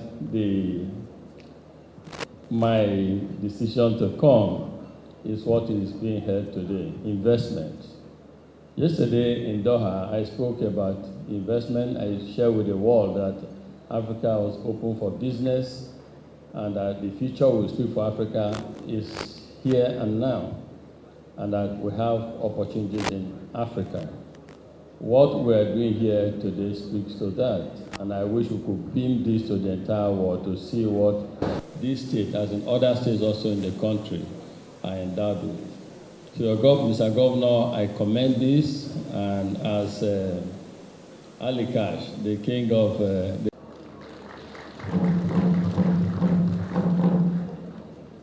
reason I love investment, and I preach investment wherever I go to, is that it has a lot of benefits.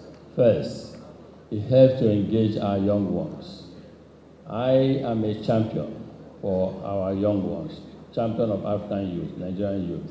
I believe strongly, that employment is one sure way of empowering our young ones. Employment is a way of bringing dignity to everyone. In fact, I have often said that it's a betrayal of a generation for people to leave schools and not be able to find good jobs. So when we encourage investment, we're helping to create employment for our people. We're helping to economically empower our people. So this is commendable. Investment also helps to improve security. Where you have investment, people behave better. So we need to all encourage this, not just in Taraba, but in other states of the Federation. And then this investment in agriculture will also help us deal with the issue of food security. So that, as they say, hungry man is an angry man. Let's feed our country so that people will be happy and will have calmness and peace everywhere.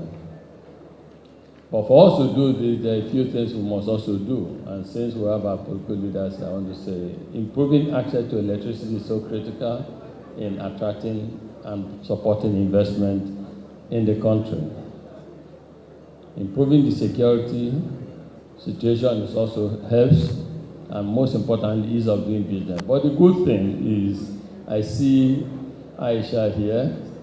When I came in, as I was going to greet the big organs, I had to hug her. I hugged her because I know what she and her team are doing at NIP. So Aisha, well done. We need more of your catalytic impact so that things will improve in the country. I must say also, yesterday in Doha, one of the questions they asked me, it's been reported in the press today, is about currency. I commended the federal government of President Bola Ahmed Tinubu that we have stability now. Not that the rate is not high, but there's stability. And when there's stability, investors like it, so you can plan. Things are predictable. And I want to see us continue to do well and further bring currency rate down. So we need, as Liko said, we are ready for investment, but we need to make sure the operating environment is right for us to do so. In our group, I want to assure His Excellency Mr. Governor that we will, at Transcorp Group, support what you're doing here. The presidency of Transcorp came with me. I don't know where she is, Dr. Owen or Mogiafo. Stand up, please. She came with me because I said we must invest more in Taraba. We already have investment in Taraba, but we need to invest more in Taraba State. So we take note of that. And the Tunde Melu Foundation will continue to support young Taraba men and women. We have supported quite a lot. Each giving non-refundable seed capital of $5,000 to help them, in hundreds of them, to help them succeed. We would invest more because for me, investment in our young one is the most fundamental and powerful investment we can give to people. So we invest in our young one from this state and other states of the country. We invest in industries here, and United Bank for Africa will continue to serve and help payment services in Taraba. Thank you so much and good luck, Your Excellency. Permit me to welcome, representing the Nigeria Governors Forum, the chairman, His Excellency the Executive Governor of Kwara State, Alhaji Abdurrahman Abdurrazak, ably represented by His Excellency the Governor of Niger State, Alhaji Mohammed Umar Bago. A round of applause for him. We welcome you, sir.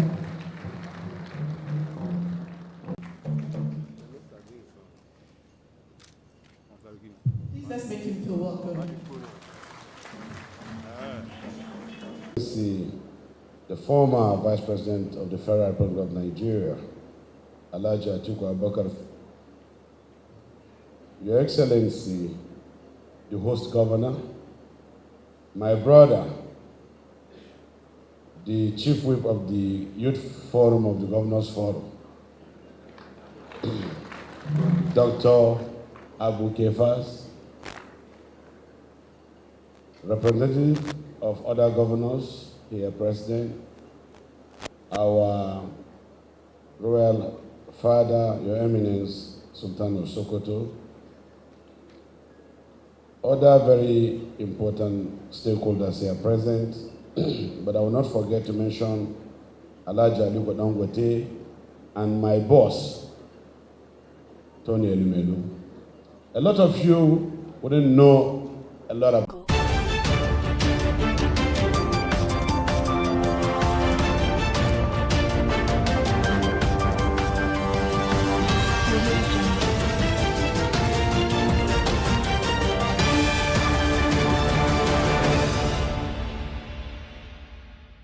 Hello, welcome to Biscon TV News. I am Jones Hussein.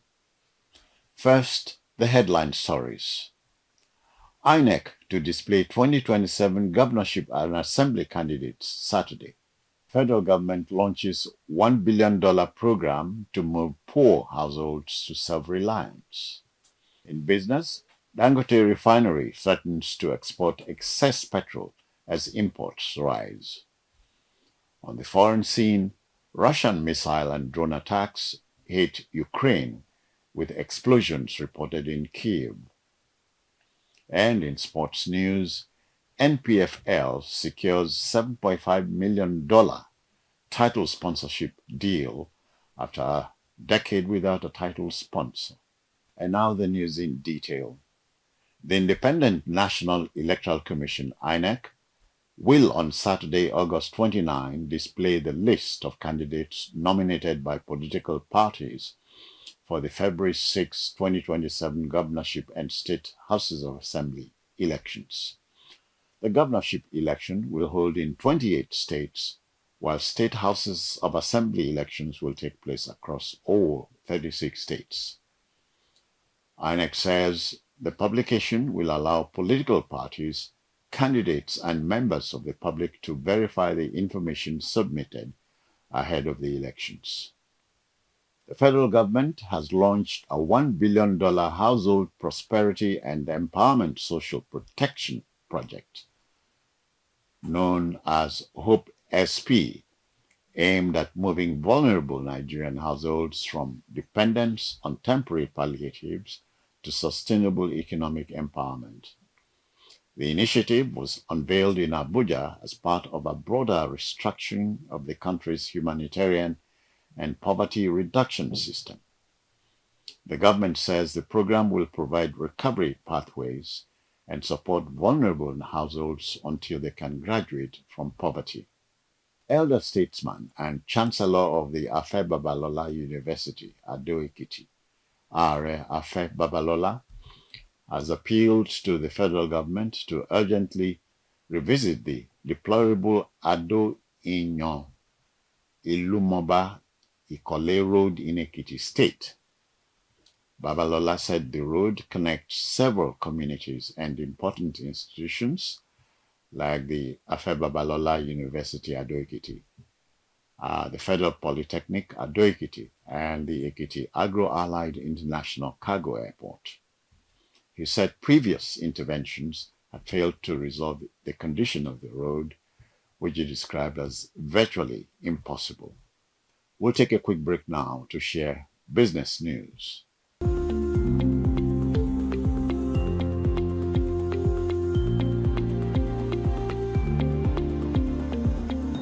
Welcome back. In business, the Dangote Petroleum Refinery has threatened to export excess petrol stocks as rising imports create uncertainty around domestic demand and make inventory planning increasingly difficult. The refinery says imported petrol accounted for about 43% of fuel supplied into Nigeria in July, despite its capacity to meet and exceed domestic demand. It says surplus products not immediately absorbed by the local market may have to be exported to regional and international markets, while stressing that it remains committed to supplying Nigeria. A quick break now to share foreign news with you.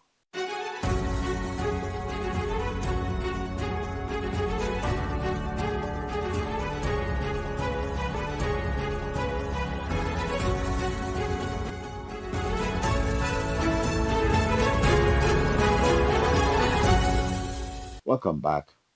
On the foreign scene, explosions have been reported in Ukraine's capital, Kiev, following Russian drone and missile attacks in the early hours of Thursday.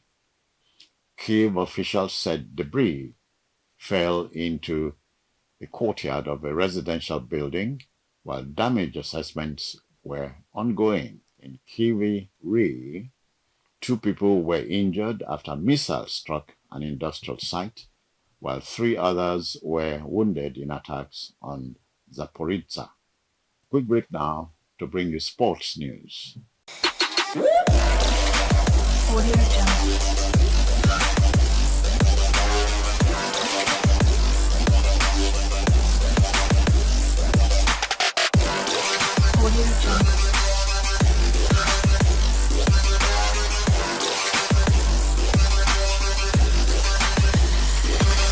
Welcome back. In sports, the Nigeria Premier Football League, NPFL, has secured a 3-year title sponsorship agreement worth $7.5 million with Poland-based investment group Euromatch. The deal, unveiled in Abuja ahead of the 2026-27 season, is worth $2.5 million annually, with 60% of the yearly proceeds allocated to the league's 20 clubs. The new NPFL season is scheduled to begin on Friday with a Southwest Derby between Shooting Stars and newly promoted Inter Lagos in Ibadan. Brings us to our final break for entertainment news.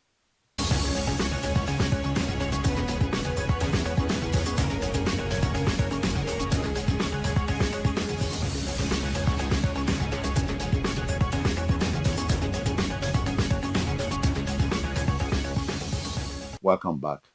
In entertainment, the Yoruba national community in Italy has mourned veteran Nollywood actor Taiwo Hassan, popularly known as Ogogo, describing him as a strong ambassador of Yoruba culture.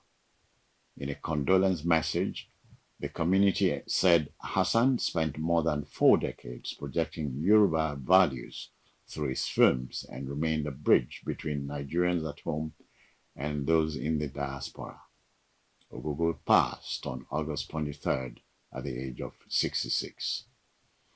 That's it for now on Biscon TV News, compiled by Joseph Ohize and produced by David Asher. I am Jones Usen. Many thanks for watching.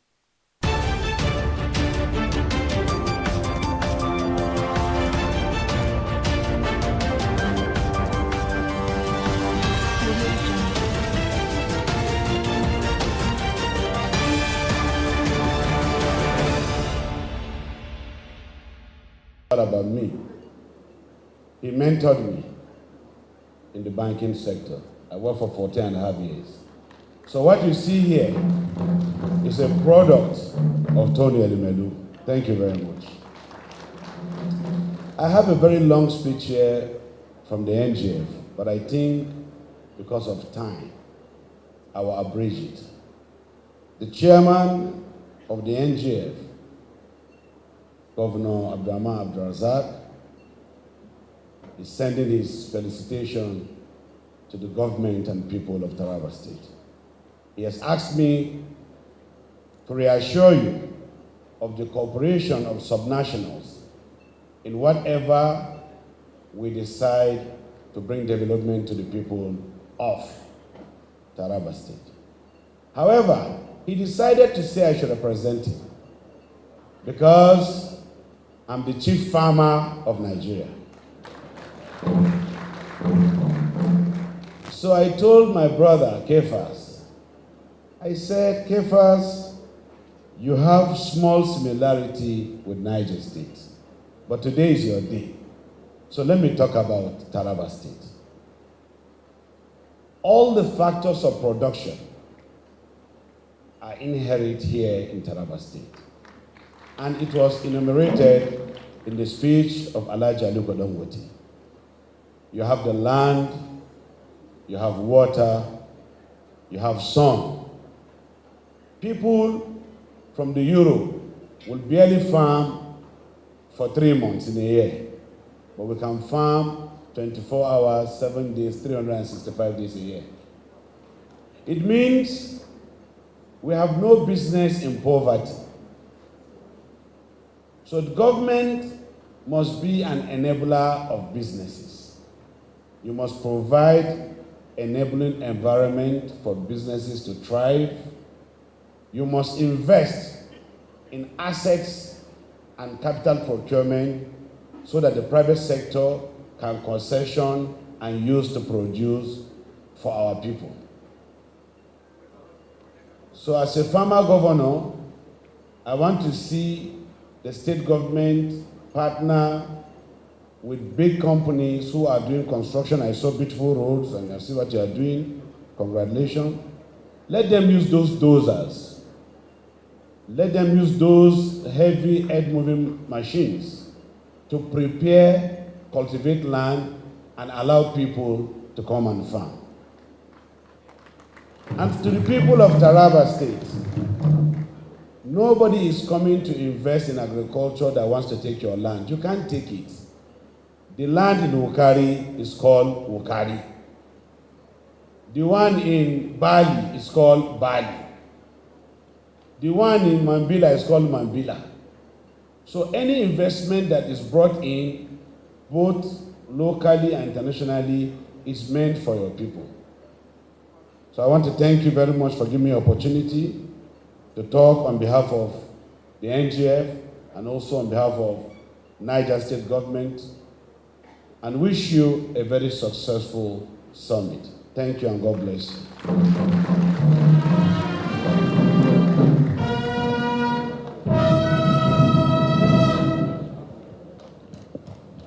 By the way, he put on 3 caps here today, the governor of Niger State. Presentation at this point in time.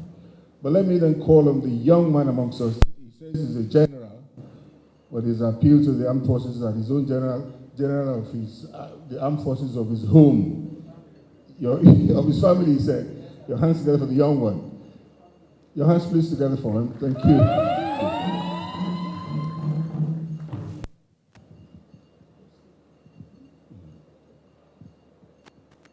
Your Excellencies here present today, distinguished guests, ladies and gentlemen. For a disclaimer, please, I know there are generals here in the army. I am not a military general. Before I invest in trouble, we are here for Taravest. I don't want to invest in trouble. I want to leave this place in peace. So I am the general overseer of my family. Yes. So I would want to bring up a father, a mentor, to tell us something. But those of you who are accustomed with the northern tradition, you would know there are certain things that we do in Hausa. So I would want to attempt to speak to him in Hausa. I would want to say some things in Hausa before I bring up our father. So permit me to say ranka shi dade da girman kujeranka duk wanda ka taka ya taku gongonin madara baka sasa ga kanan gongola a hauka azami duk kofar da ka rufe ya rufu duk kofar da ka bude ya budu. At this point, if your hands are not too busy, please join me in making welcome His Eminence Muhammad Sa'ad Abubakar III, the Sultan of Sokoto. Please put those hands together for our father.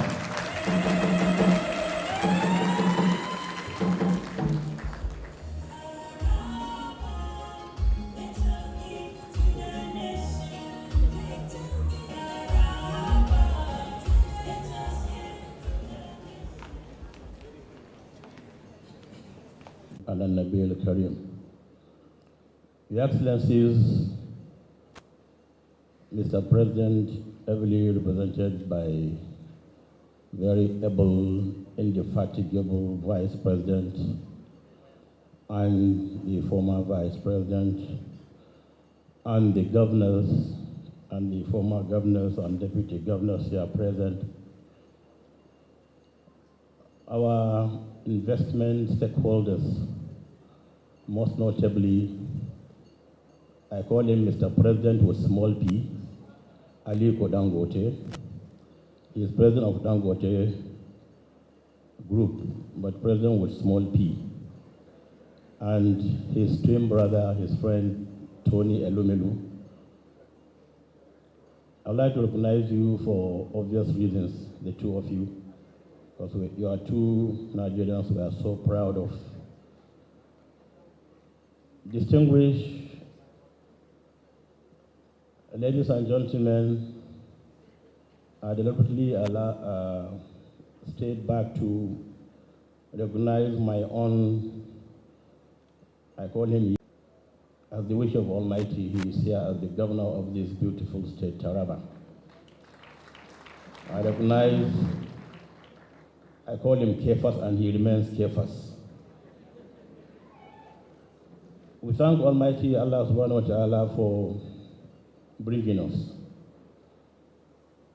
But we always remember what Almighty Allah has done to us, and has always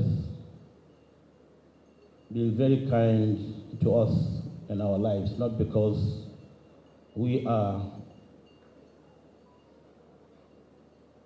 different from other human beings or other beings in the world, but we are one big family. And of course, whenever we start a program like this, we greet all of you, all our brothers and sisters here and those watching in the best form of greeting. I say Assalamu alaikum wa rahmatullahi wa barakatuh.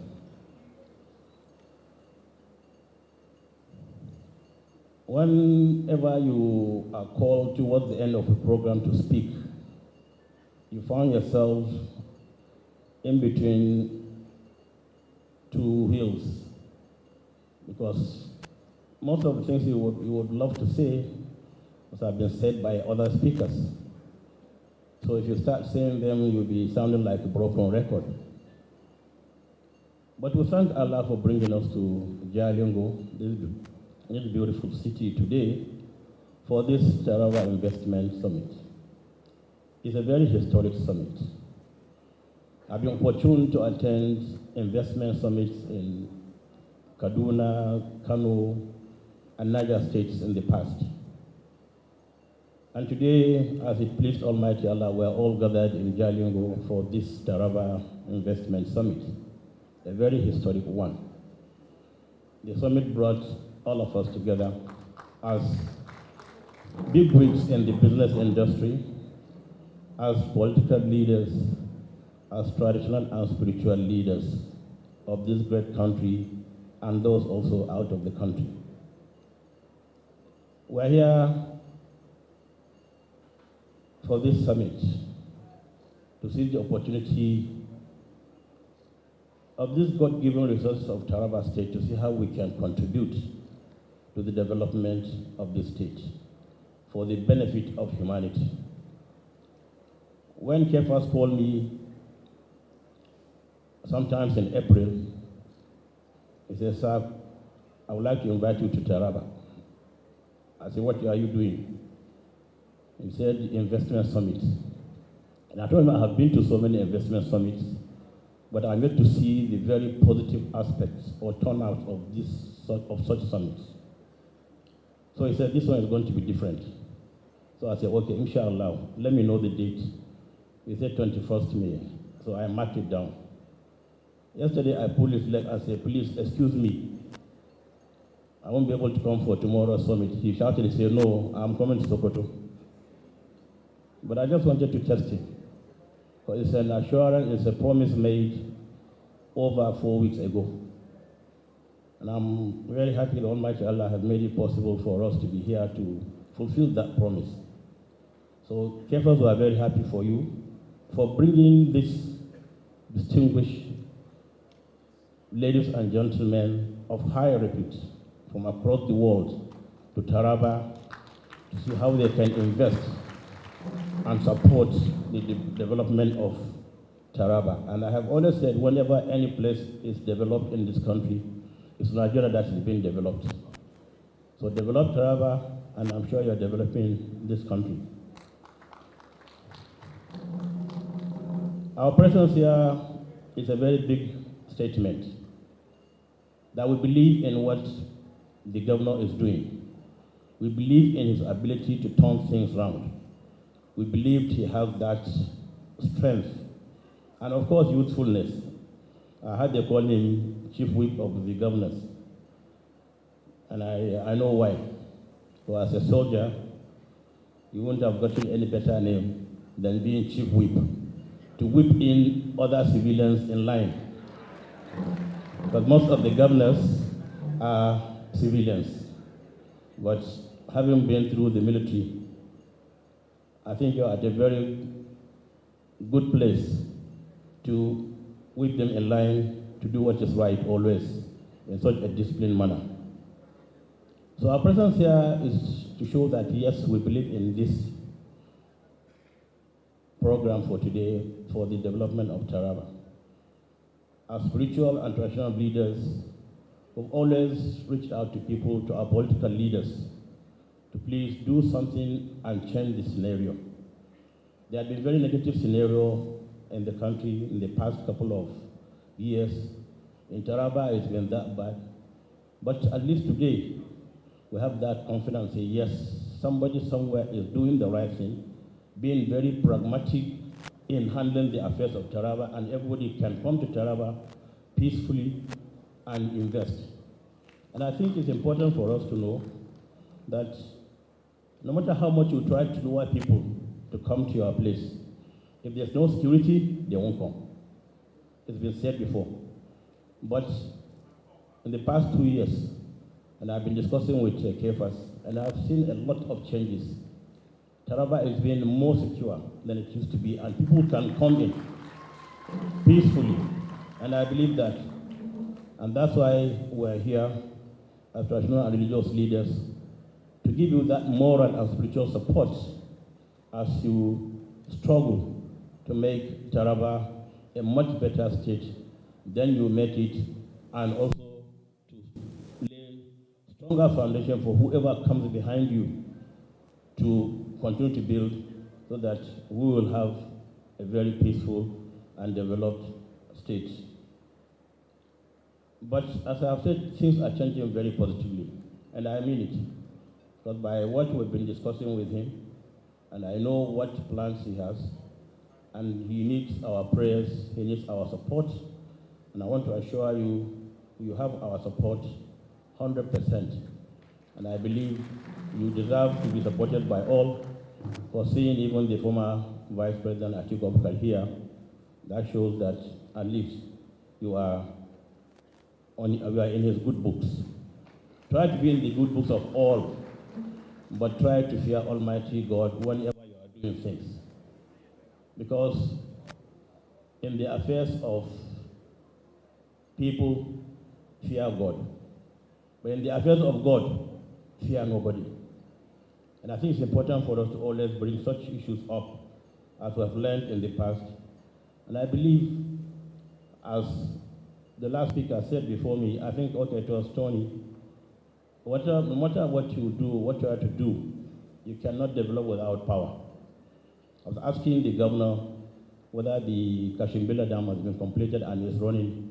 He said only about 30–40%, and we need it 100%. I think we have to focus on that, because if that dam had been completed and generating power, a lot of problems we are having with power would have been history by now. But it took so many years for successive governments to really work on that.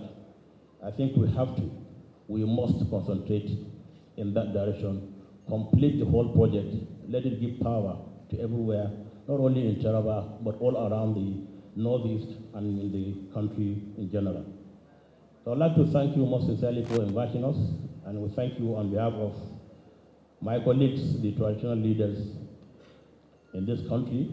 The ONU was supposed to be here. I spoke with him last night, and he was not aware that he had been invited, but he was in Ife as of last night, and he said he wouldn't be able to make it because there's no airport at Ibadan. It's closed down. He couldn't drive. So I told him that, well, since I'm here as the national chairman and you are the co-chairman, whatever I say, I will hold you responsible. You will also know that I am holding you to it, and you must accept whatever I say. So on behalf of all traditional leaders in this country, we assure you gave us of our total support, not only in Taraba, but across the country. There are so many traditional leaders who are into businesses. You can reach out to them, like Oni is one of them. They have links, they have reach to so many people across the world. And in our, I won't say shadow, under our umbrella, under our, well, let me say shadow, you can hide under us and do whatever you think is right, but don't do wrong things. If you do wrong things, we'll pull your ears and we'll correct your mistakes. So we thank you, His Excellency, the Vice President, for coming. And thank you too. Thank all of you here for being part of history. We're happy to have you here. This is our program, and we will continue to work towards attaining that highest level of development, not only in Taraba, not only in the northern part of the country, but in the entire Nigerian state. So thank you most sincerely. Wassalamu alaikum wa rahmatullahi wa barakatuh. You cannot but be overwhelmed by the presence of dignitaries, an array of personalities. It's so impressive. How I wish you got the chance to stand here and you will know what I'm talking about. And as for protocol, we are very poor in it in the church. In the church, we only say, dear brothers and sisters. But here we have to distinguish the different categories of excellencies and others.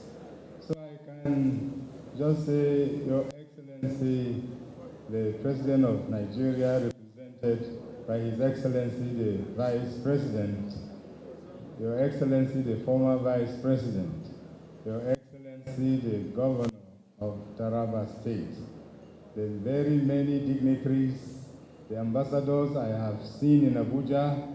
We have met at different fora, and I'm so happy to see them here. It means they have a special interest in Taraba State. So I thank God for bringing us all here. This Taraba State International Investment Summit, the brainchild of the Governor of Taraba State, His Excellency Governor Abu Kefas, is a great innovation And today, Taraba State, like a magnet, with its multiple gifts bestowed by no one other than God, has attracted all of you, high-level international personalities, government and private sector players, men and women of caliber, to come and see, and from seeing, to do all you can to translate what you see into something very productive. Our beloved Taraba State, often referred to as nature's gift to the nation, is no doubt a land of immense natural beauty and largely untapped economic potentials. Many have spoken about the variety of things God has blessed us with. I don't need to dwell on that. We can only ask those who have spoken, the gurus of business, that what they have said, they will follow it up so that our state will develop even better than any state in Nigeria.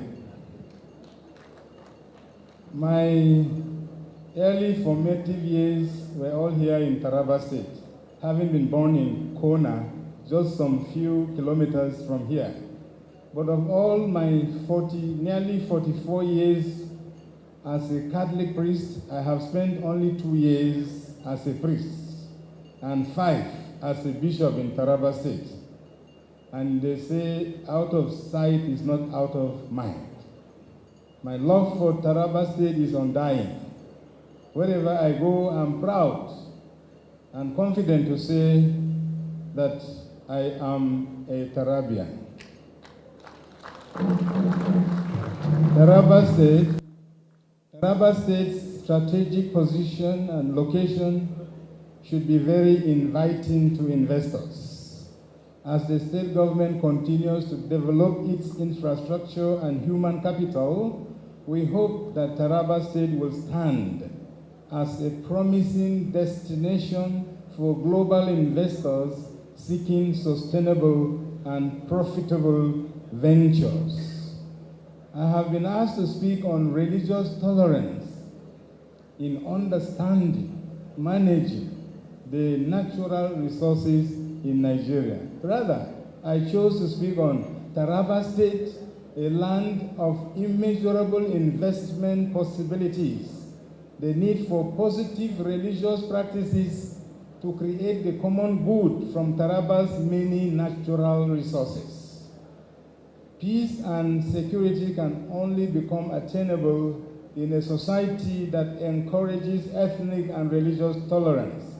Lack of tolerance undermines the benefits of development by obliterating natural and economic resources and infrastructure, which in turn obstructs societal progress.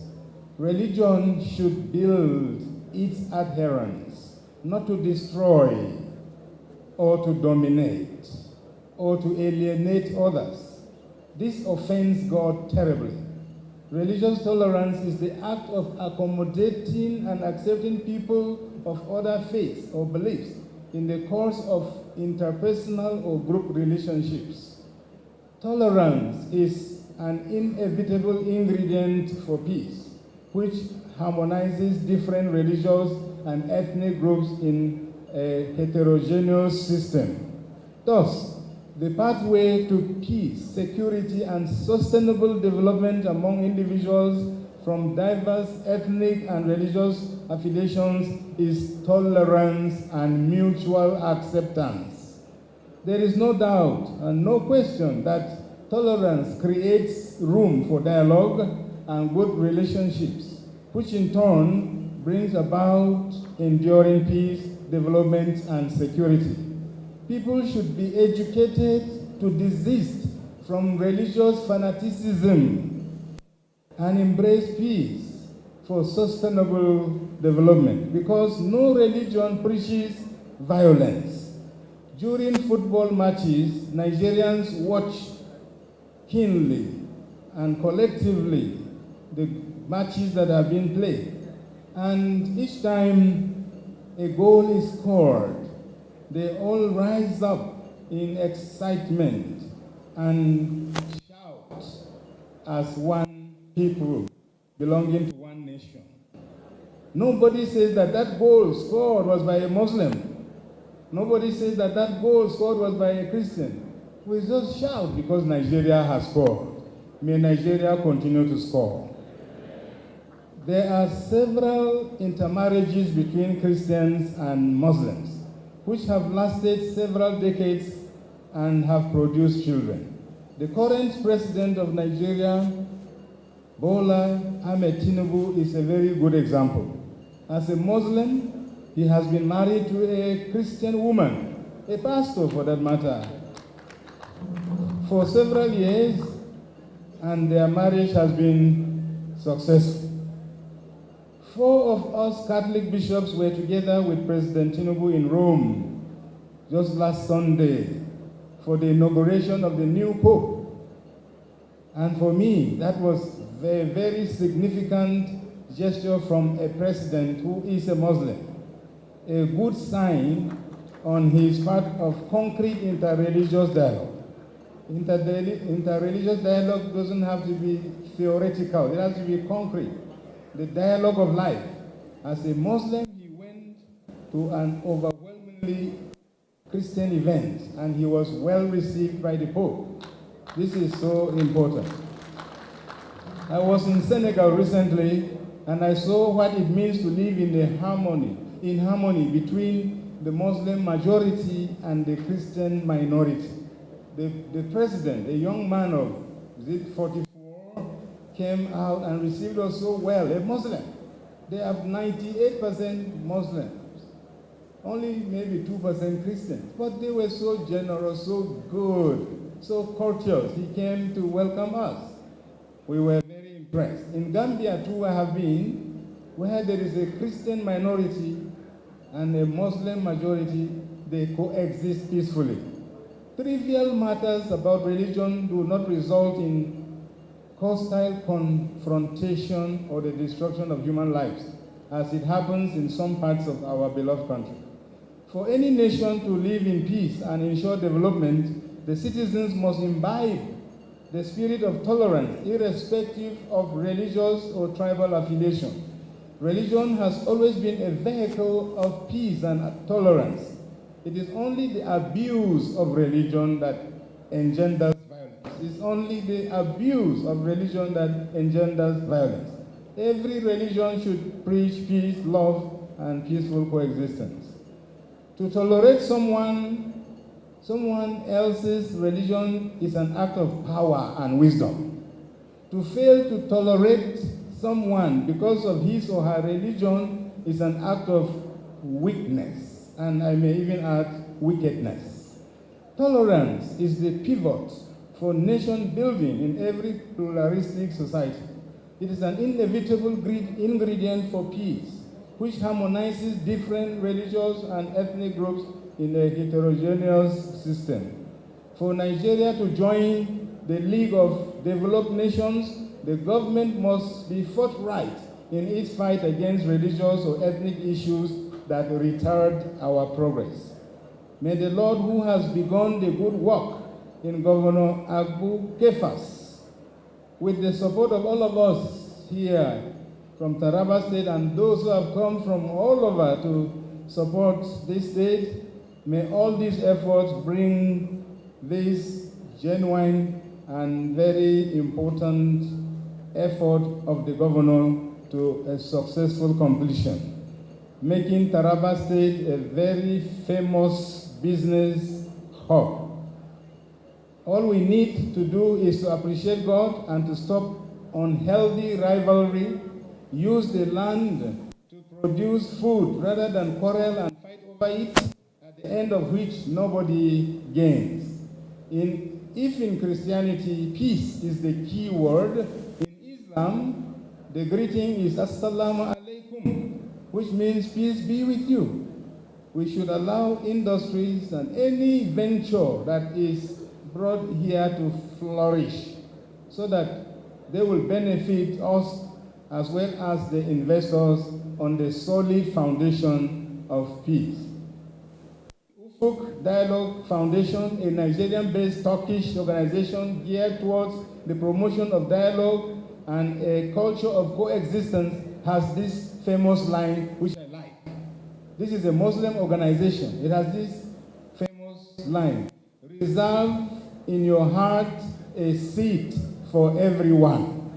Reserve in your heart a seat for everyone. Please, I beg you all and all Nigerians, let us reserve in our hearts a place for everyone. And I can assure you that peace will flow like a river, and our God-given natural and human resources will bear immeasurable dividends. May the peace of God be with us all. And all you said about our president is true, is truly true. Thank you, and I hope you can learn lessons from it. I'm married to a lady who used to be a Muslim on her own. She converted, and for the past 44 years, we have been married. So, ladies and gentlemen, let's just take away anything to do with religious bigotry or anything religious differences. It doesn't help. That's what my father was trying to say here, my father in the Lord, spiritual father, by the way. Now, we have so many people who have attended this event. I'll just browse through these names quickly so that we can go to the next event, the next program actually, which is to invite the Uziri Adamawa here, but just give me 1 second.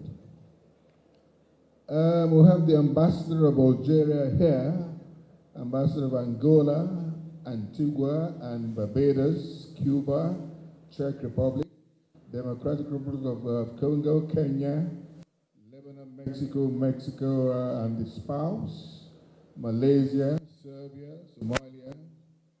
Somalia, Sao Tome and Principe, Tunisia, Venezuela, Zimbabwe, Indonesia, Iran, Antigua and Barbados, and Angola is also here with us. Ladies and gentlemen, Zambia, Rwanda, I'd like you to put your hands together for all of them.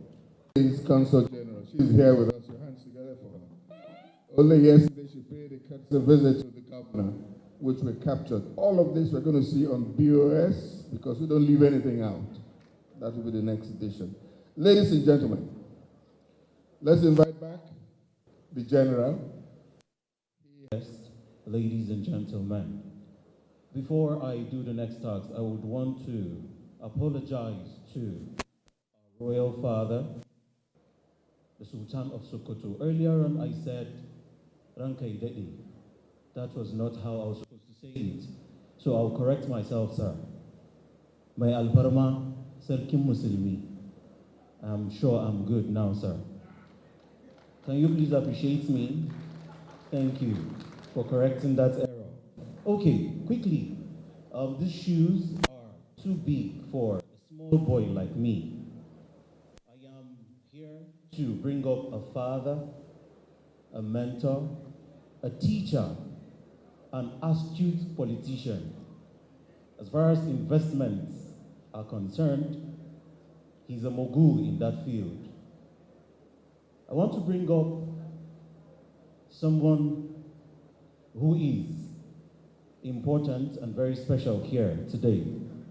And he's no other person than the former Vice President of the Federal Republic of Nigeria, in person of His Excellency Atiku Abubakar.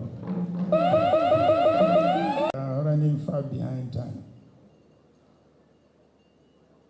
What Governor Kefas is trying to do today is what we faced when we came into office in 1999. How do we invite and promote investment, whether local or foreign? Therefore, I would like to use this opportunity to share our experience, which I believe was extremely successful. It is a privilege to participate in such a forum that seeks to explore opportunities and forge partnership to drive the growth and development of our dear state, Taraba, the nature's gift of the nation. I particularly want to thank Your Excellency the Governor and to commend you for your foresight in initiating this pivotal event. Your efforts towards promoting economic growth, prosperity, and improved living standards are clearly evident.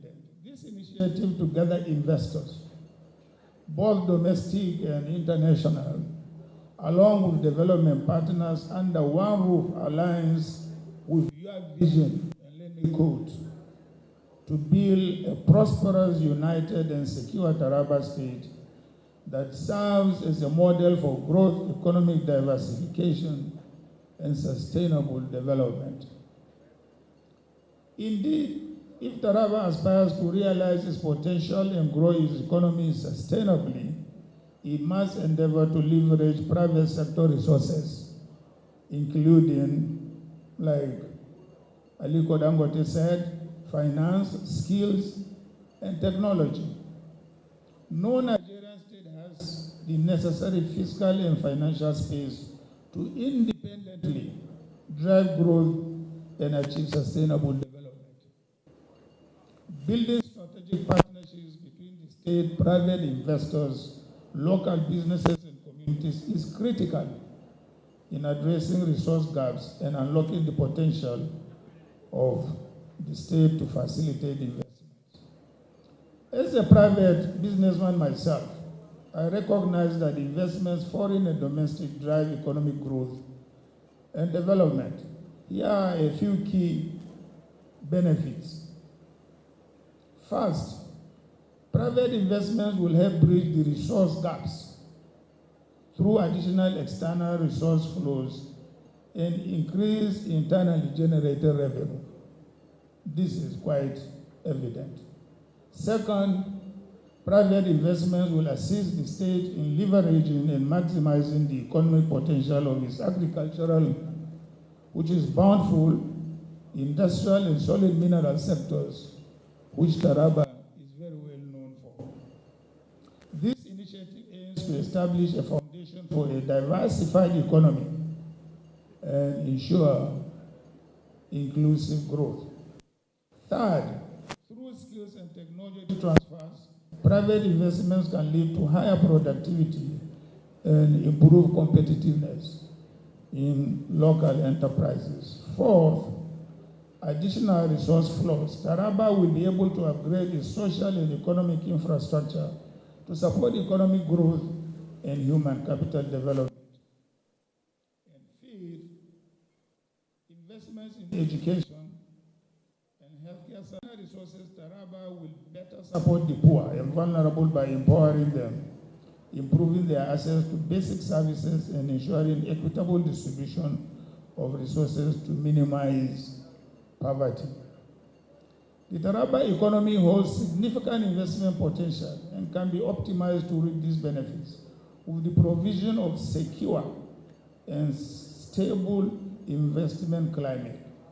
The government is urged to implement measures that will address investment risks and implement interventions that eliminate bottlenecks in business registration processes.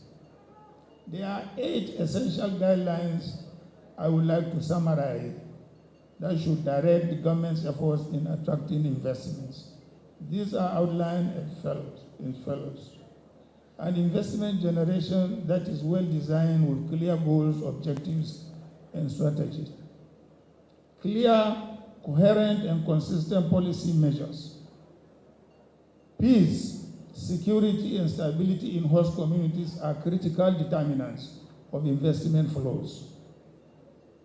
Efficient institutions will make all the difference. Improve supply and quality of infrastructure as it is the backbone of sustainable development. 6, an enduring incentive regime in the sense that incentives must be regularized and must endure so that private sector can help plan their businesses. A reservoir of skilled, semi-skilled and skilled workers will also help.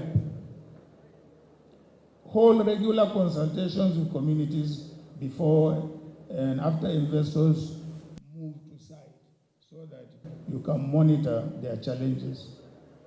Therefore, let me end this brief note with an appeal to our distinguished participants.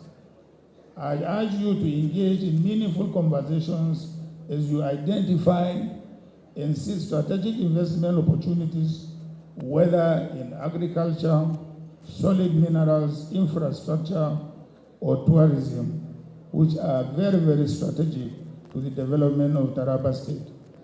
Taraba State, with its rich natural resources, strategic location, presents a compelling investment destination.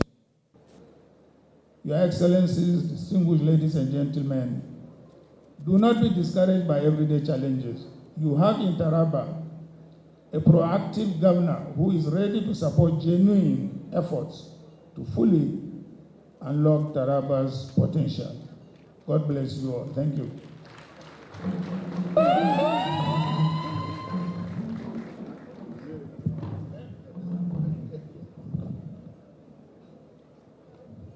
Your hands together for Waziri Adamawa, a former Vice President, Alhaji Atiku Abubakar, GCON. Let the applause lead him until he's seated, please. He's done so well for our country. Thank you, sir. Thank you.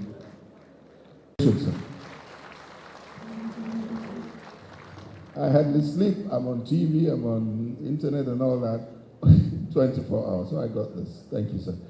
Now, Kabesi, we expected you and Mababi, you are here. I told them that you took me like your son and you celebrated me recently. May God celebrate you, sir. Ladies and gentlemen, Ooni of Ife, His Imperial Majesty, Oba Babatunde Enita Ogunwusi, CFR, will speak to us now. The applause should lead him to the stage, please. Eshe, sir, thank you. Ekuri, sir.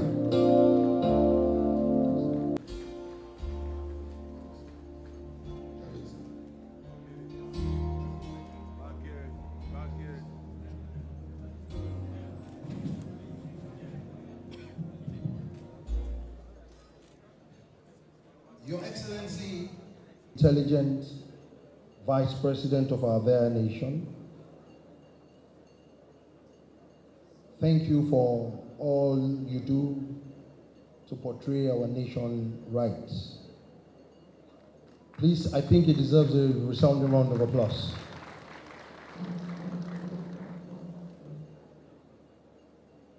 Our host governor,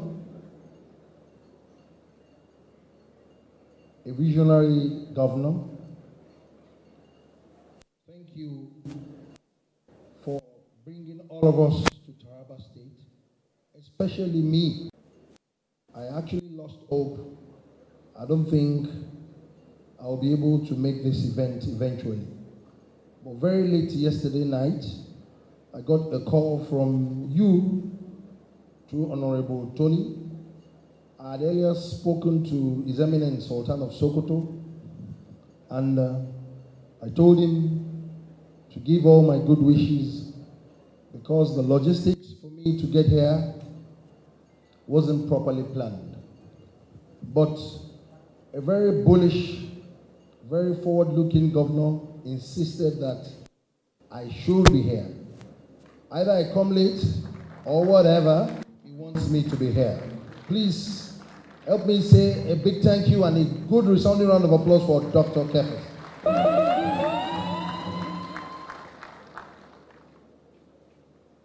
In order to save time, I will stand on all established protocol. For me, it's a great honor and privilege to be here today, for me to share this story that happened to me personally. 22 years ago, I came to Taraba, very young entrepreneur, very forward-looking, trying to make my mark in that space. Today, to the glory of God, I'm a monarch. I had a partner who is also a monarch, the Olofa, and I'm happy Alhaji Aliko Dangote is here. We were his major distributor for sugar that time. We came, I took the lead for the crew. 22 years ago, we came to a village called Gembu in Membela Plateau. I took 10,000 bags of sugar to Gembu village. I set up a warehouse there and I started doing my business. But something happened to me that for the rest of my life I will never forget.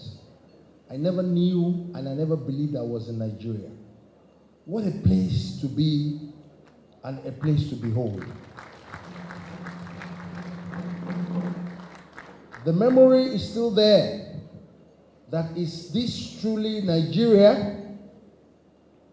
I've been waiting for this for so long. I've been on this throne for 10 years. To the glory of God, I've been looking forward to what will make this state showcase this kind of opportunity that they have. Taraba State is a land of immense opportunity. Taraba State, from my own personal experience as an entrepreneur,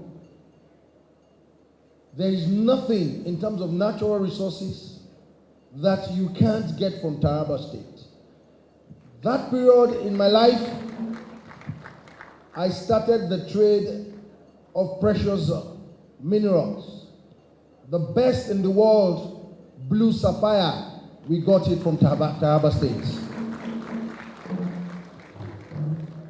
The blue sapphire, when they take it to Bangkok, that's the centerpiece of precious stones in the world. They will tell you it's not from Taraba State. We are always arguing it till date. Why do we have so much resources and will continue to hide under security challenges, so many limiting factors? I'm so opportune to meet the speech of His Excellency Atiku Abubakar, that we should focus more on our strengths more than our weaknesses. The question is, how did we all get here today? How did we all get there today? We should face all these challenges and work towards the betterment of the future for the generation yet unborn. For me, the impact of what we do in our country is not properly felt by us because we are not patriotic enough. Thank God for the likes of Alhaji Aliko Dangote. I call him President, Federal Republic of Nigeria, Private Sector. That is what I call him. Thank you for believing in this country, and I know you can go into several sectors that Taraba will give comparative advantage as a state. And I want to also implore the governor that please don't just sit down on the success story of bringing people to Taraba for it to be a focal point today. What is the aftermath effect of this gathering? It is very important. We talk the talk, let us walk the talk. It's very important for you to break down this summit into several pockets and see how you can work towards achievement. Forget about the security that we will all be saying, security, or whatever. Focus on the strength of Taraba. Focus on the strength of the human and material resources you have in Taraba, and smart money will chase you. I bless you, and I bless all the things that you're doing for Taraba. God bless you as a visionary governor, and God bless all the Taraba people. And God bless Nigeria. Thank you very much. Thank you very much. Your hands together for Kabisi Onirisha, His Imperial Majesty, Oba Babatunde Enitan Ogunwusi, C. From we who actually went to school for him. But look at the way he was flowing. If you agree with me, put your hands together for him again. He had actually sold it. All right. We have the corporate company. He has a way to do it. Indeed, we are about to hear from the President of the Republic of Ghana. He also served as the 12th and also as a Vice President. He was earlier introduced as a friend of Nigeria. By representation, I think we can now confirm that he is also a friend of Taraba. I thought you would clap. Thank you. The President of the Republic of Ghana, His Excellency, President John Dramani Mahama, represented by Honorable Emmanuel Kojo Ayewu. Please, a round of applause for him as he comes up stage. Please make him feel welcome. Your brother has asked me to give you a message. Very innovative, but then with time, he said I should just share the 4 months experience since he's been in power as the President of Ghana. He's talking about this because you are unearthing the natural resource in this particular state. We have been mining gold for the past 50 years, or for the past whatever years. But then we were not seeing the impact of gold. You have so much natural resources. You are trying to take care of food security. You're also trying to take care of the people of Nigeria. But there has to be a prudence measures. In Ghana now, Your Eminence, for the past 4 months, we have had a lot of challenge with dollar rate as compared to cedi. Even though we have all this gold. But for the past 4 months, dollar has actually dropped from 16 to 12.4. In fact, it's the fastest or is the strongest currency in the world now, according to Bloomberg. And it's all because of one particular prudence measures that your brother, His Excellency John Dramani Mahama, has put in place for the past 4 months. It's what we're trying to say, we call something gold board. Gold board in the past, basically like you're trying to unearth the natural resource here in Nigeria or in Taraba. We used to export all this gold to Dubai and all over the world without prudence measures. For the past 4 months, nobody can export gold out of Ghana without going through the measures that we have taken place. And with this, now fuel prices have dropped for the past 4 months. With this, dollar has come from, it's going down now.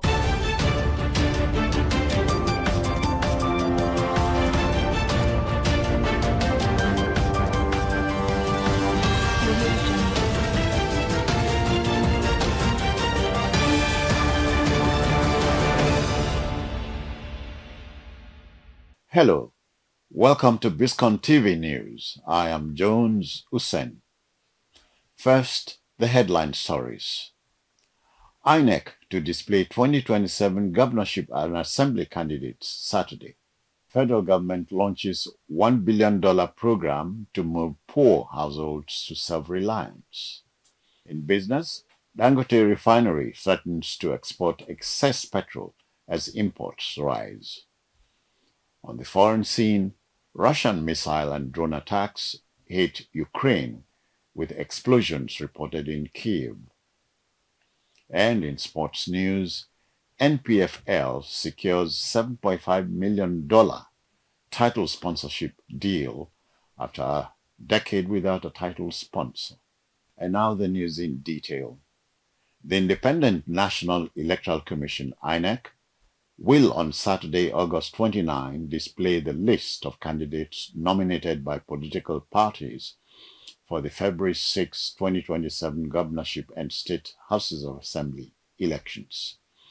The governorship election will hold in 28 states, while state houses of assembly elections will take place across all 36 states.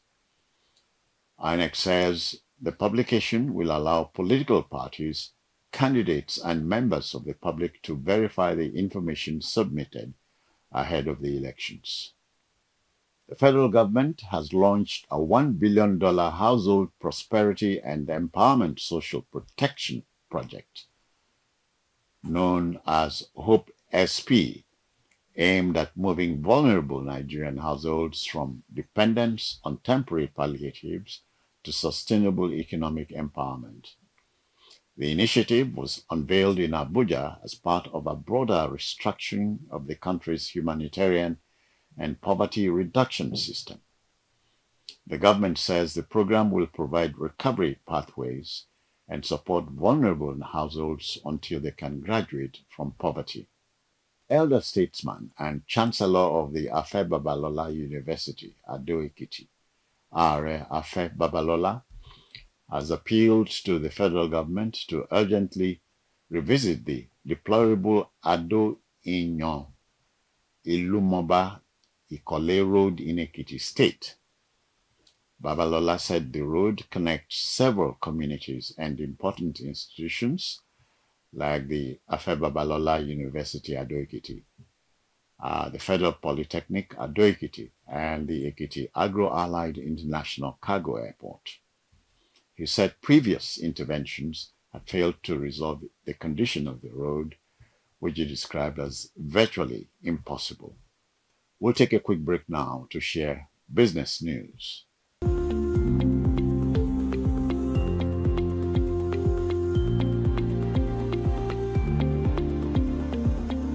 Welcome back. In business, the Dangote Petroleum Refinery has threatened to export excess petrol stocks as rising imports create uncertainty around domestic demand and make inventory planning increasingly difficult.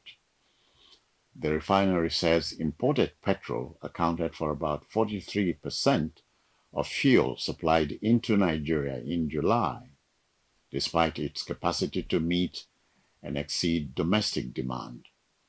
It says surplus products not immediately absorbed by the local market may have to be exported to regional and international markets, while stressing that it remains committed to supplying Nigeria. A quick break now to share foreign news with you.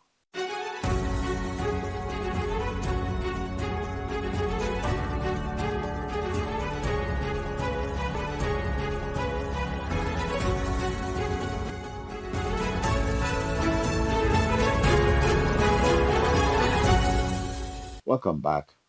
On the foreign scene, explosions have been reported in Ukraine's capital, Kiev, following Russian drone and missile attacks in the early hours of Thursday. Kiev officials said debris fell into the courtyard of a residential building, while damage assessments were ongoing. In Kyiv, 2 people were injured after missiles struck an industrial site, while 3 others were wounded in attacks on Zaporizhzhia. Quick break now to bring you sports news.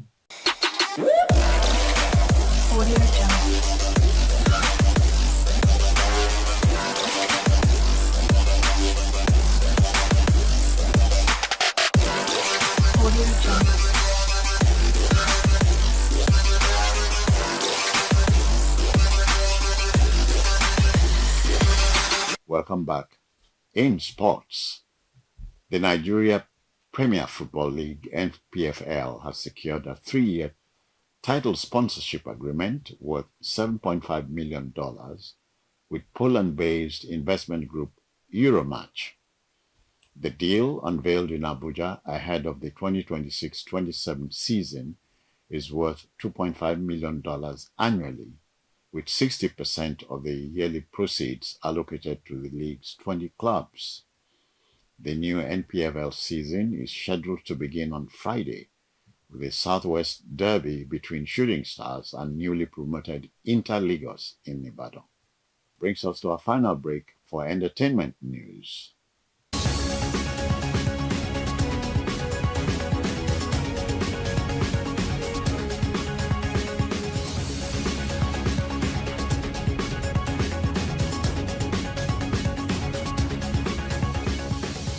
welcome back. In entertainment, the Yoruba national community in Italy has mourned veteran Nollywood actor Taiwo Hassan, popularly known as Ogogo, describing him as a strong ambassador of Yoruba culture. In a condolence message, the community said Hassan spent more than 4 decades projecting Yoruba values through his films and remained a bridge between Nigerians at home and those in the diaspora. Ogogo passed on August 23rd at the age of 66. That's it for now on Biscon TV News, compiled by Joseph Ohize and produced by David Asher. I am Jones Usen. Many thanks for watching.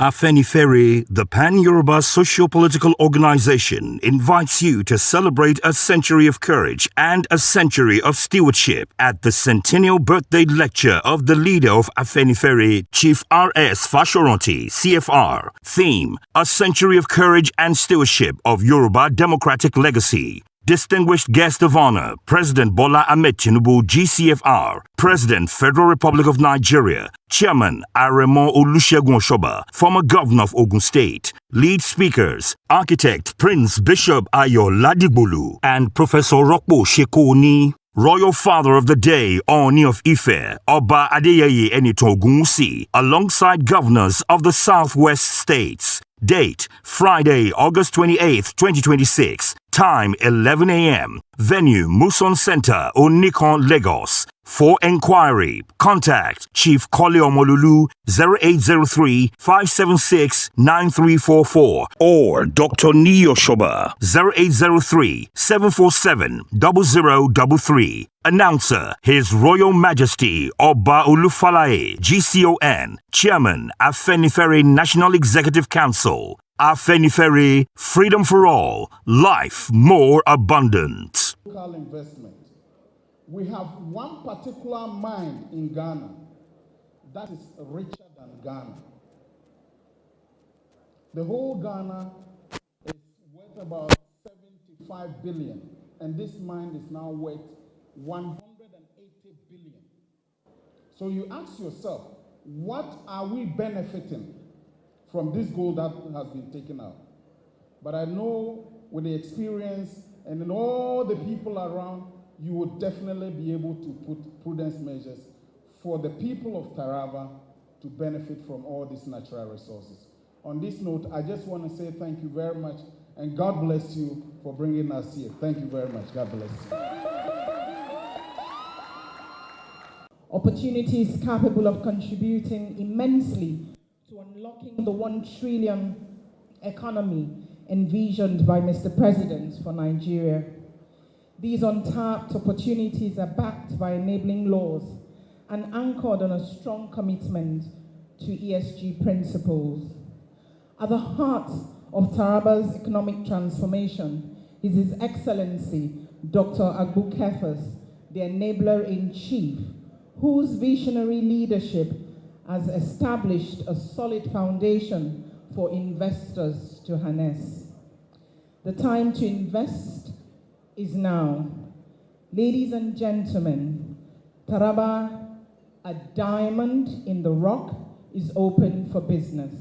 And so, after this event, towards the close, His Excellency, the Vice President of the Federal Republic of Nigeria, joined by others and the Governor, will walk through the booths behind us, and we will be showcasing the various opportunities that are inherent in Taraba.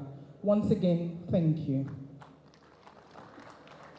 And where now? Okay, let me leave it to you then. Thank you very much. Uncle Bisi, don't go. Just stand by me, because the governor, born here in Taraba, groomed the South, particularly in Delta State, and is performing in Jalingo. little wonder because his background is speaking for him. Let's put our hands together for the governor. I'd like to stop here because of time and ask Uncle Bisi to tell us more about him. I have been observing his great job from a distance. Taraba's 10-year digital transformation 2023 to 2033 is aimed at integrating ICT into governance, healthcare, and agriculture to position the state as a model of development. The revitalization drive, which includes plans to turn the state into a 10 billion naira rich state by 2030, is going on. And I must say that the provision of power to underserved communities in Taraba State is going on as well. The strategic partnership with CCECC, which is a great one, is bringing a lot of people smiling in Taraba. So ladies and gentlemen, what do you now say to this man who has seen Taraba even into the future? Distinguished ladies and gentlemen, I'd like us to put a big hand of applause together for the governor, who is the man who is hosting us today, His Excellency Dr. Abu Kefas, Governor of Taraba State. The hands must lead him on to the podium, ladies and gentlemen. Thank you very much. Rulers that are here, religious leader, His Grace, and other pastors that are here, my two senior brothers that have made it, and they are trying to mentor us in business, Alhaji Aliko Dangote, gentlemen of the press, ladies and gentlemen, let me just stop here. I don't really have much to say because much has been said. All I will say is I'm very, very excited today that light has come to Taraba. Your Excellency, Mr. President, all I wanted was your endorsement to the world that Taraba is safe and ready. And today, our leader, the Vice President, is here to approve this investment to the whole world. What I will say now is that Taraba is peaceful, Taraba is safe, Taraba has huge human resources, Taraba has huge natural resources, and today I have created a good business enabling environment for all investors. Our gateway into the state capital is the Sunte Airport, where you just came in from. The environment is ready for ease of doing business, and your business is guaranteed. My business today is how I can pull all of you back here to invest in Taraba, just as the owner of Ife has said. So once again, thank you very much, and God bless you all. Airport protocol to make sure you had a handshake with all your people. Welcome to Taraba. Welcome to nature's gift to the nation. Your Excellency, our father, the Wazir in Adamawa and Wazir in Taraba, the former Vice President of the Federal Republic of Nigeria. Welcome home, sir. Welcome to your home. Welcome to your home. Welcome to the Mambila Plateau, where you are a natural citizen of Taraba State. Your Excellency, the representative of the Vice President, the President of Ghana, welcome to the home of your friend, His Excellency, our amiable governor, the star boy, Dr. Abu Kefas, the governor of Taraba State. Your Excellency, the governor of Niger State, Minister for Regional Development, welcome home, sir, and thank you for coming. Your Excellency, I'm told the Commander-in-Chief of the Federal Republic of Victoria Olumelu should be the Commander-in-Chief of the banking sector of Nigeria. You are welcome home, sir.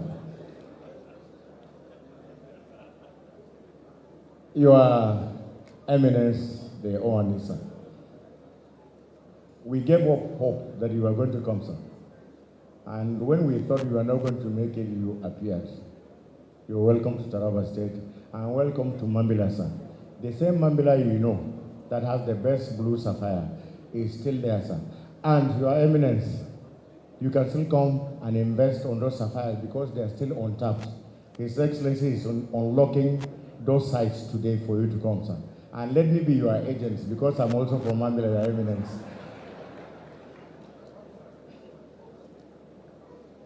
Your Majesty, the Akuka, leading all our traditional rulers in Taraba State. Thank you, sir, for hosting all our traditional rulers. Your Eminence, the Archbishop, sir. Thank you for coming, and thank you for leading all the other bishops that are here to come and grace the occasion at home. And welcome home, sir. You may also wish to know that while you were away, Kona now has a second-class chief, sir. So welcome home. Our National Assembly members that are here, you are welcome home on behalf of His Excellency and the Governor of Taraba State. Our elder brother, Chief Musa Danjuma, welcome home, sir. And by today's event, I am sure that you are going to bring all the investors back to the state to invest in all spheres that we have. Let me especially, on behalf of His Excellency and the good people of the state, welcome all our diplomats. Thank you very much for your patience at the airport. When we were told that we needed to accreditate diplomats, it was a problem because we don't accredit diplomats. Anywhere you go to the airports, they have a free passage. So it was a very difficult task. But thank you for your understanding, and thank you. I was surprised when diplomat had to queue up to join our buses. Thank you very much for your understanding. You are welcome to Taraba. Taraba is open for investment. Let me, Your Excellency, on your behalf, welcome our Kenyan friends, the Kipchimchim Group, the biggest farmers, producers, and exporters of tea in Kenya, who are here, and other investors that have come here to look at what we have in Taraba State. On behalf of His Excellency, let me now welcome and say thank you to all our invited guests that have come and have listened patiently to this occasion. Once again, thank you for coming to Taraba State, and we wish you safe journey back to your various destinations. God bless you all. Thank you very much. Your Excellencies, all protocols duly observed, respected, protected, maintained, and promoted. My business this evening, sir, is simple and simplified. To invite a personality that is maximally educated, intellectually sophisticated, great and courageous, husband of Nana, chairman of the National Economic Council, chairman of the Presidential Privatization Council, and vice president for the Republic of Nigeria for his address, sir. Kindly sit down.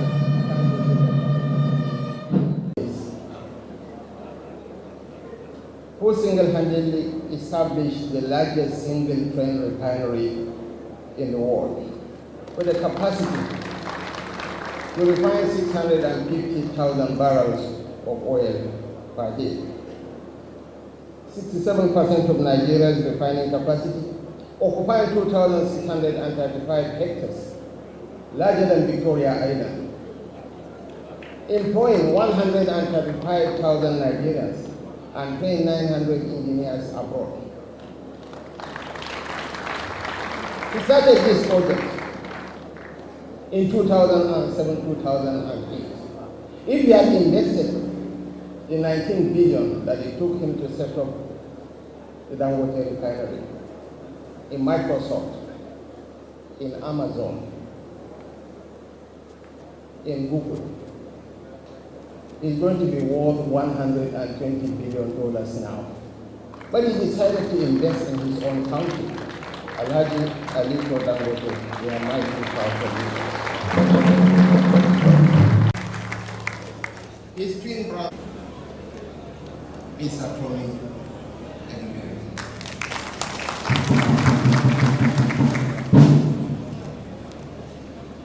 have become the stabilizing factors in Nigerian political firmament. Wherever you go, I was in Imo last week. The Sultan was there building bridges of fraternity and Sokoto. He is the Sultan of Nigeria based in Sokoto. You are evidence, you are very good. Diaspora. Because when Alhaji Kabiru referred to Borno and Abuja not up to Taraba, I dare to say that the Wapan, the Pangon, the Chamba, the Ichen, the Tebron, the Bandawa, the Ndula, the Wano, and many other groups that form the Kwararaka Federation are tracing their ancestry. So by extension, Taraba is a vassal of Borno, so I equally have greater connection to Taraba State. That was why I had the audacity to ask the governor to give me land to farm in Taraba State.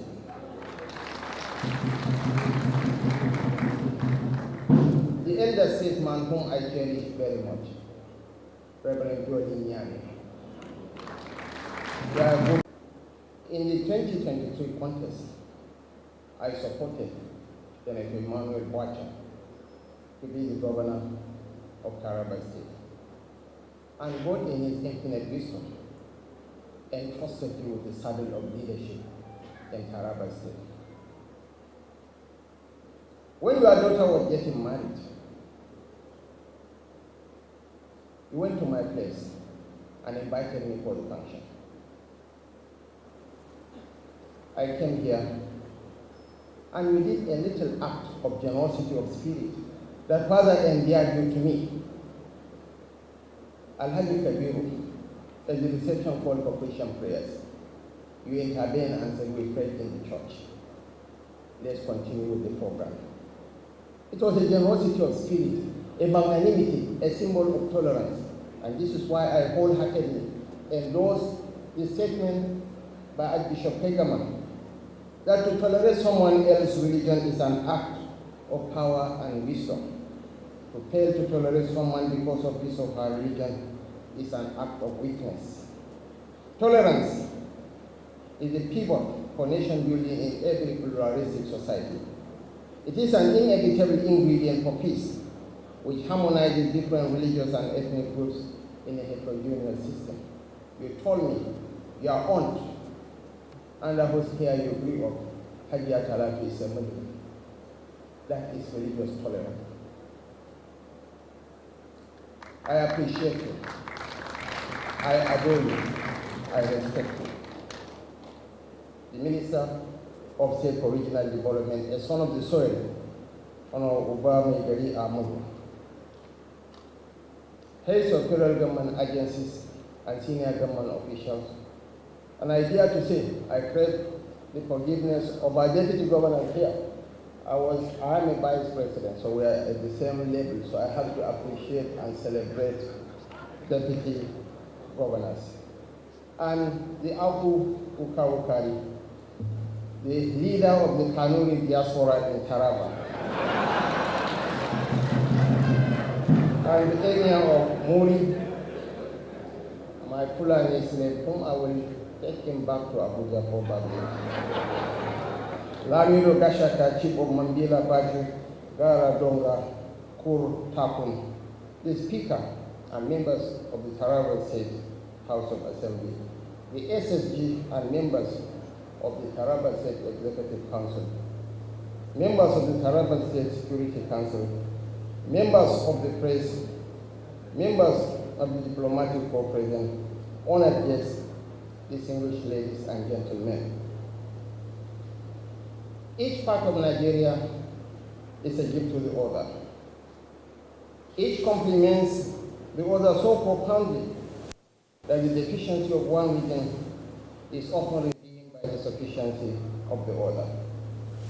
Our ultimate awakening as a nation begins with this realization that no part of this country can thrive in isolation. What Taraba offers the nation is more than its breathtaking mountains or fertile valleys. It is a strategic contribution to our shared prosperity. That is why we are here. That is why this summit matters. The world is experiencing a new wave of industrial revolution. This moment calls on us to increase the scale of our productivity to reflect the magnitude of our population. It demands that our farmers transition from the use of hoes and cutlasses to tractors and harvesters. It demands that our energy suppliers move beyond powering household to energizing large-scale industries. Our mining sector must also evolve to meet global demands and standards. This is how we compete with the rest of the world. This is how we stay relevant. The reforms we have undertaken as a government are not arbitrary. They are deliberate steps to build an economy where enterprise thrives, while the confidence of investors is not a gamble but a guarantee. We are determined to ensure that investment does not remain a tale of Lagos and Abuja alone.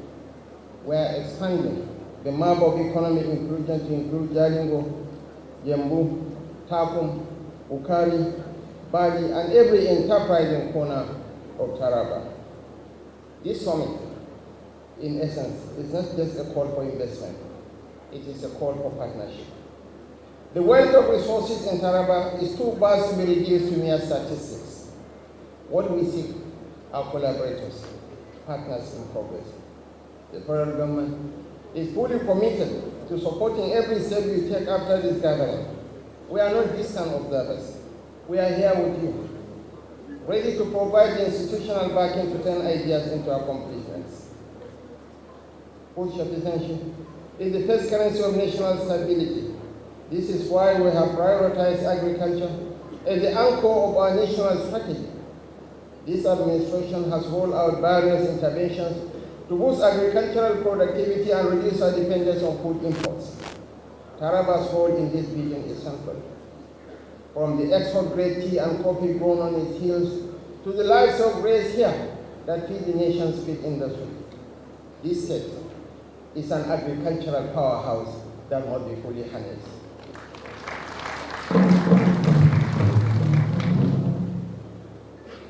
One of Taraba's most generous gifts to this nation is in an area where we remain in deficit, the energy sector. The Kashimbila Dam, Nigeria's largest hydroelectric dam, is not merely a monument of engineering. It is a symbol of what is possible when we dream and deliver. It tells us that Nigeria's industrial future is not in the pages of a document. It is here. It is now. It is achievable if we make the right policy choices and align them with the direction the world is headed. Taraba also stands as a mineral treasure trove in a world transitioning to clean energy. The global shift towards electric vehicles and clean technologies demands lithium, cobalt, and nickel. These are minerals embedded in this soil. But we cannot participate in this global race to the future if we don't open our doors wide and welcome investors to work with us, invest in us, and grow with us. We are not naive. We know that our growing population is a cry for an industrial solution. We cannot live on raw produce and unprocessed minerals.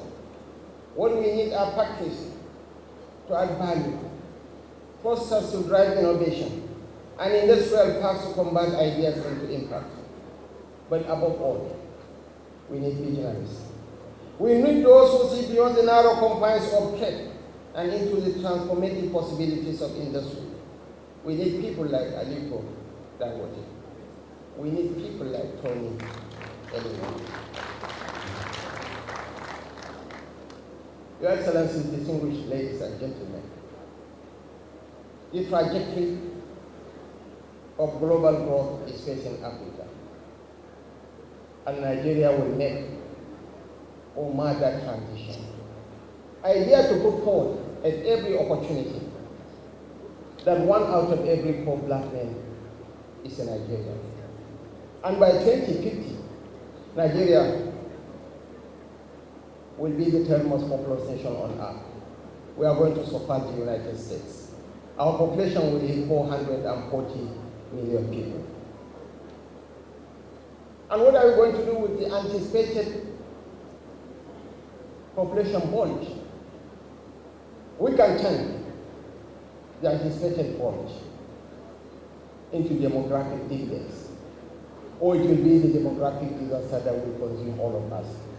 I believe we have the men, the resources, and the capabilities to transform our young population into engines of growth. The whole of Europe is aging. Even the Asian tigers, they are aging.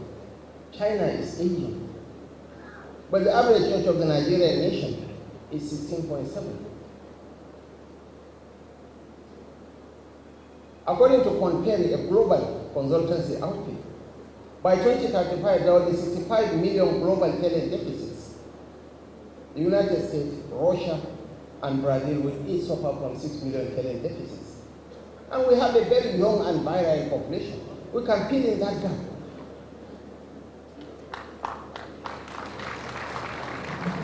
The highest we have ever earned from the process of oil was $35 billion in 2011 under former President Goodluck Ebele Jonathan.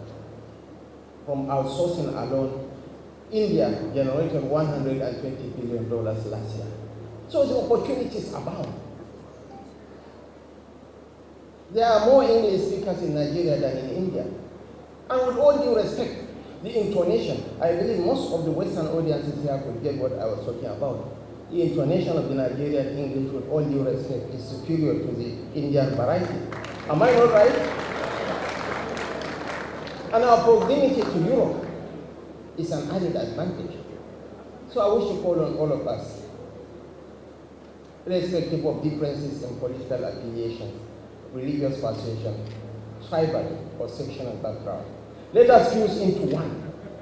Because poverty knows no ethnicity, no religion, or no tribe. Let us unite as a people. I am a Muslim. I am a Kanuri man. But some of my greatest benefactors in life do not share my faith. Neither do they speak my language. One of them is seated here. The other is Jim Obia in Lagos. Here is Aliko Dangote. It's only Aliko that I can claim proximity because his children are half Kanuri.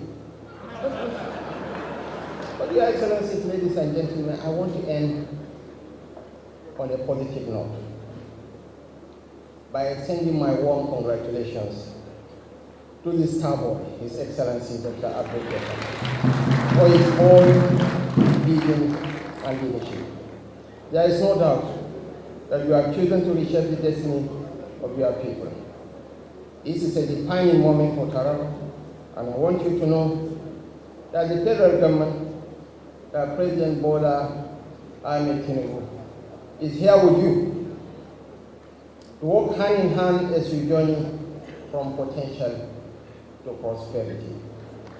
It is therefore with great optimism and a deep sense of national purpose that I, on behalf of President Bola Ahmed Tinubu, GCFR, declare the Taraba International Investment Summit 2025 officially open.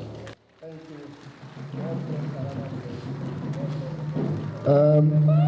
Your hands together for Mr. President, represented by the Vice President. But the Vice President would remain here for picture opportunities. Honorable Ndude Elumelu is leading everyone here, the Vice President, the star boy himself, the farmer governor, the Sultan, the representative of the governors. Please, I'd like also that the President of Ghana's representative is also here, Mr. Tony Elumelu Dangote. We might have to do this in batches.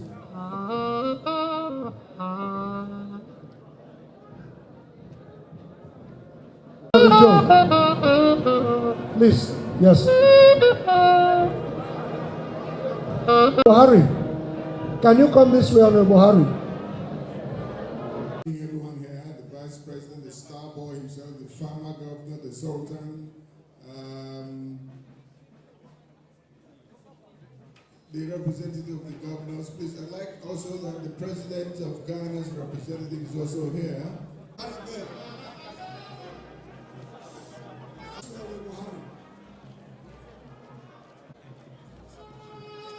Can this thing be done in batches, maybe just 2 batches? We want to see everybody wants their faces to appear.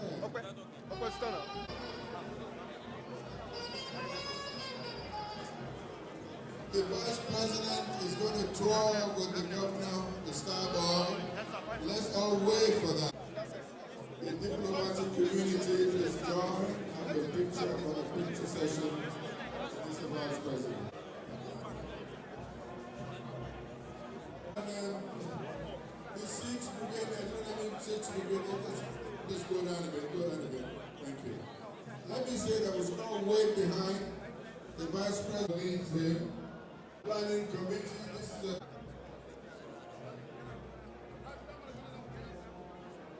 okay. The vice president is going now. Let the government lead him. There's an exhibition there, but all just hold on. We have not ended yet until we finish and have the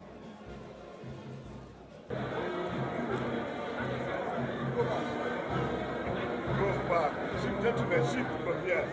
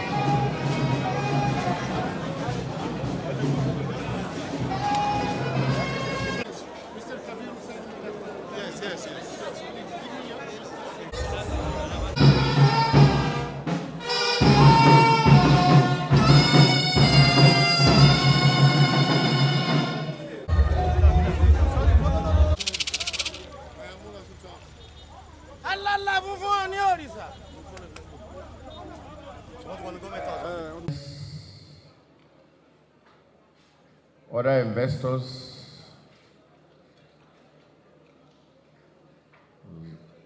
Zenith Bank Nigeria PLC, United Bank of Nigeria PLC, Access Bank Nigeria PLC, who are by no means helping the state to open up the frontier in the development of the state. His Excellency, the Chairman of the Taravest 2025 Planning Committee, Right Honorable Ndudi Elomelu, and all members of the main and local planning committee, honorable commissioners and members of the State Executive Council, my friend and brother, the Chief of Staff, Government House Administration, our friends from APCO that have helped and are continuing to help Taraba in bringing in investors to invest, heads of security agencies in Taraba State.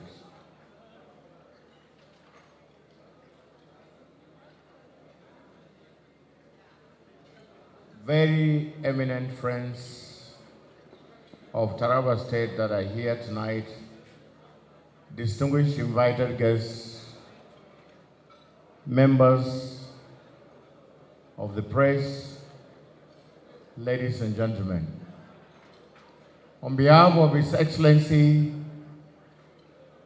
the government, and the over 4.3 million Tarabans, it is my singular honor and privilege, on behalf of His Excellency, to welcome all of you to this gala night. This gala night is specially put in place at the instance of His Excellency to appreciate all of you for coming to honor this very special event, Taravest 2025, an occasion that is meant to open up the development of Taraba State with its vast natural resources. The state that is endowed with gold in the Suntai Valley, coffee, cocoa, tea, grape, in 7 local governments of the state. And let me say that the endowment to grow both coffee, cocoa, and tea on the Mambila upland and the lowland covers the area of about 7 local governments of the state. We have, of course, the blue sapphire on the Mambila Plateau. We have the rich bauxite deposit, uranium deposit on the hills of Zing and Yoro local government of the state. And of course, the vast Benue Valley traversing the state, and the longest, of course, in any particular state that is been confirmed to have oil deposits. These mineral resources are all meant to harness the potential of the state to the benefit of its people. Your Excellency, let me say this on your behalf and on behalf of Tarabans, well-meaning Tarabans, that the event today, apart from its political, economic significance, broke the yoke, and let me say spiritual yoke, that people had said it's impossible to achieve in the state. I know as the chief scribe of the state, people have accused His Excellency openly that His Excellency does not stay in the state. But of course, His Excellency's response every day is, you cannot stay in the state and bring investors to harness the potentials you have. And of course, the unveiling of Tariff Fest 2025 today was a testament to the relentless effort of His Excellency traversing the country, traversing the continent, and going around the world to convince our investors that indeed Taraba State has the potential to service not just the state's needs economically, but indeed the nation. And so, tonight we are gathered to show appreciation to all of you that have come to see, to confirm, and to testify to the endowment of the abundant natural resources that the state is saddled with. Your Excellencies, the diplomatic corps that are here, on behalf of His Excellency and the government of this state, apart from coming to witness this occasion, you are further invited at any time to come in and visit any part of the state to bring in investors from your respective countries to develop. Within the past 2 years, His Excellency has ensured that he has carefully put in place structures to protect what we have. Immediately His Excellency came in, the first thing he did was to stop the indiscriminate mining activities in the state by signing the Executive Order 5 that ensured that nobody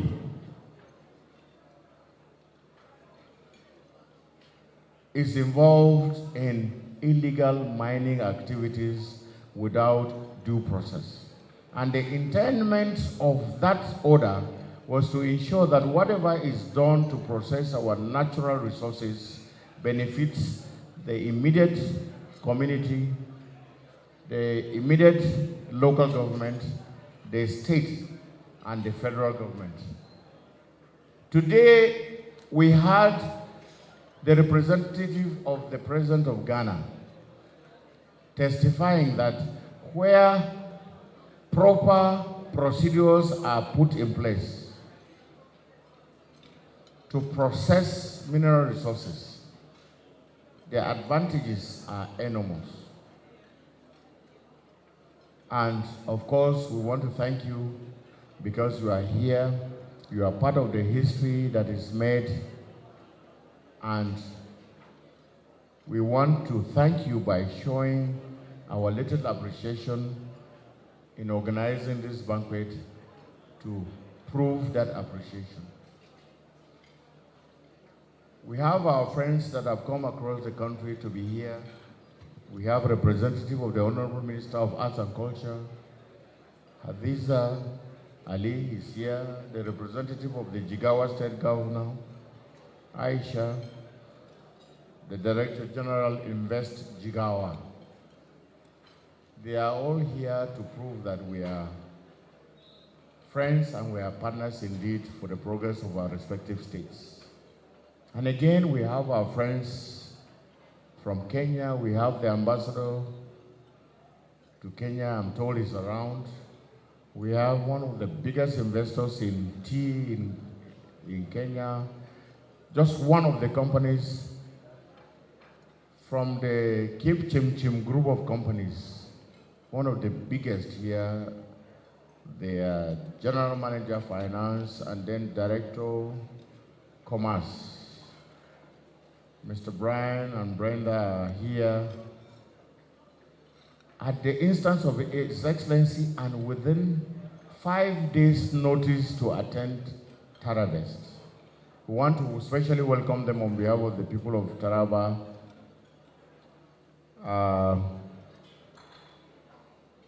Who are here not just to attend the Tarabest, but to visit the Mambilas and look at our tea farm and advise the government on how we can partner to expand that farm.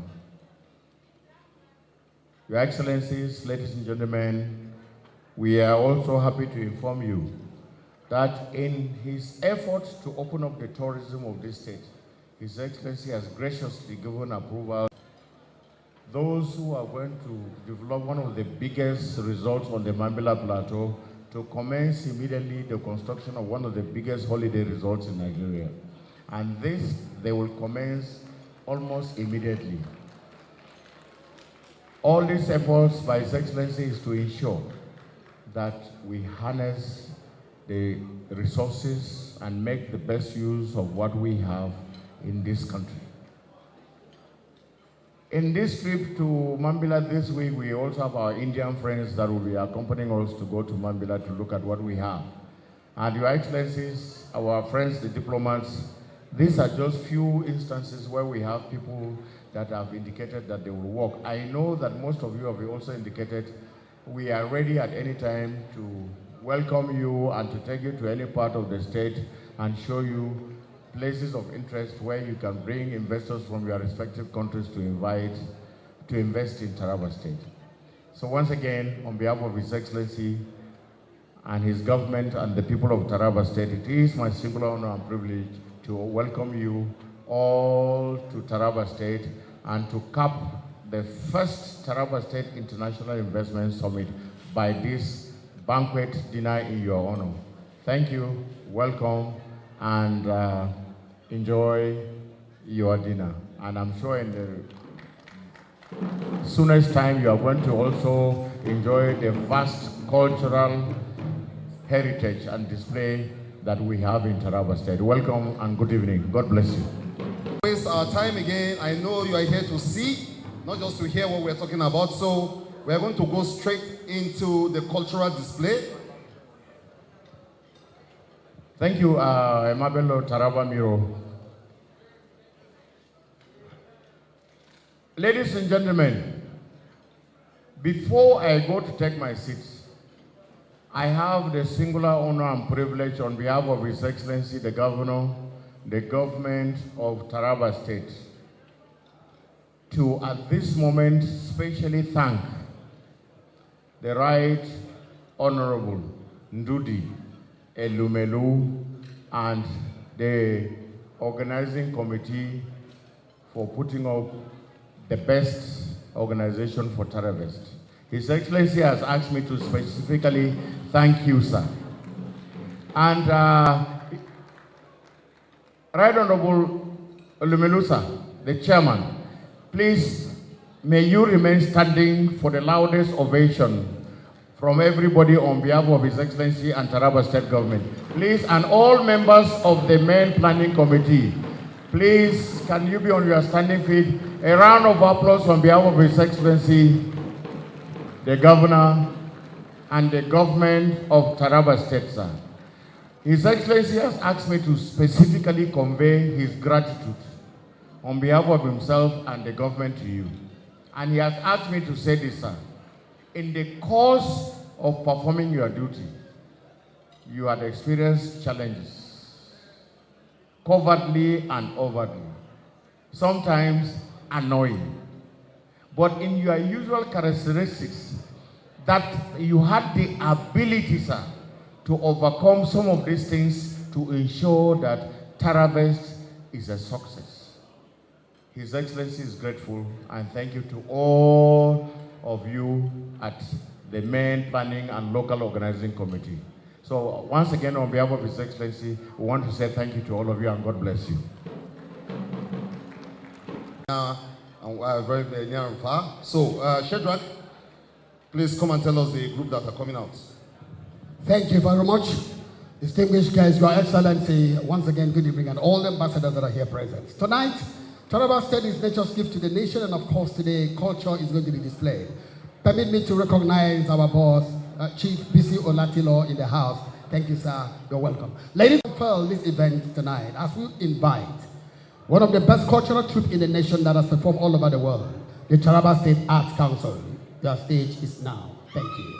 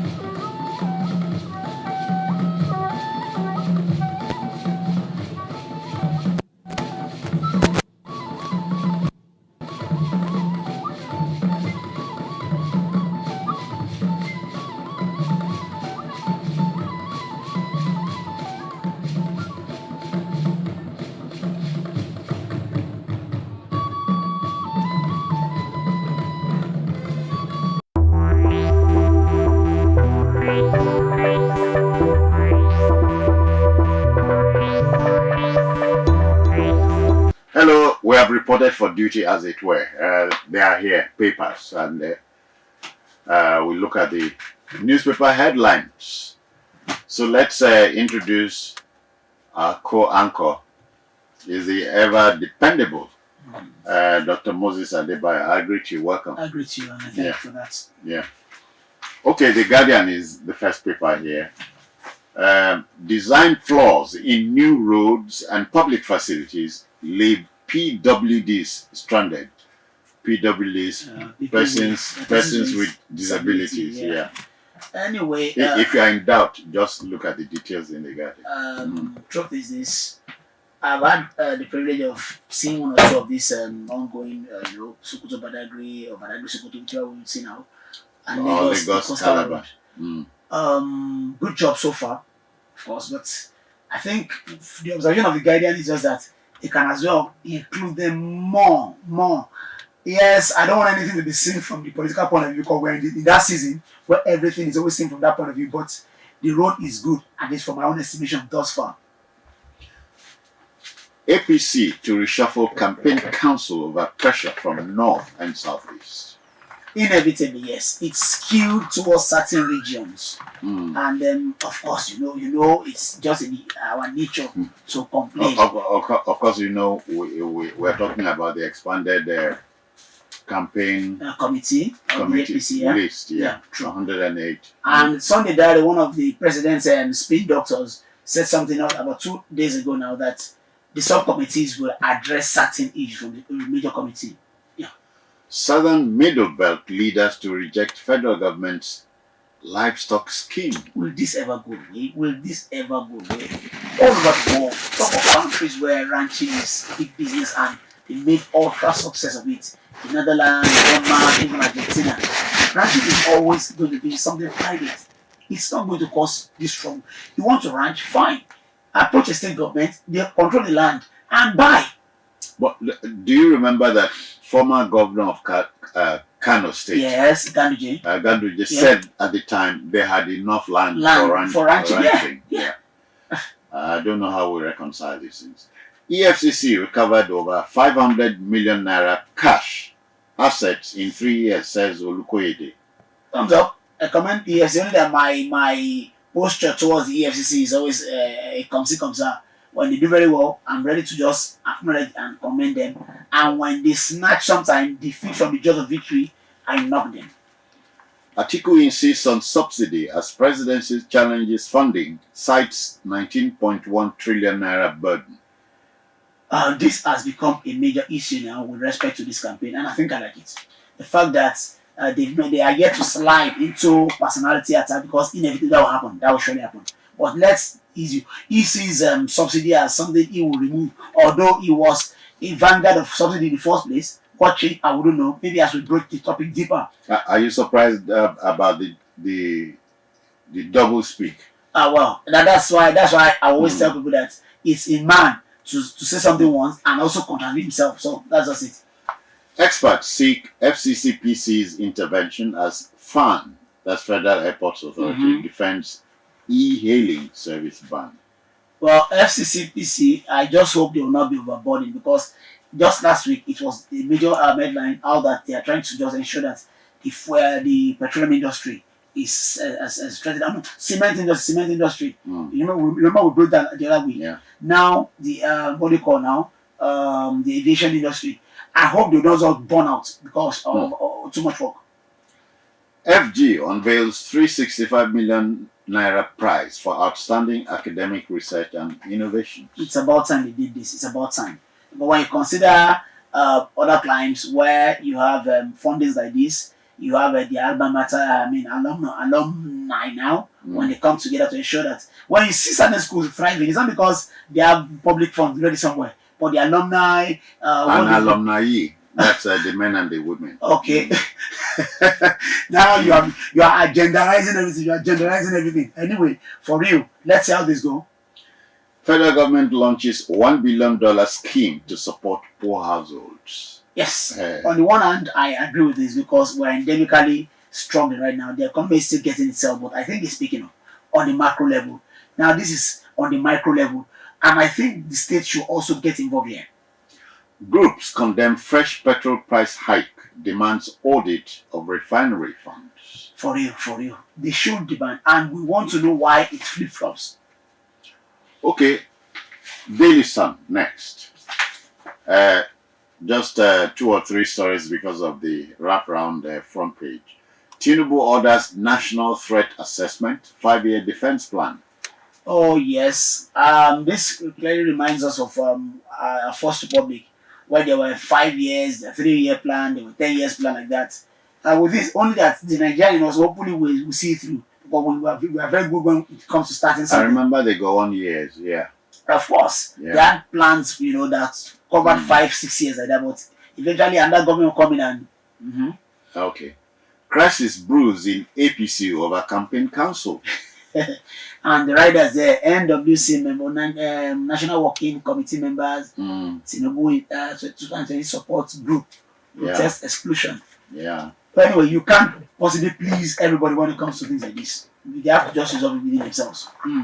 AGC demands arrest of Kuje Council chair over eviction threat. Look, anyway, to call you an expert in this field is an understatement. You are just legendary. Sometimes I find it ludicrous when certain reports, you consider the who, the where, the what, as in all this before you run with the story. This man was addressing just his own people. He wasn't threatening anybody. He was just telling within, maybe he felt there were some, some Judases in their midst. That's what he was saying. Because I've seen the video and I've had so many. He was addressing those potential, traitors. Not telling anybody. Moses, but care must be taken. I totally support language is in this season. Yes, I know.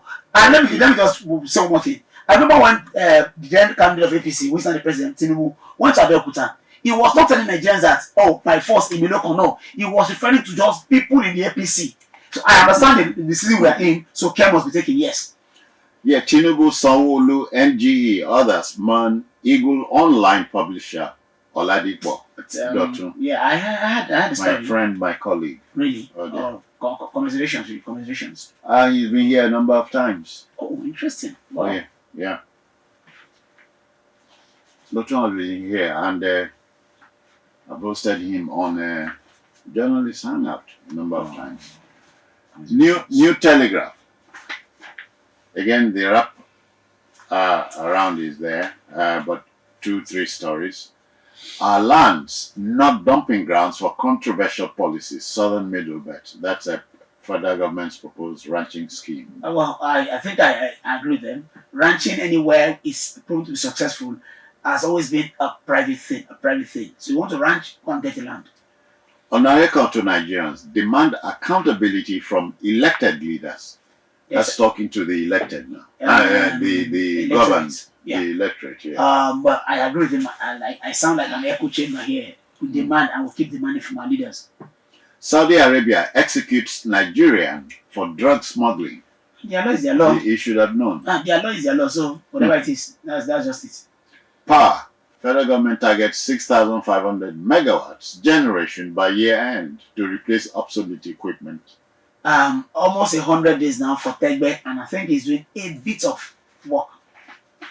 The new energy minister, yeah. The Nation newspaper. The lead story. Federal government unveils 5-year strategic security operations plan. As we said earlier, two tabloids ago, it's one thing for this to be on paper, but the execution must be meticulously followed. I said again. Yeah, Tinubu, Akpabio, governors, NGE, NUJ, GOCOP, others, Mon Dotun Oladikwo. Dotun must really have must be of significance in the broadcast industry. Yeah. Trump revokes 200,000 U.S. immigrants' visas. In life we have our legacies. Maybe Trump wants to be remembered as that president that sent everybody out of America. Well, any country, he's trying to tell you, any country has the right to determine who comes in, very who goes true, out. Very true. $1 billion Hope SP scheme to lift poor Nigerians, says First Lady. Well, let's hope that will be. Yeah. Civil servants to get 100 electric vehicles. Civil servants, that I'm wary. Anything that has to do with civil servants, I'm always very wary. I hope they will not convert the 100 to something else. Foreign reserves exceed year-end target at $53 billion. Thumbs up. This is just one of the indicators of growth, though or at the macroeconomic level. Let it trickle down to the micro level. Presidency to Atiku, give clarity to your subsidy return plan. I will stay as neutral as I can in this election season, so that I will not be partisan in my analysis. That's the presidency making a rebuttal. Atiku has insisted that he's going back the subsidy way. And the rider here, fuel subsidy is fraud by Ipman. This season is ever interesting. So let's watch it with our popcorn and our drink beside us. President urges NLNG on cheaper cooking gas. Well, I think this can be resolved if the NLNG, which is a reputable company, put their acts together. Simple. Yeah. Kwara APC dismisses Senator Mustafa's defection as non-issue. Well, if to them is a paperweight, good luck to them. The Punch next.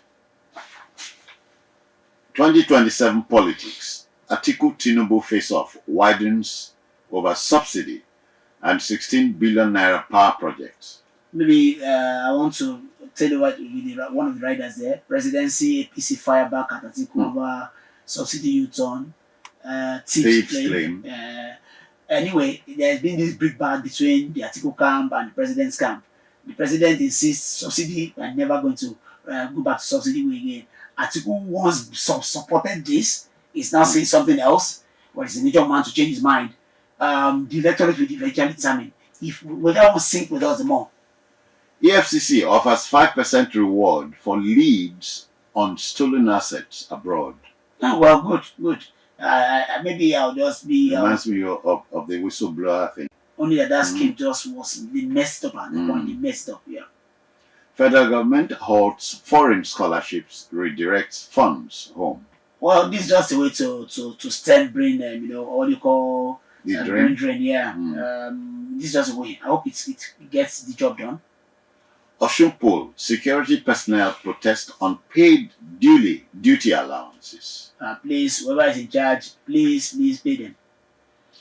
2027 polls, INEC unveils governorship assembly candidates lists. Saturday. Well, Saturday is just 48 hours from now.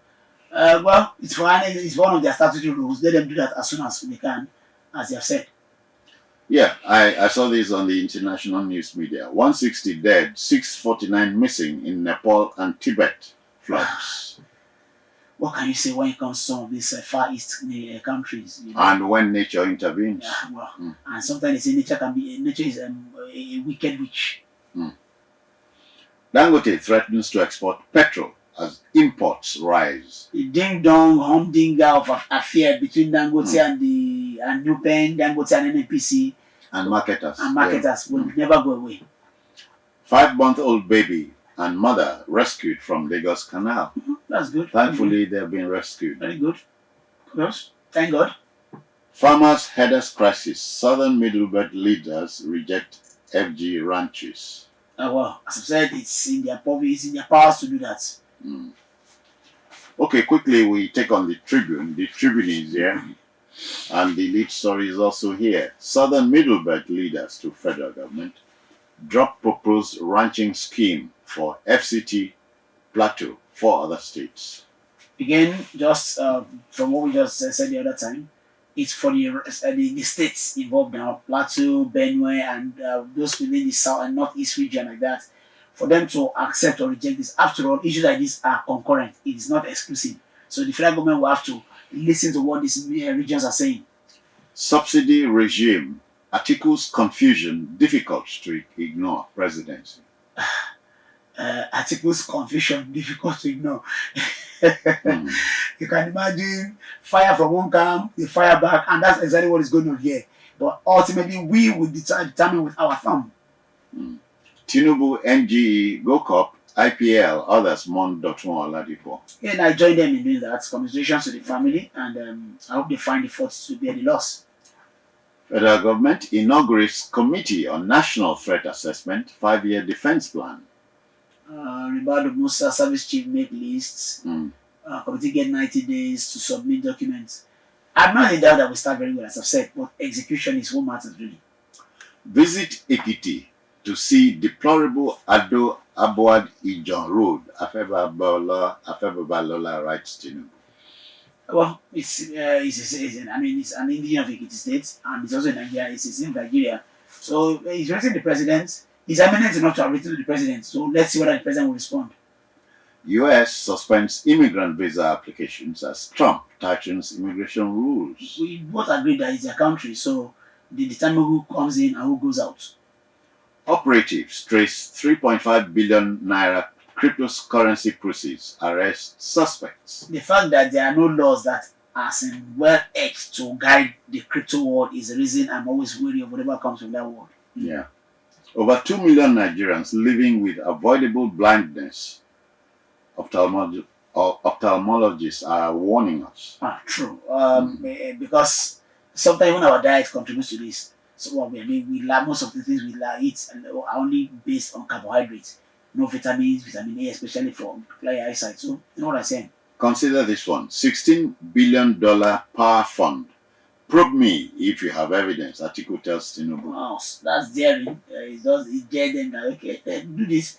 And you know why the presidency will not do this right now?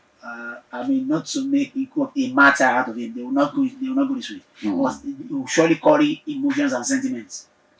Yeah, the picture story front page Tribune shows Mr. President in company of the NLNG bigwigs. See it for yourself. The Vanguard next. And the story is here. NFF president, other board members resign. They were actually forced to resign. They were actually forced. With the and FCC, considering the NFF elections scheduled for September 27th. Yeah. So they were forced to resign. At least the chance is there to begin anew. Well, hopefully they do so. Clean Because slate. the past 5 years have been nothing for Nigerian football. Yeah. Terrible. Civil service must own its reforms, digital tools. Well. Watson Jack, the outgone head of service. Yeah, true. Well, sometimes in hindsight we see better. Say hindsight is 2020. She was there. I don't know why she just said this right now. Whatever it is. The Three Musketeers and the Lone Ranger, Two Great African Families by Ben Murray Bruce. That must be maybe some story or maybe some... The details are in the Vanguard today, yeah. Fuel subsidy, Article's third U-turn exposes political posturing. Now, you underline that word, the third U-turn. Third, that means it's done it before, change his mind, done it again, change his mind like that. Well, it's up to Article to stay somewhere. Let's see what it really stands for, really. Federal government gives conditions to concessionaire on Benin Asaba Highway. This where the Bureau for Public Enterprise will come in. The news for a while. Yeah, BPE should handle this with due process. Well taken. U.S. halts all immigrant visa applications amid tightening restrictions. But as we said, it's their country, but they should remember that they don't live in isolation, so they should think of that as well. Despite falling crude price, petrol hits 1,212 naira per liter. Go and ask your marketers. Go and ask Nigerians. This is not always a government thing. When Nigerians are our own problems, I look at you now. I'm telling you, I know one of the problems causing this. Really. NFCIA flays FG over Niger terror attacks. Maybe the reader wants to read more of that. Yeah. In the Vanguard today. Iran's Hormuz blockade will worsen food crisis in Nigeria and others. U.S. warns. I think the U.S. is not the reason why this is happening. You can as well cause trouble, but other countries will now bear the wahala. They should just tidy this up and let the world move on, please. $16 billion power sector expenditure. Produce evidence against me. Atiku tasks Tinubu. Politics 2027. You are welcome and you are welcome again. Yeah, the picture story front page Vanguard shows Mr. President in company of NLNG bigwigs, management, if you like. Daily Trust. Subsidy. Presidency's 19 trillion naira claim triggers debate. Definitely, but almost a week now ago, the current minister for the economy, Taiwo Yinile, explained virtually what they've been doing, how they've gone about this. Yeah. So someone wants to still listen again to him. Nasarawa government probes hospital staff over missing donated equipment. Here we go again. Here we go again. Sometimes we are our own worst enemies. It's as simple as that. Somebody must be behind all this. 2027. FCT Council Chair backtracks on threat. ADC demands arrest. Again, we should be careful what we say right in this season. Incendiary words, flammable words, we don't need. And let me just put it that way. 605 naira per liter is a starting sustainable price of petrol. Benga Hashim. Benga Hashim is the Accord presidential candidate. But I hope our man knows that these prices are fixed by market forces. I was going there. Maybe he's forgotten that we're a member of OPEC, also a cartel in that sense. Families of children killed by diphtheria recount ordeal. It's raging in Kano right now. Raging in Kano. Okay, yeah. Raging.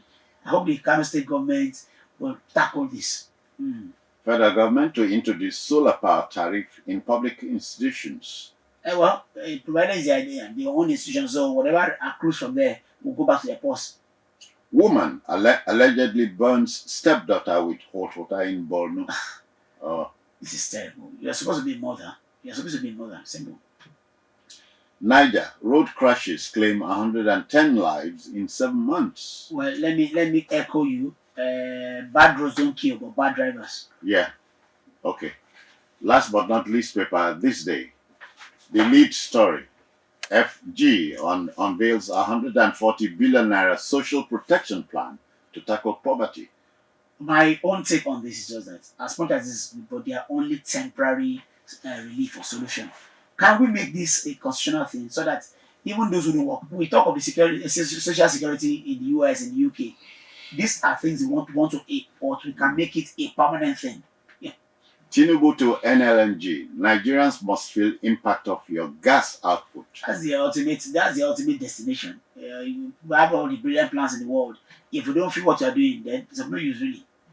Zenith Bank's 10th International Trade Seminar charts path to unlocking non-oil export value. Yes, this will enhance all we've been mouthing over the years, diversification and co. I hope Zenith Bank will take the lead and others will follow later. Ulukoide, over $500 million cash assets forfeited to federal government in 3 years. Interesting. Only that whoever, anyway, those that have forfeited this may have done what you call plea bargaining. We don't want to know. Let's just give this back. Yeah. Okay, we are done. Be like us. Get your own papers. Go through the headlines and be ahead. We thank Moses Adebayo for his intervention. My pleasure. Thank you very much. We're done until the next time.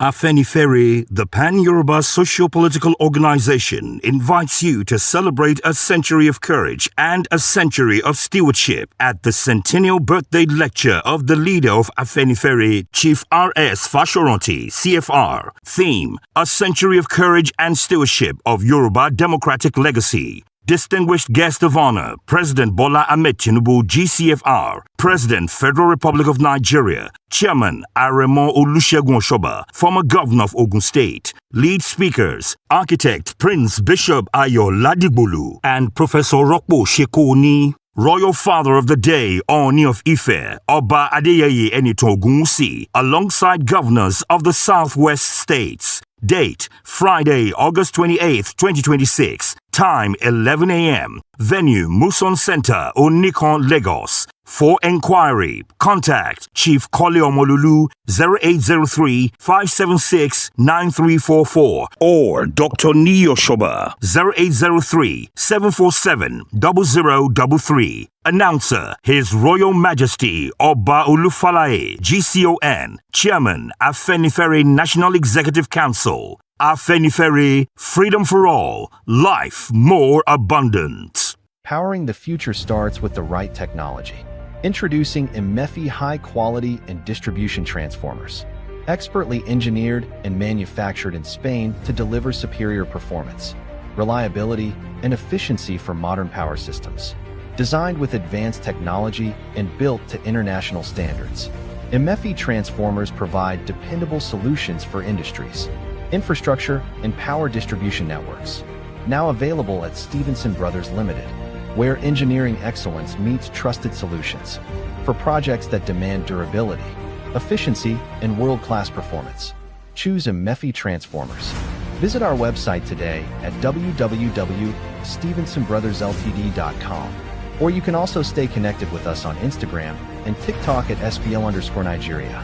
Stevenson Brothers Limited, delivering power, innovation, and reliability.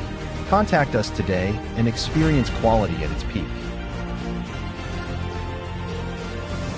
What would happen to your business if everything burned tonight? Your contracts, your financial records, your legal documents, your company's history, gone in minutes. Many businesses assume that ordinary metal file cabinets are fireproof. But the truth is, most standard metal cabinets provide little or no fire protection at all. That's where Fire King makes the difference. Manufactured and engineered in the United States, Fire King cabinets are designed to deliver real, proven fire protection.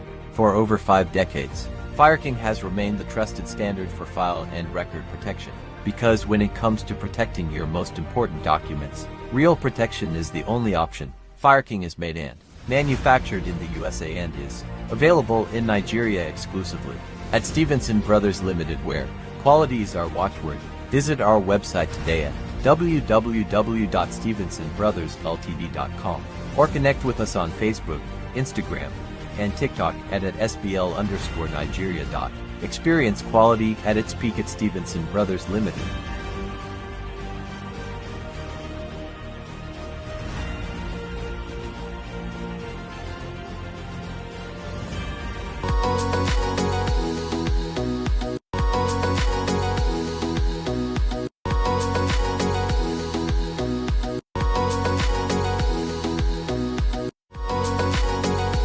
Welcome to the world of precision and elegance. Stevenson Brothers Limited proudly presents Casio and Jacques Lehmann's timepieces, meticulously crafted in Japan. Experience the intricate details and diverse designs that define true craftsmanship. Discover the robust durability of our Casio quartz watches, featuring a striking blue face and convenient date display. Or perhaps the sophisticated silver Casio wristwatch with its bold black dial and functional subdials, built for precision and style. Then, immerse yourself in the luxury of Jacques Lehmann's. From the rose gold Eco Power Watch with its deep blue dial, to the unique gold and black Eco Power wristwatch with its distinctive wood patterned face. Explore the innovative Eco Power Solar Wood wristwatch, blending natural elements with modern design. Each Jacques Lehmann's watch is a statement of elegance, presented in exquisite packaging. Behold the variety and refined style, including our silver-toned chronograph with a captivating red dial and a sleek leather strap. These are more than just watches, they are a testament to quality. Stevenson Brothers Limited, we represent quality. Find us on TikTok and Instagram at SBL_Nigeria and visit our website at www.stevensonbrothersltd.com. Invest in timeless elegance today.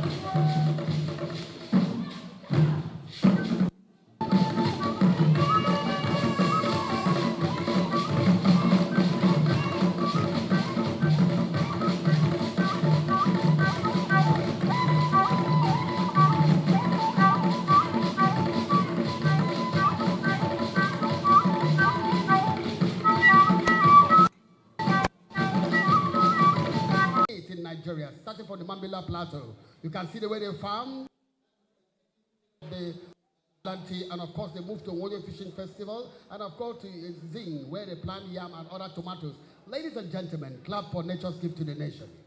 Thank you very much. At this point, let's welcome the best male dance group in Nigeria and of course Africa, the Goge Dance. Goge Dance, your time starts now.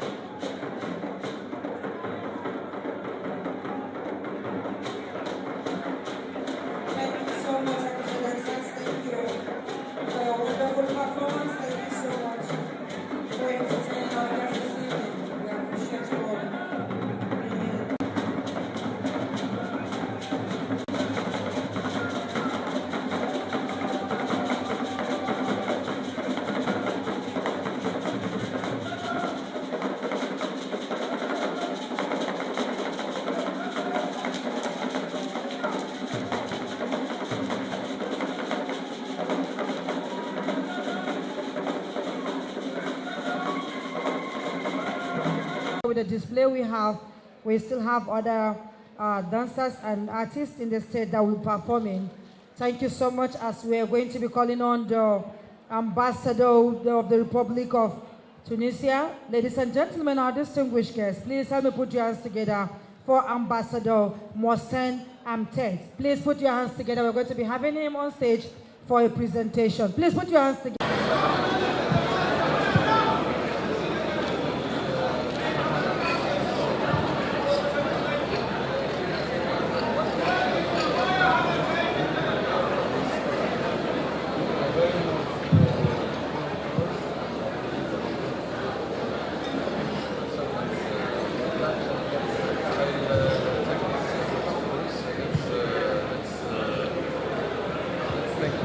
So thank you very much for everybody present here.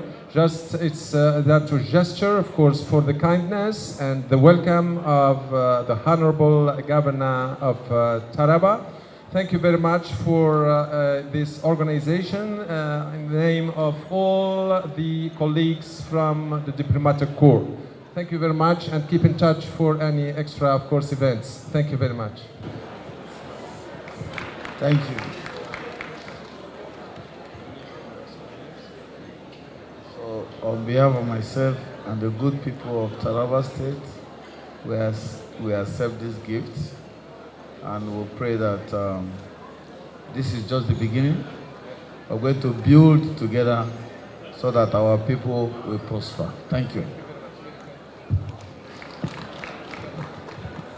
Next, Your Excellency, sir.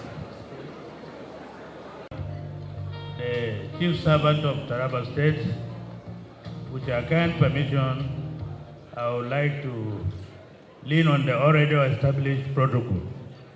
Your Excellency, you may recall that you set up a team of 11 Caribbeans under my leadership to go to Kenya and see for ourselves and come and advise the government on how to come and improve on the production of tea from farm to cup. We went and visited some companies, saw what they are doing there, and realizing that the delegation was raised by you, they said they have their own tea that we should present during this ceremony. So this is Kipchin. Is it Kipchin Jin? Okay. Well, I think I'll.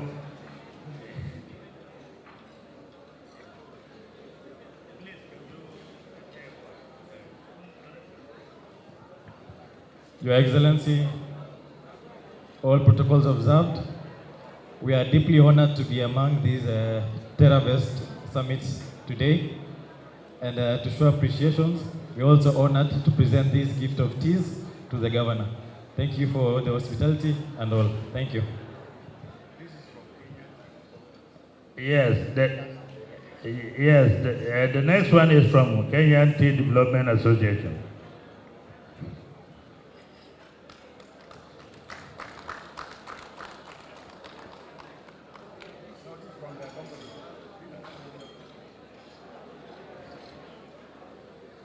Yes, the last one is right from their own company. It's a family business.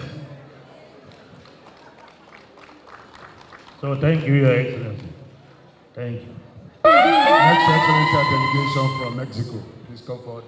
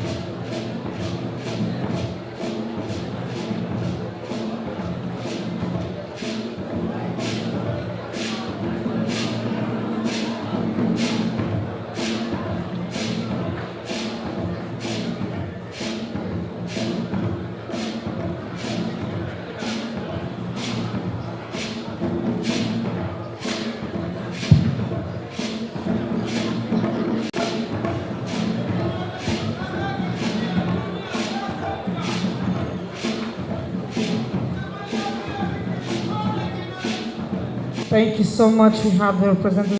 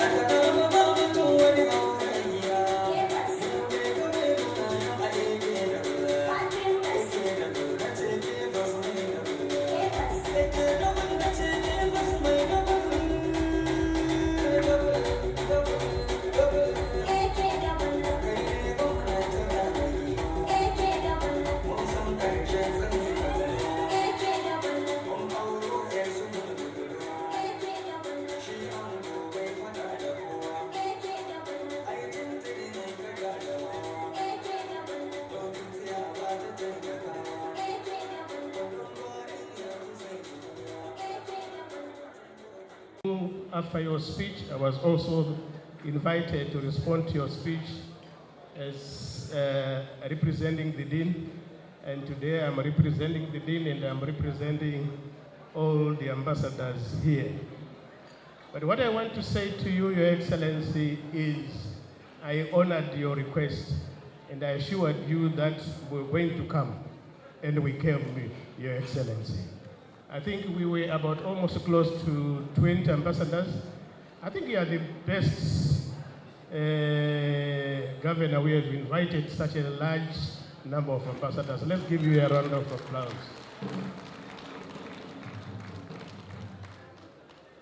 I also want to thank Chief Ibam, Ambassador Ibam. You did well. You helped us in organizing this event. We salute you and we thank you. And also your boss, my brother Elumelu, the chairman of the committee. You did well.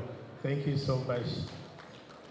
Your Excellency, I would also want to thank you for the hospitality and the courtesies that you have extended to the ambassadors. We are all fed. You can see we are well dressed. We are now Tarabans. And our coming here, Your Excellency, is not the end. This is the beginning. We are going to come again. Ambassadors will be coming on individual, as individuals. They will also be inviting your team to Abuja. And it will not end there, Your Excellency. You will end up actually being invited to various countries where these ambassadors come from to concretize the deals that they will have agreed on. So we are with you and we will continue working with you. Aluta continua, I thank you. And God bless Taraba, God bless you all, I thank you. Sorry, Your Excellencies, our ambassadors, diplomats who are here. I see that some of you really want to move your body, you want to dance to the rhythm of our song. So please, the floor is open. The next singer is coming. If you want to join the dance.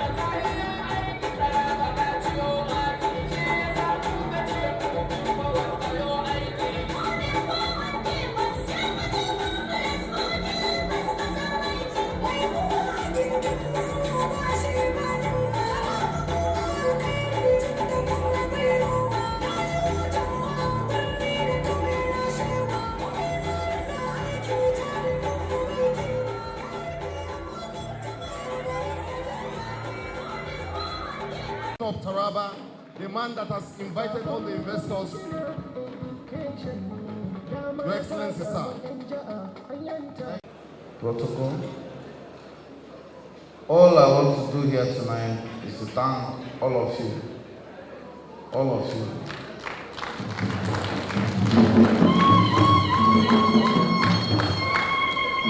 It has been a great journey, but I think I'll reserve my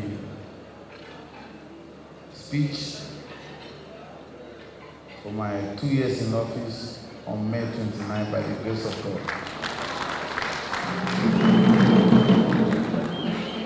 I see this as an opportunity to serve.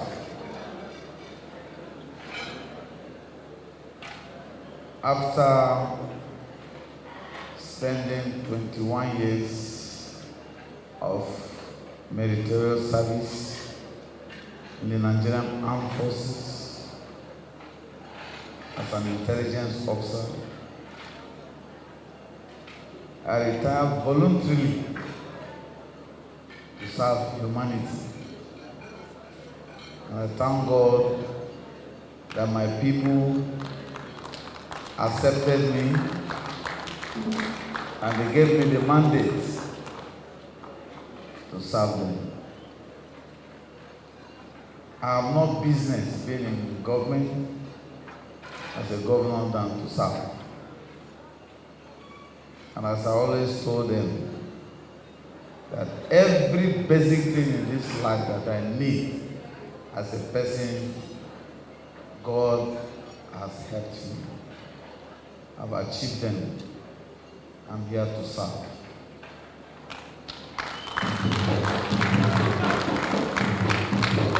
The journey has not been easy, but we're here today by the grace of God. And I thank God that the ambassadors, the diplomats that are here have attested that I'm the best governor that have reached out to them.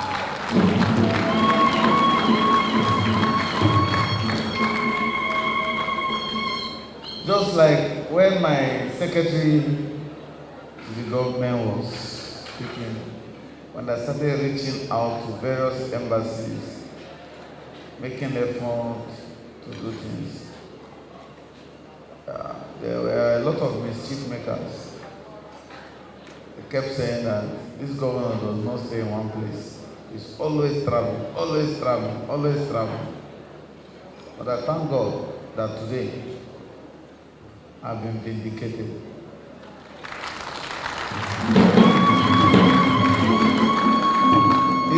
It's just like a responsible father. You have children, you have a wife. They are all looking up to you. What do? You have to go out and get food to feed them, to take care of them. How you do it, how you go about it, is not their business. All they want is for you to meet their needs. I thank God that I have all your supports. That is to say that Taraba is the making, and we'll all make Taraba great together. Taraba State is Nigeria. It's Nigeria. If you can govern Taraba State, you can govern Nigeria. There is no tribe, there is no ethnic group in Nigeria that is not in Taraba. So Taraba has over 80 ethnic groups, over 200 tribes. You can imagine you governing this diversity in religion, in ethnicity, and everything. But we thank God that all we need is to govern with the fear of God, just like my boss, the Sultan, said today. And I want to assure the good people of Taraba State that I'm not here to take anything that belongs to them, but I'm here to give back to them what belongs to them.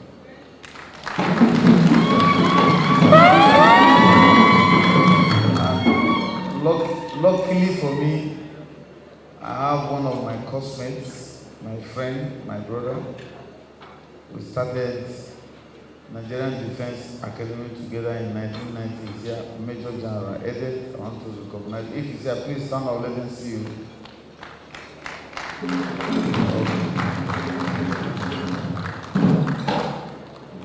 We spent 5 years together.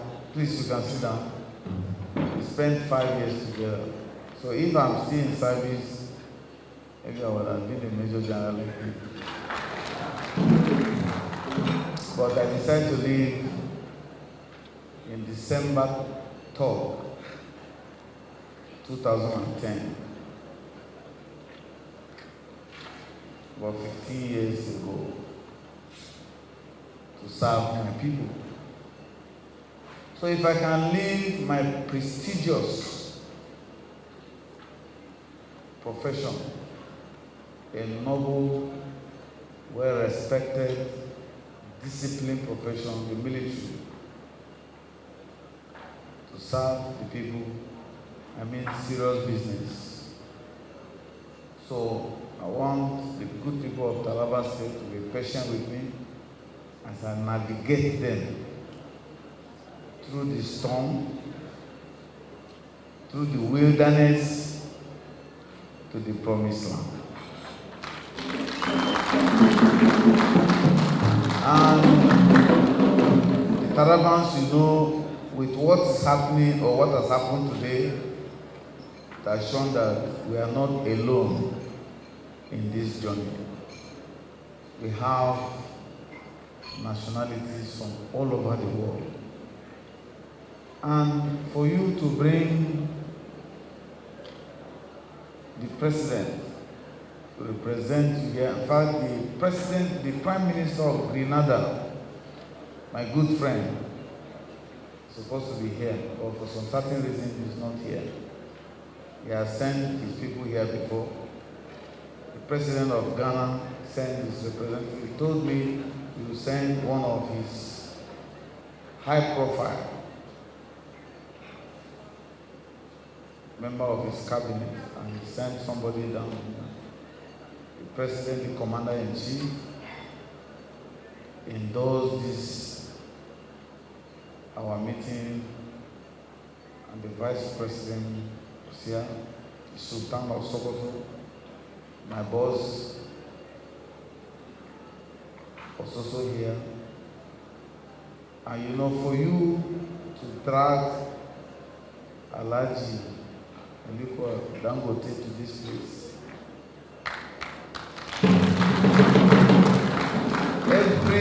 every businessman, time matters. Nobody wants to waste their time where there is nothing. For Dangote to close some of his programs, schedule his trip to be here, is because he knows that I'm a serious-minded leadership. And not only that, Mr. Tony Elomelu traveled throughout the night to get to this place, and many other people. And all these ambassadors that left their comfort zones to be here is because of the confidence and the trust we're building. So I want the good people of Taraba State, in our usual culture, that we're very hospitable, friendly, loving, accommodating, caring. Please let us not relent. In so doing, good things are coming and there is better time ahead. Let's be patient with one another. Let's forgive one another. Let's try to build the trust so that we can move the state forward. For our friends and visitors all over the world, I want to thank you. I'm well humbled. You have left me with a lot of thinking now. I want this relationship to continue.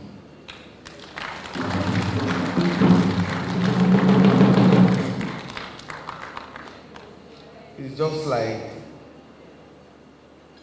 I'm here, I'm alone, and all of you are there. If you don't help to guide me, I won't know the right things to follow. So please, all of you are seeing me, but I'm not seeing all of you the way you are seeing me. So I need your support, I need your help, so that the good people of Taraba will prosper. Before I close, when I came in, they said Taraba State is poor. Taraba State has one of the highest number of out-of-school children. Taraba State is this, Taraba State is that. But Taraba State is rich in natural resources, rich in this. I said, that is bewitchment. If you don't know the meaning of the word, go and look at your dictionary. I said, that is bewitchment. What has bewitched us?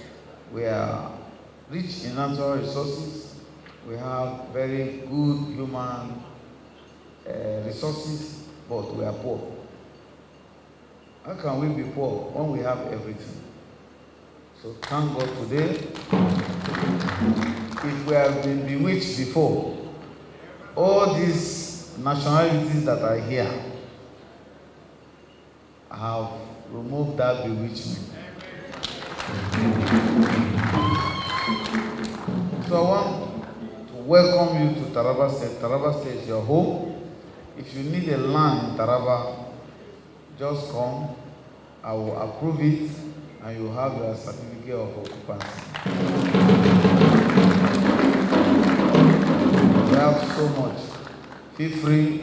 Every one of you, if you want a plot of land in Taraba, we'll give it to you. For the chairman of the summit and all your team, at least have been vindicated. And I want to thank you, my brother, Honorable Nduki Elumelu. I know you're a politician. Your ticket is in my hand.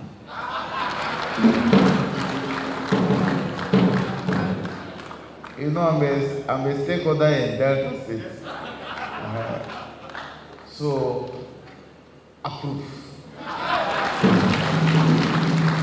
So, once again, I want to thank all of you, and I wish you Johnny Mercy back. For the diplomat, tomorrow we'll meet to brainstorm, and then we'll take off. For those that will be going to some areas to see areas of possibility, the Secretary to the Government of Taraba State will be there to assist you to provide all the necessary logistics and security to take you to where you want to go for sightseeing or area of interest. Once again, thank you and God bless you.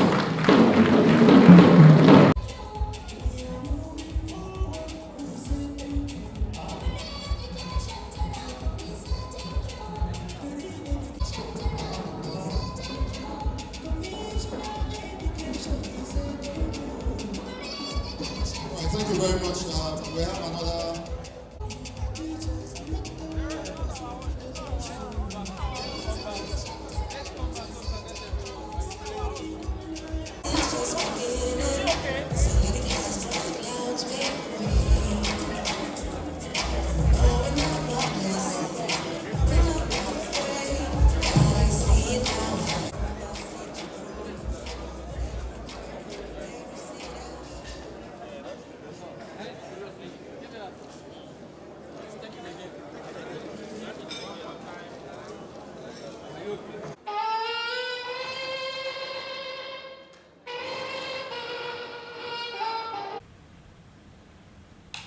Thank you.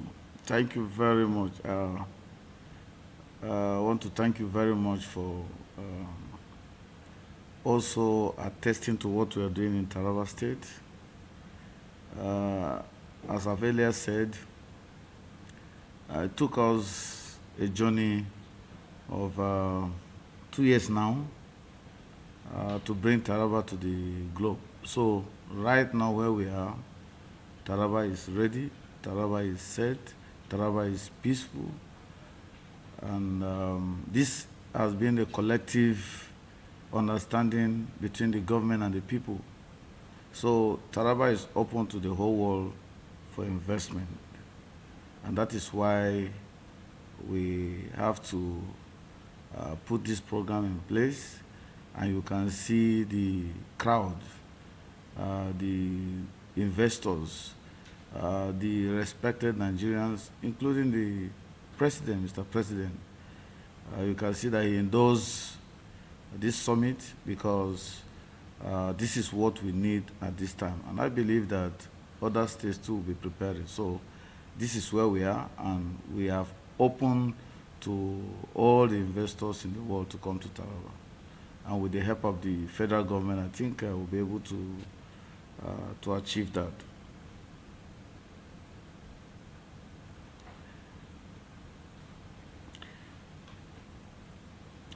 Yes.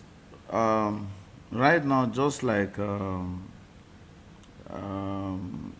can observe, we already invest in Taraba.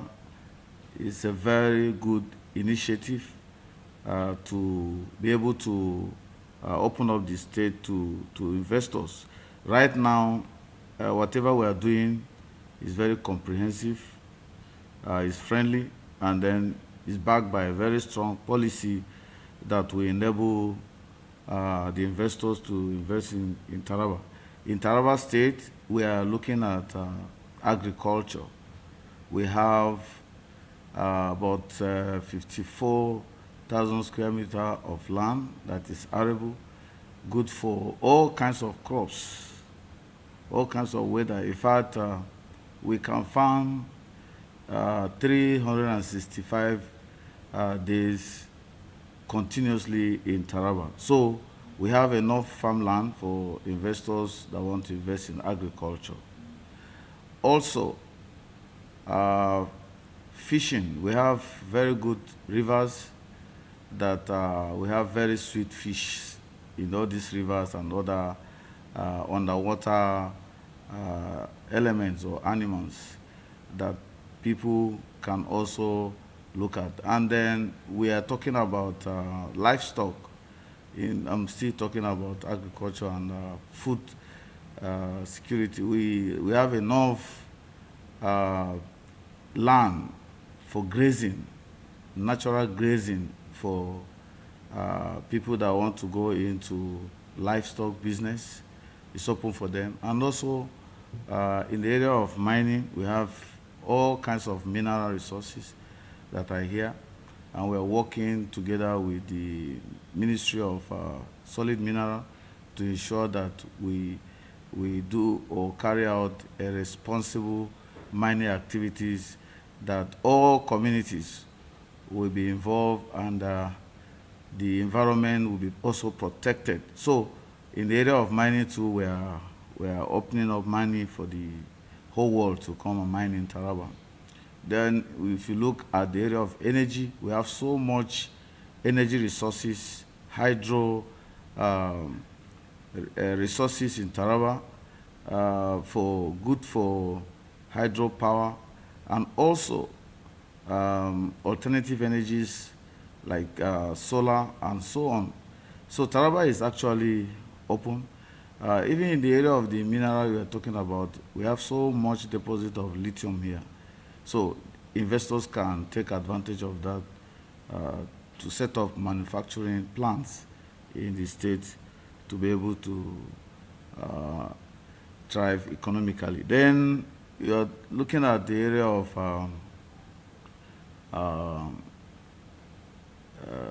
tourism.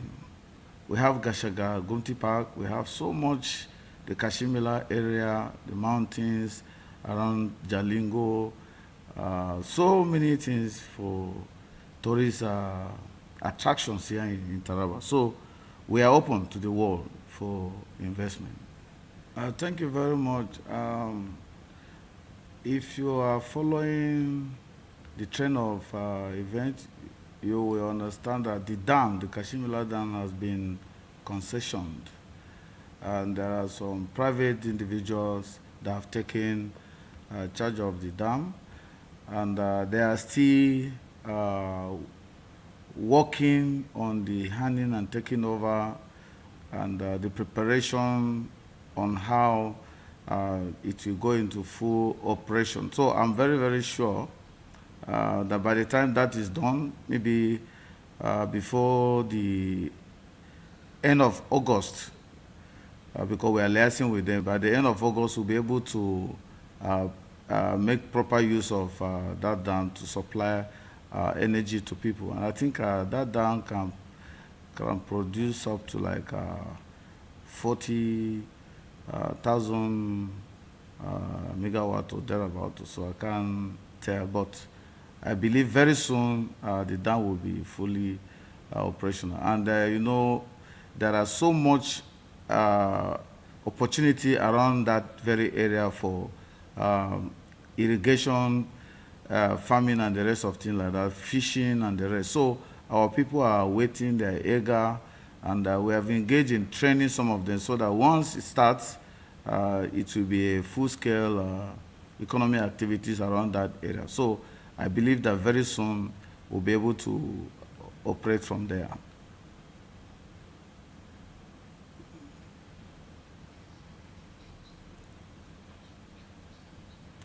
Thank you very much.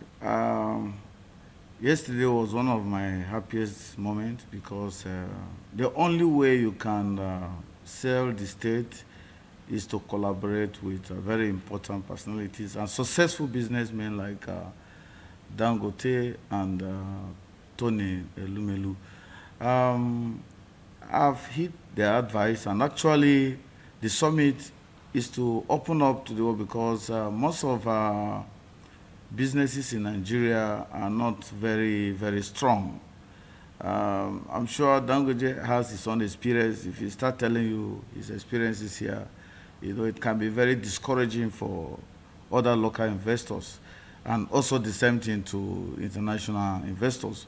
But the only thing, just like the advice that can make international investors to come in, is when they see the local people, the indigenous investors, you know, also trying to invest or they're investing, it will also build their confidence. And what I'm here to do is to create that enabling environment for the two, the local and the international, to come together, because we are not just thinking of localizing whatever is coming out of the state, we are thinking of also export. So without collaborating with international investors, most of the things will only be showcased or consumed here alone. So I've taken their advice and we're going to work on that.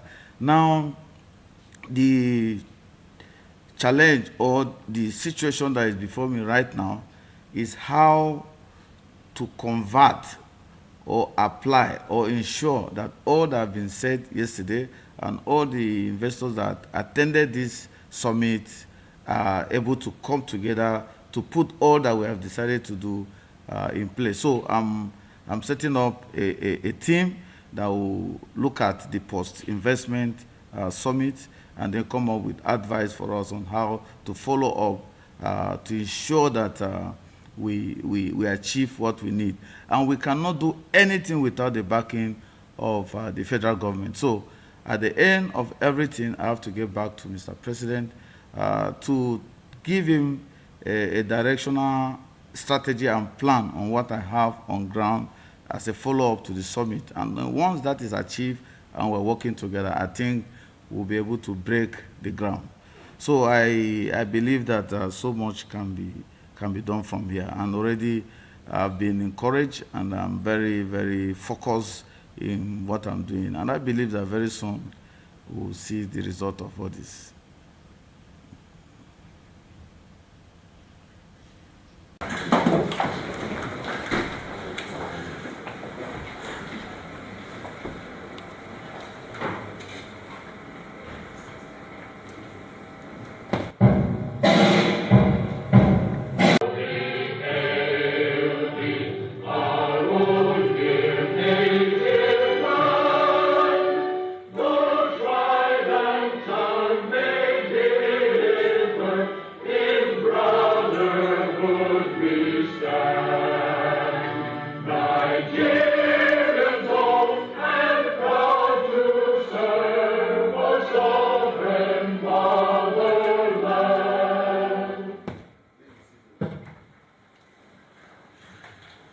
this state. We ask for the leadership of the Holy Spirit.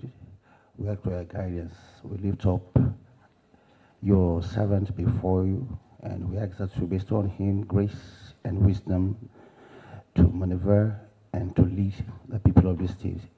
This we ask with thanksgiving in Jesus' mighty name. Amen. وإياك نستعين اهدنا الصراط المستقيم صراط الذين أنعمت عليهم غير المغضوب عليهم ولا الضالين ربنا آتنا في الدنيا حسنة وفي الآخرة حسنة وقنا عذاب النار ربنا لا تزغ قلوبنا بعد إذ هديتنا وهب لنا من لدنك رحمة إنك أنت الوهاب سبحان ربك رب العزة عما يصفون وسلام على المرسلين والحمد لله رب العالمين. It has been an honor to be here. We are representing my colleagues. You can see all of them have got smiling faces. I didn't receive any complaints from the ambassadors. They are happy.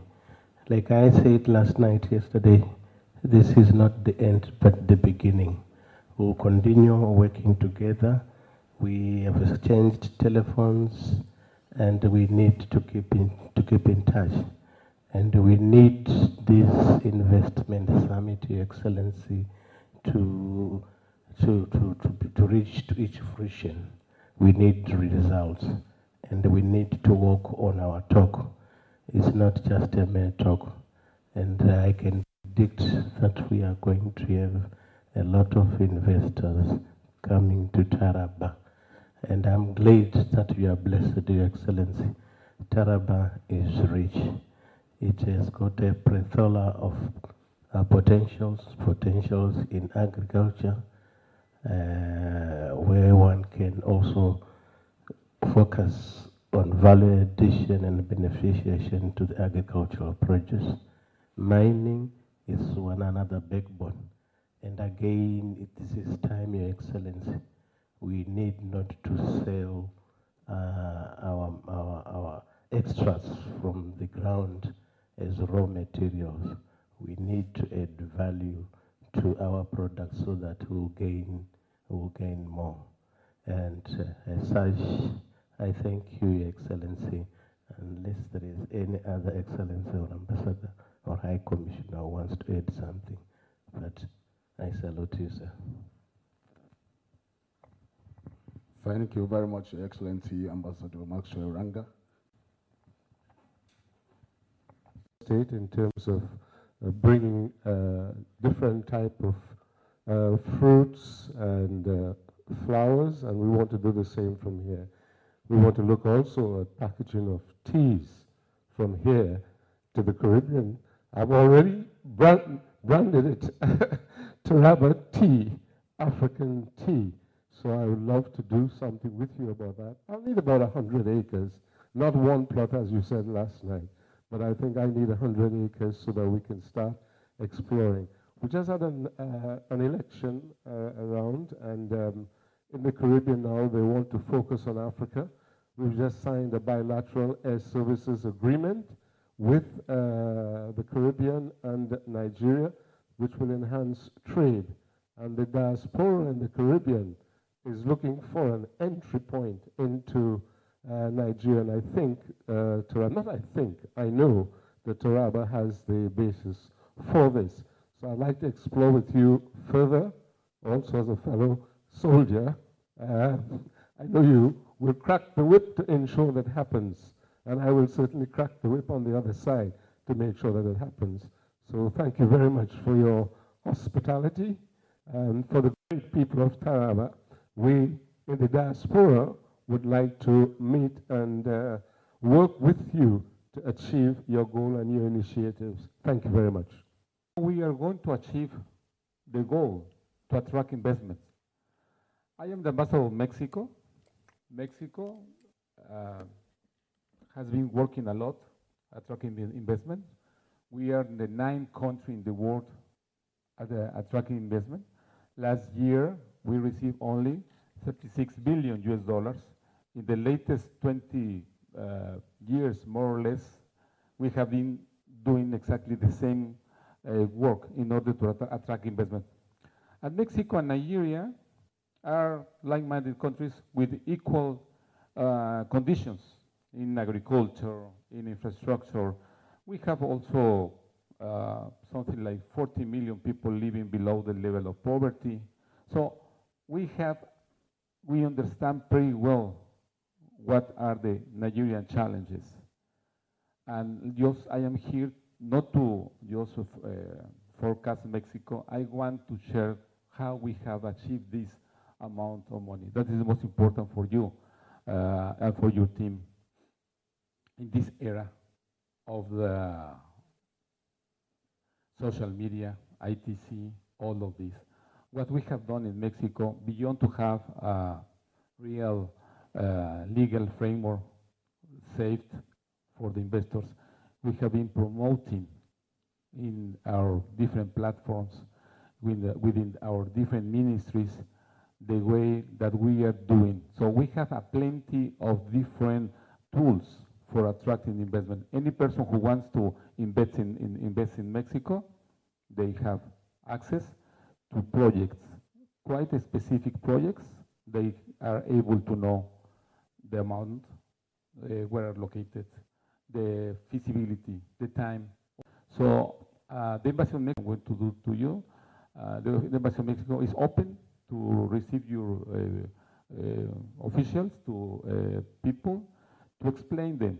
Because when I am talking about different tools, it is because I am saying that in the ministries, they have developed different platforms.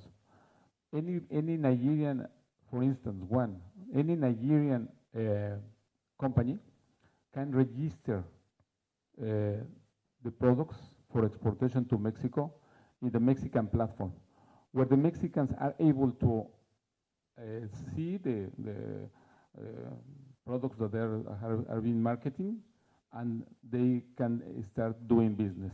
And this platform has been organizing and promoting by the Ibero-American Development Bank.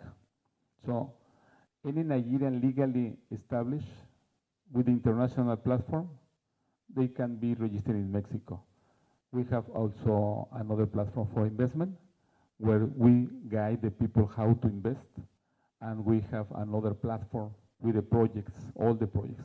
So I am totally open to talk in deep about these different platforms, because I think that this is the way how we, Mexico and Nigeria, can work, sharing knowledge and attracting really the knowledge how to do things is the best way, because you have the richness, you have the capacity, you have the possibility. Now, how to become this reality is only working on this.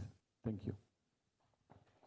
How do we collaborate in terms of T-sector value addition, especially considering that Kenya has done very well in the T-sector. We have similar geography in terms of the highlands, the Mambila Hills, the plateaus, it's just the same as Kenya. And we had that conversation, and I'm glad that it is picking up very well.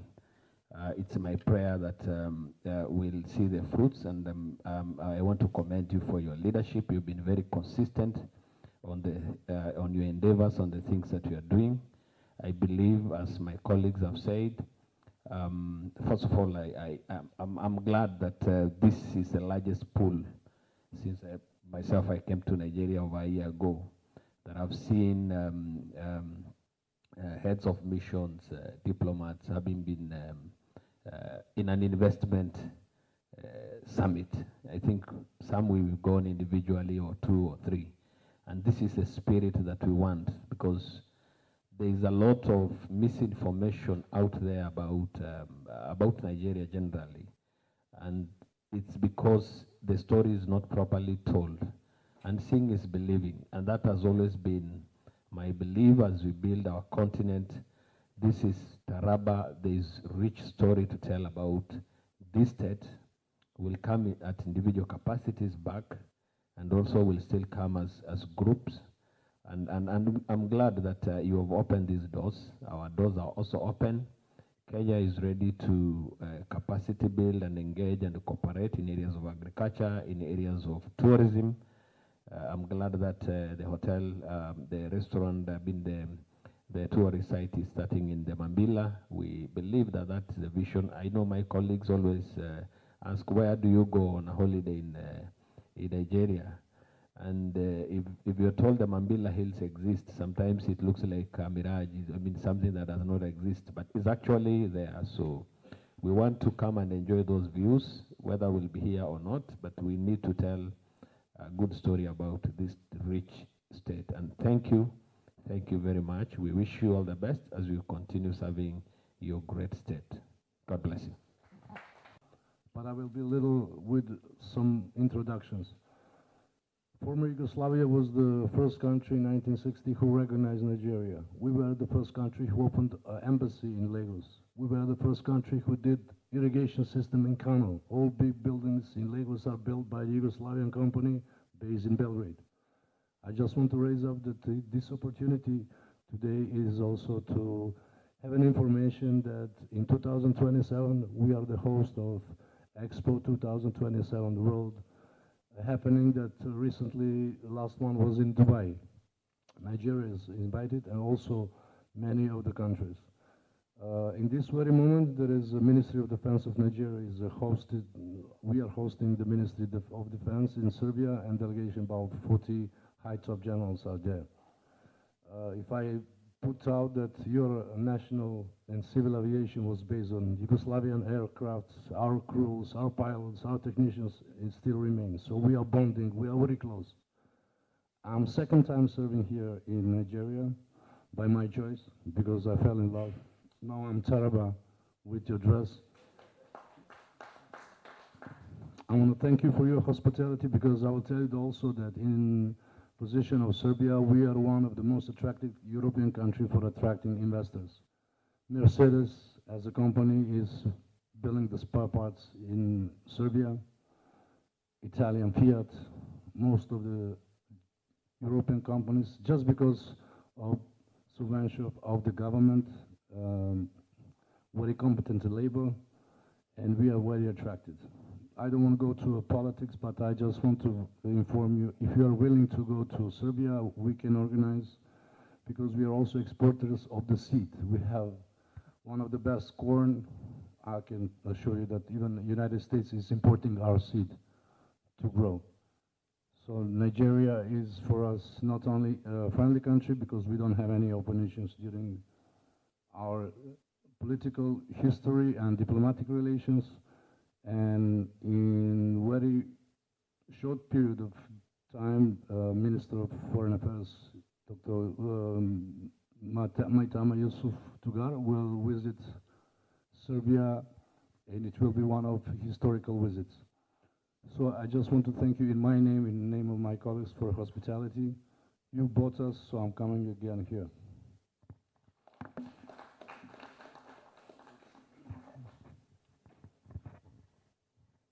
Thank you. Any contribution?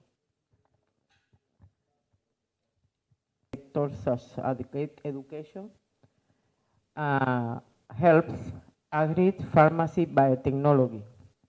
Like biotechnology, not only in science, also in the science of agri, that we have a very good results in Cuba. We have signing an agreement with NAFTA to facilitate all the opportunities in the collaboration and cooperation in the pharmaceutical and biotechnology field.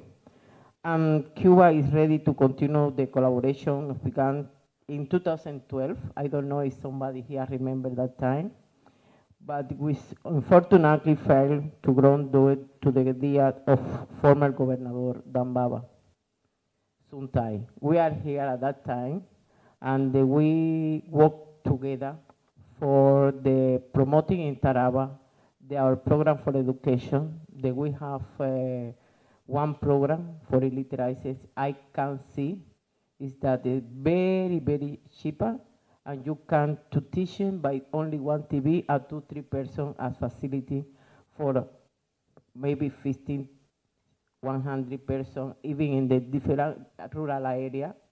In Cuba, we are improved this program in the rural area, and also in the 5-6 countries in Africa, and in 5 languages, even in Swahili.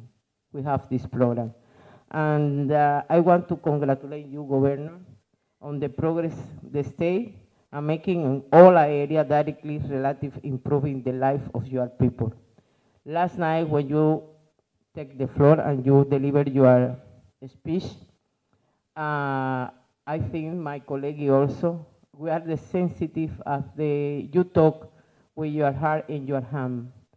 And you can to send the very good and strong messenger for your people and for us that is possible, it can do possibly. Thank you so much. And from what they've been saying, I think you can have a lot of joint ventures and partnership. We are ready, Your Excellency, to work together. I thank you. Not only part of us, but integrating yourself into this, our journey to prosperity. Prosperity for Taraba State is prosperity for all. So I want to thank you. And I want to assure you that I will continue to be consistent, committed, and be realistic in everything that I am doing. And I want you to build the confidence that you started on this leadership. Doing will stand test of time, and it will be legislated so that it will, even when I am not here, everything will continue. There will be continuity. And my tenure shouldn't be a concern to anybody. What I'm putting on ground will stand test of time. I've spent 2 years. When my first mandate, I have another 2 years to finish. Then Taraba will decide. And I've always told them, I'm not going to force myself on the people. I want the people to tell me what I have done that is good and what I have not done that they are expecting. Then I'll make sure I meet up if they give me another opportunity. But for these remaining 2 years, we can work together. So my plight to you is, when you leave here in your forum, sum up all that you have seen and then give us a strategic roadmap from your own perspective, how you think we can connect with you to make this happen. On my own part, I'm going to set up a team that will be able to follow up this, and then visiting also your countries. Visiting your countries too. And we will also,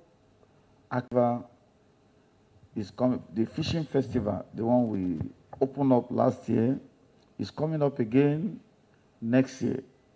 So we'll make sure it's between April and March.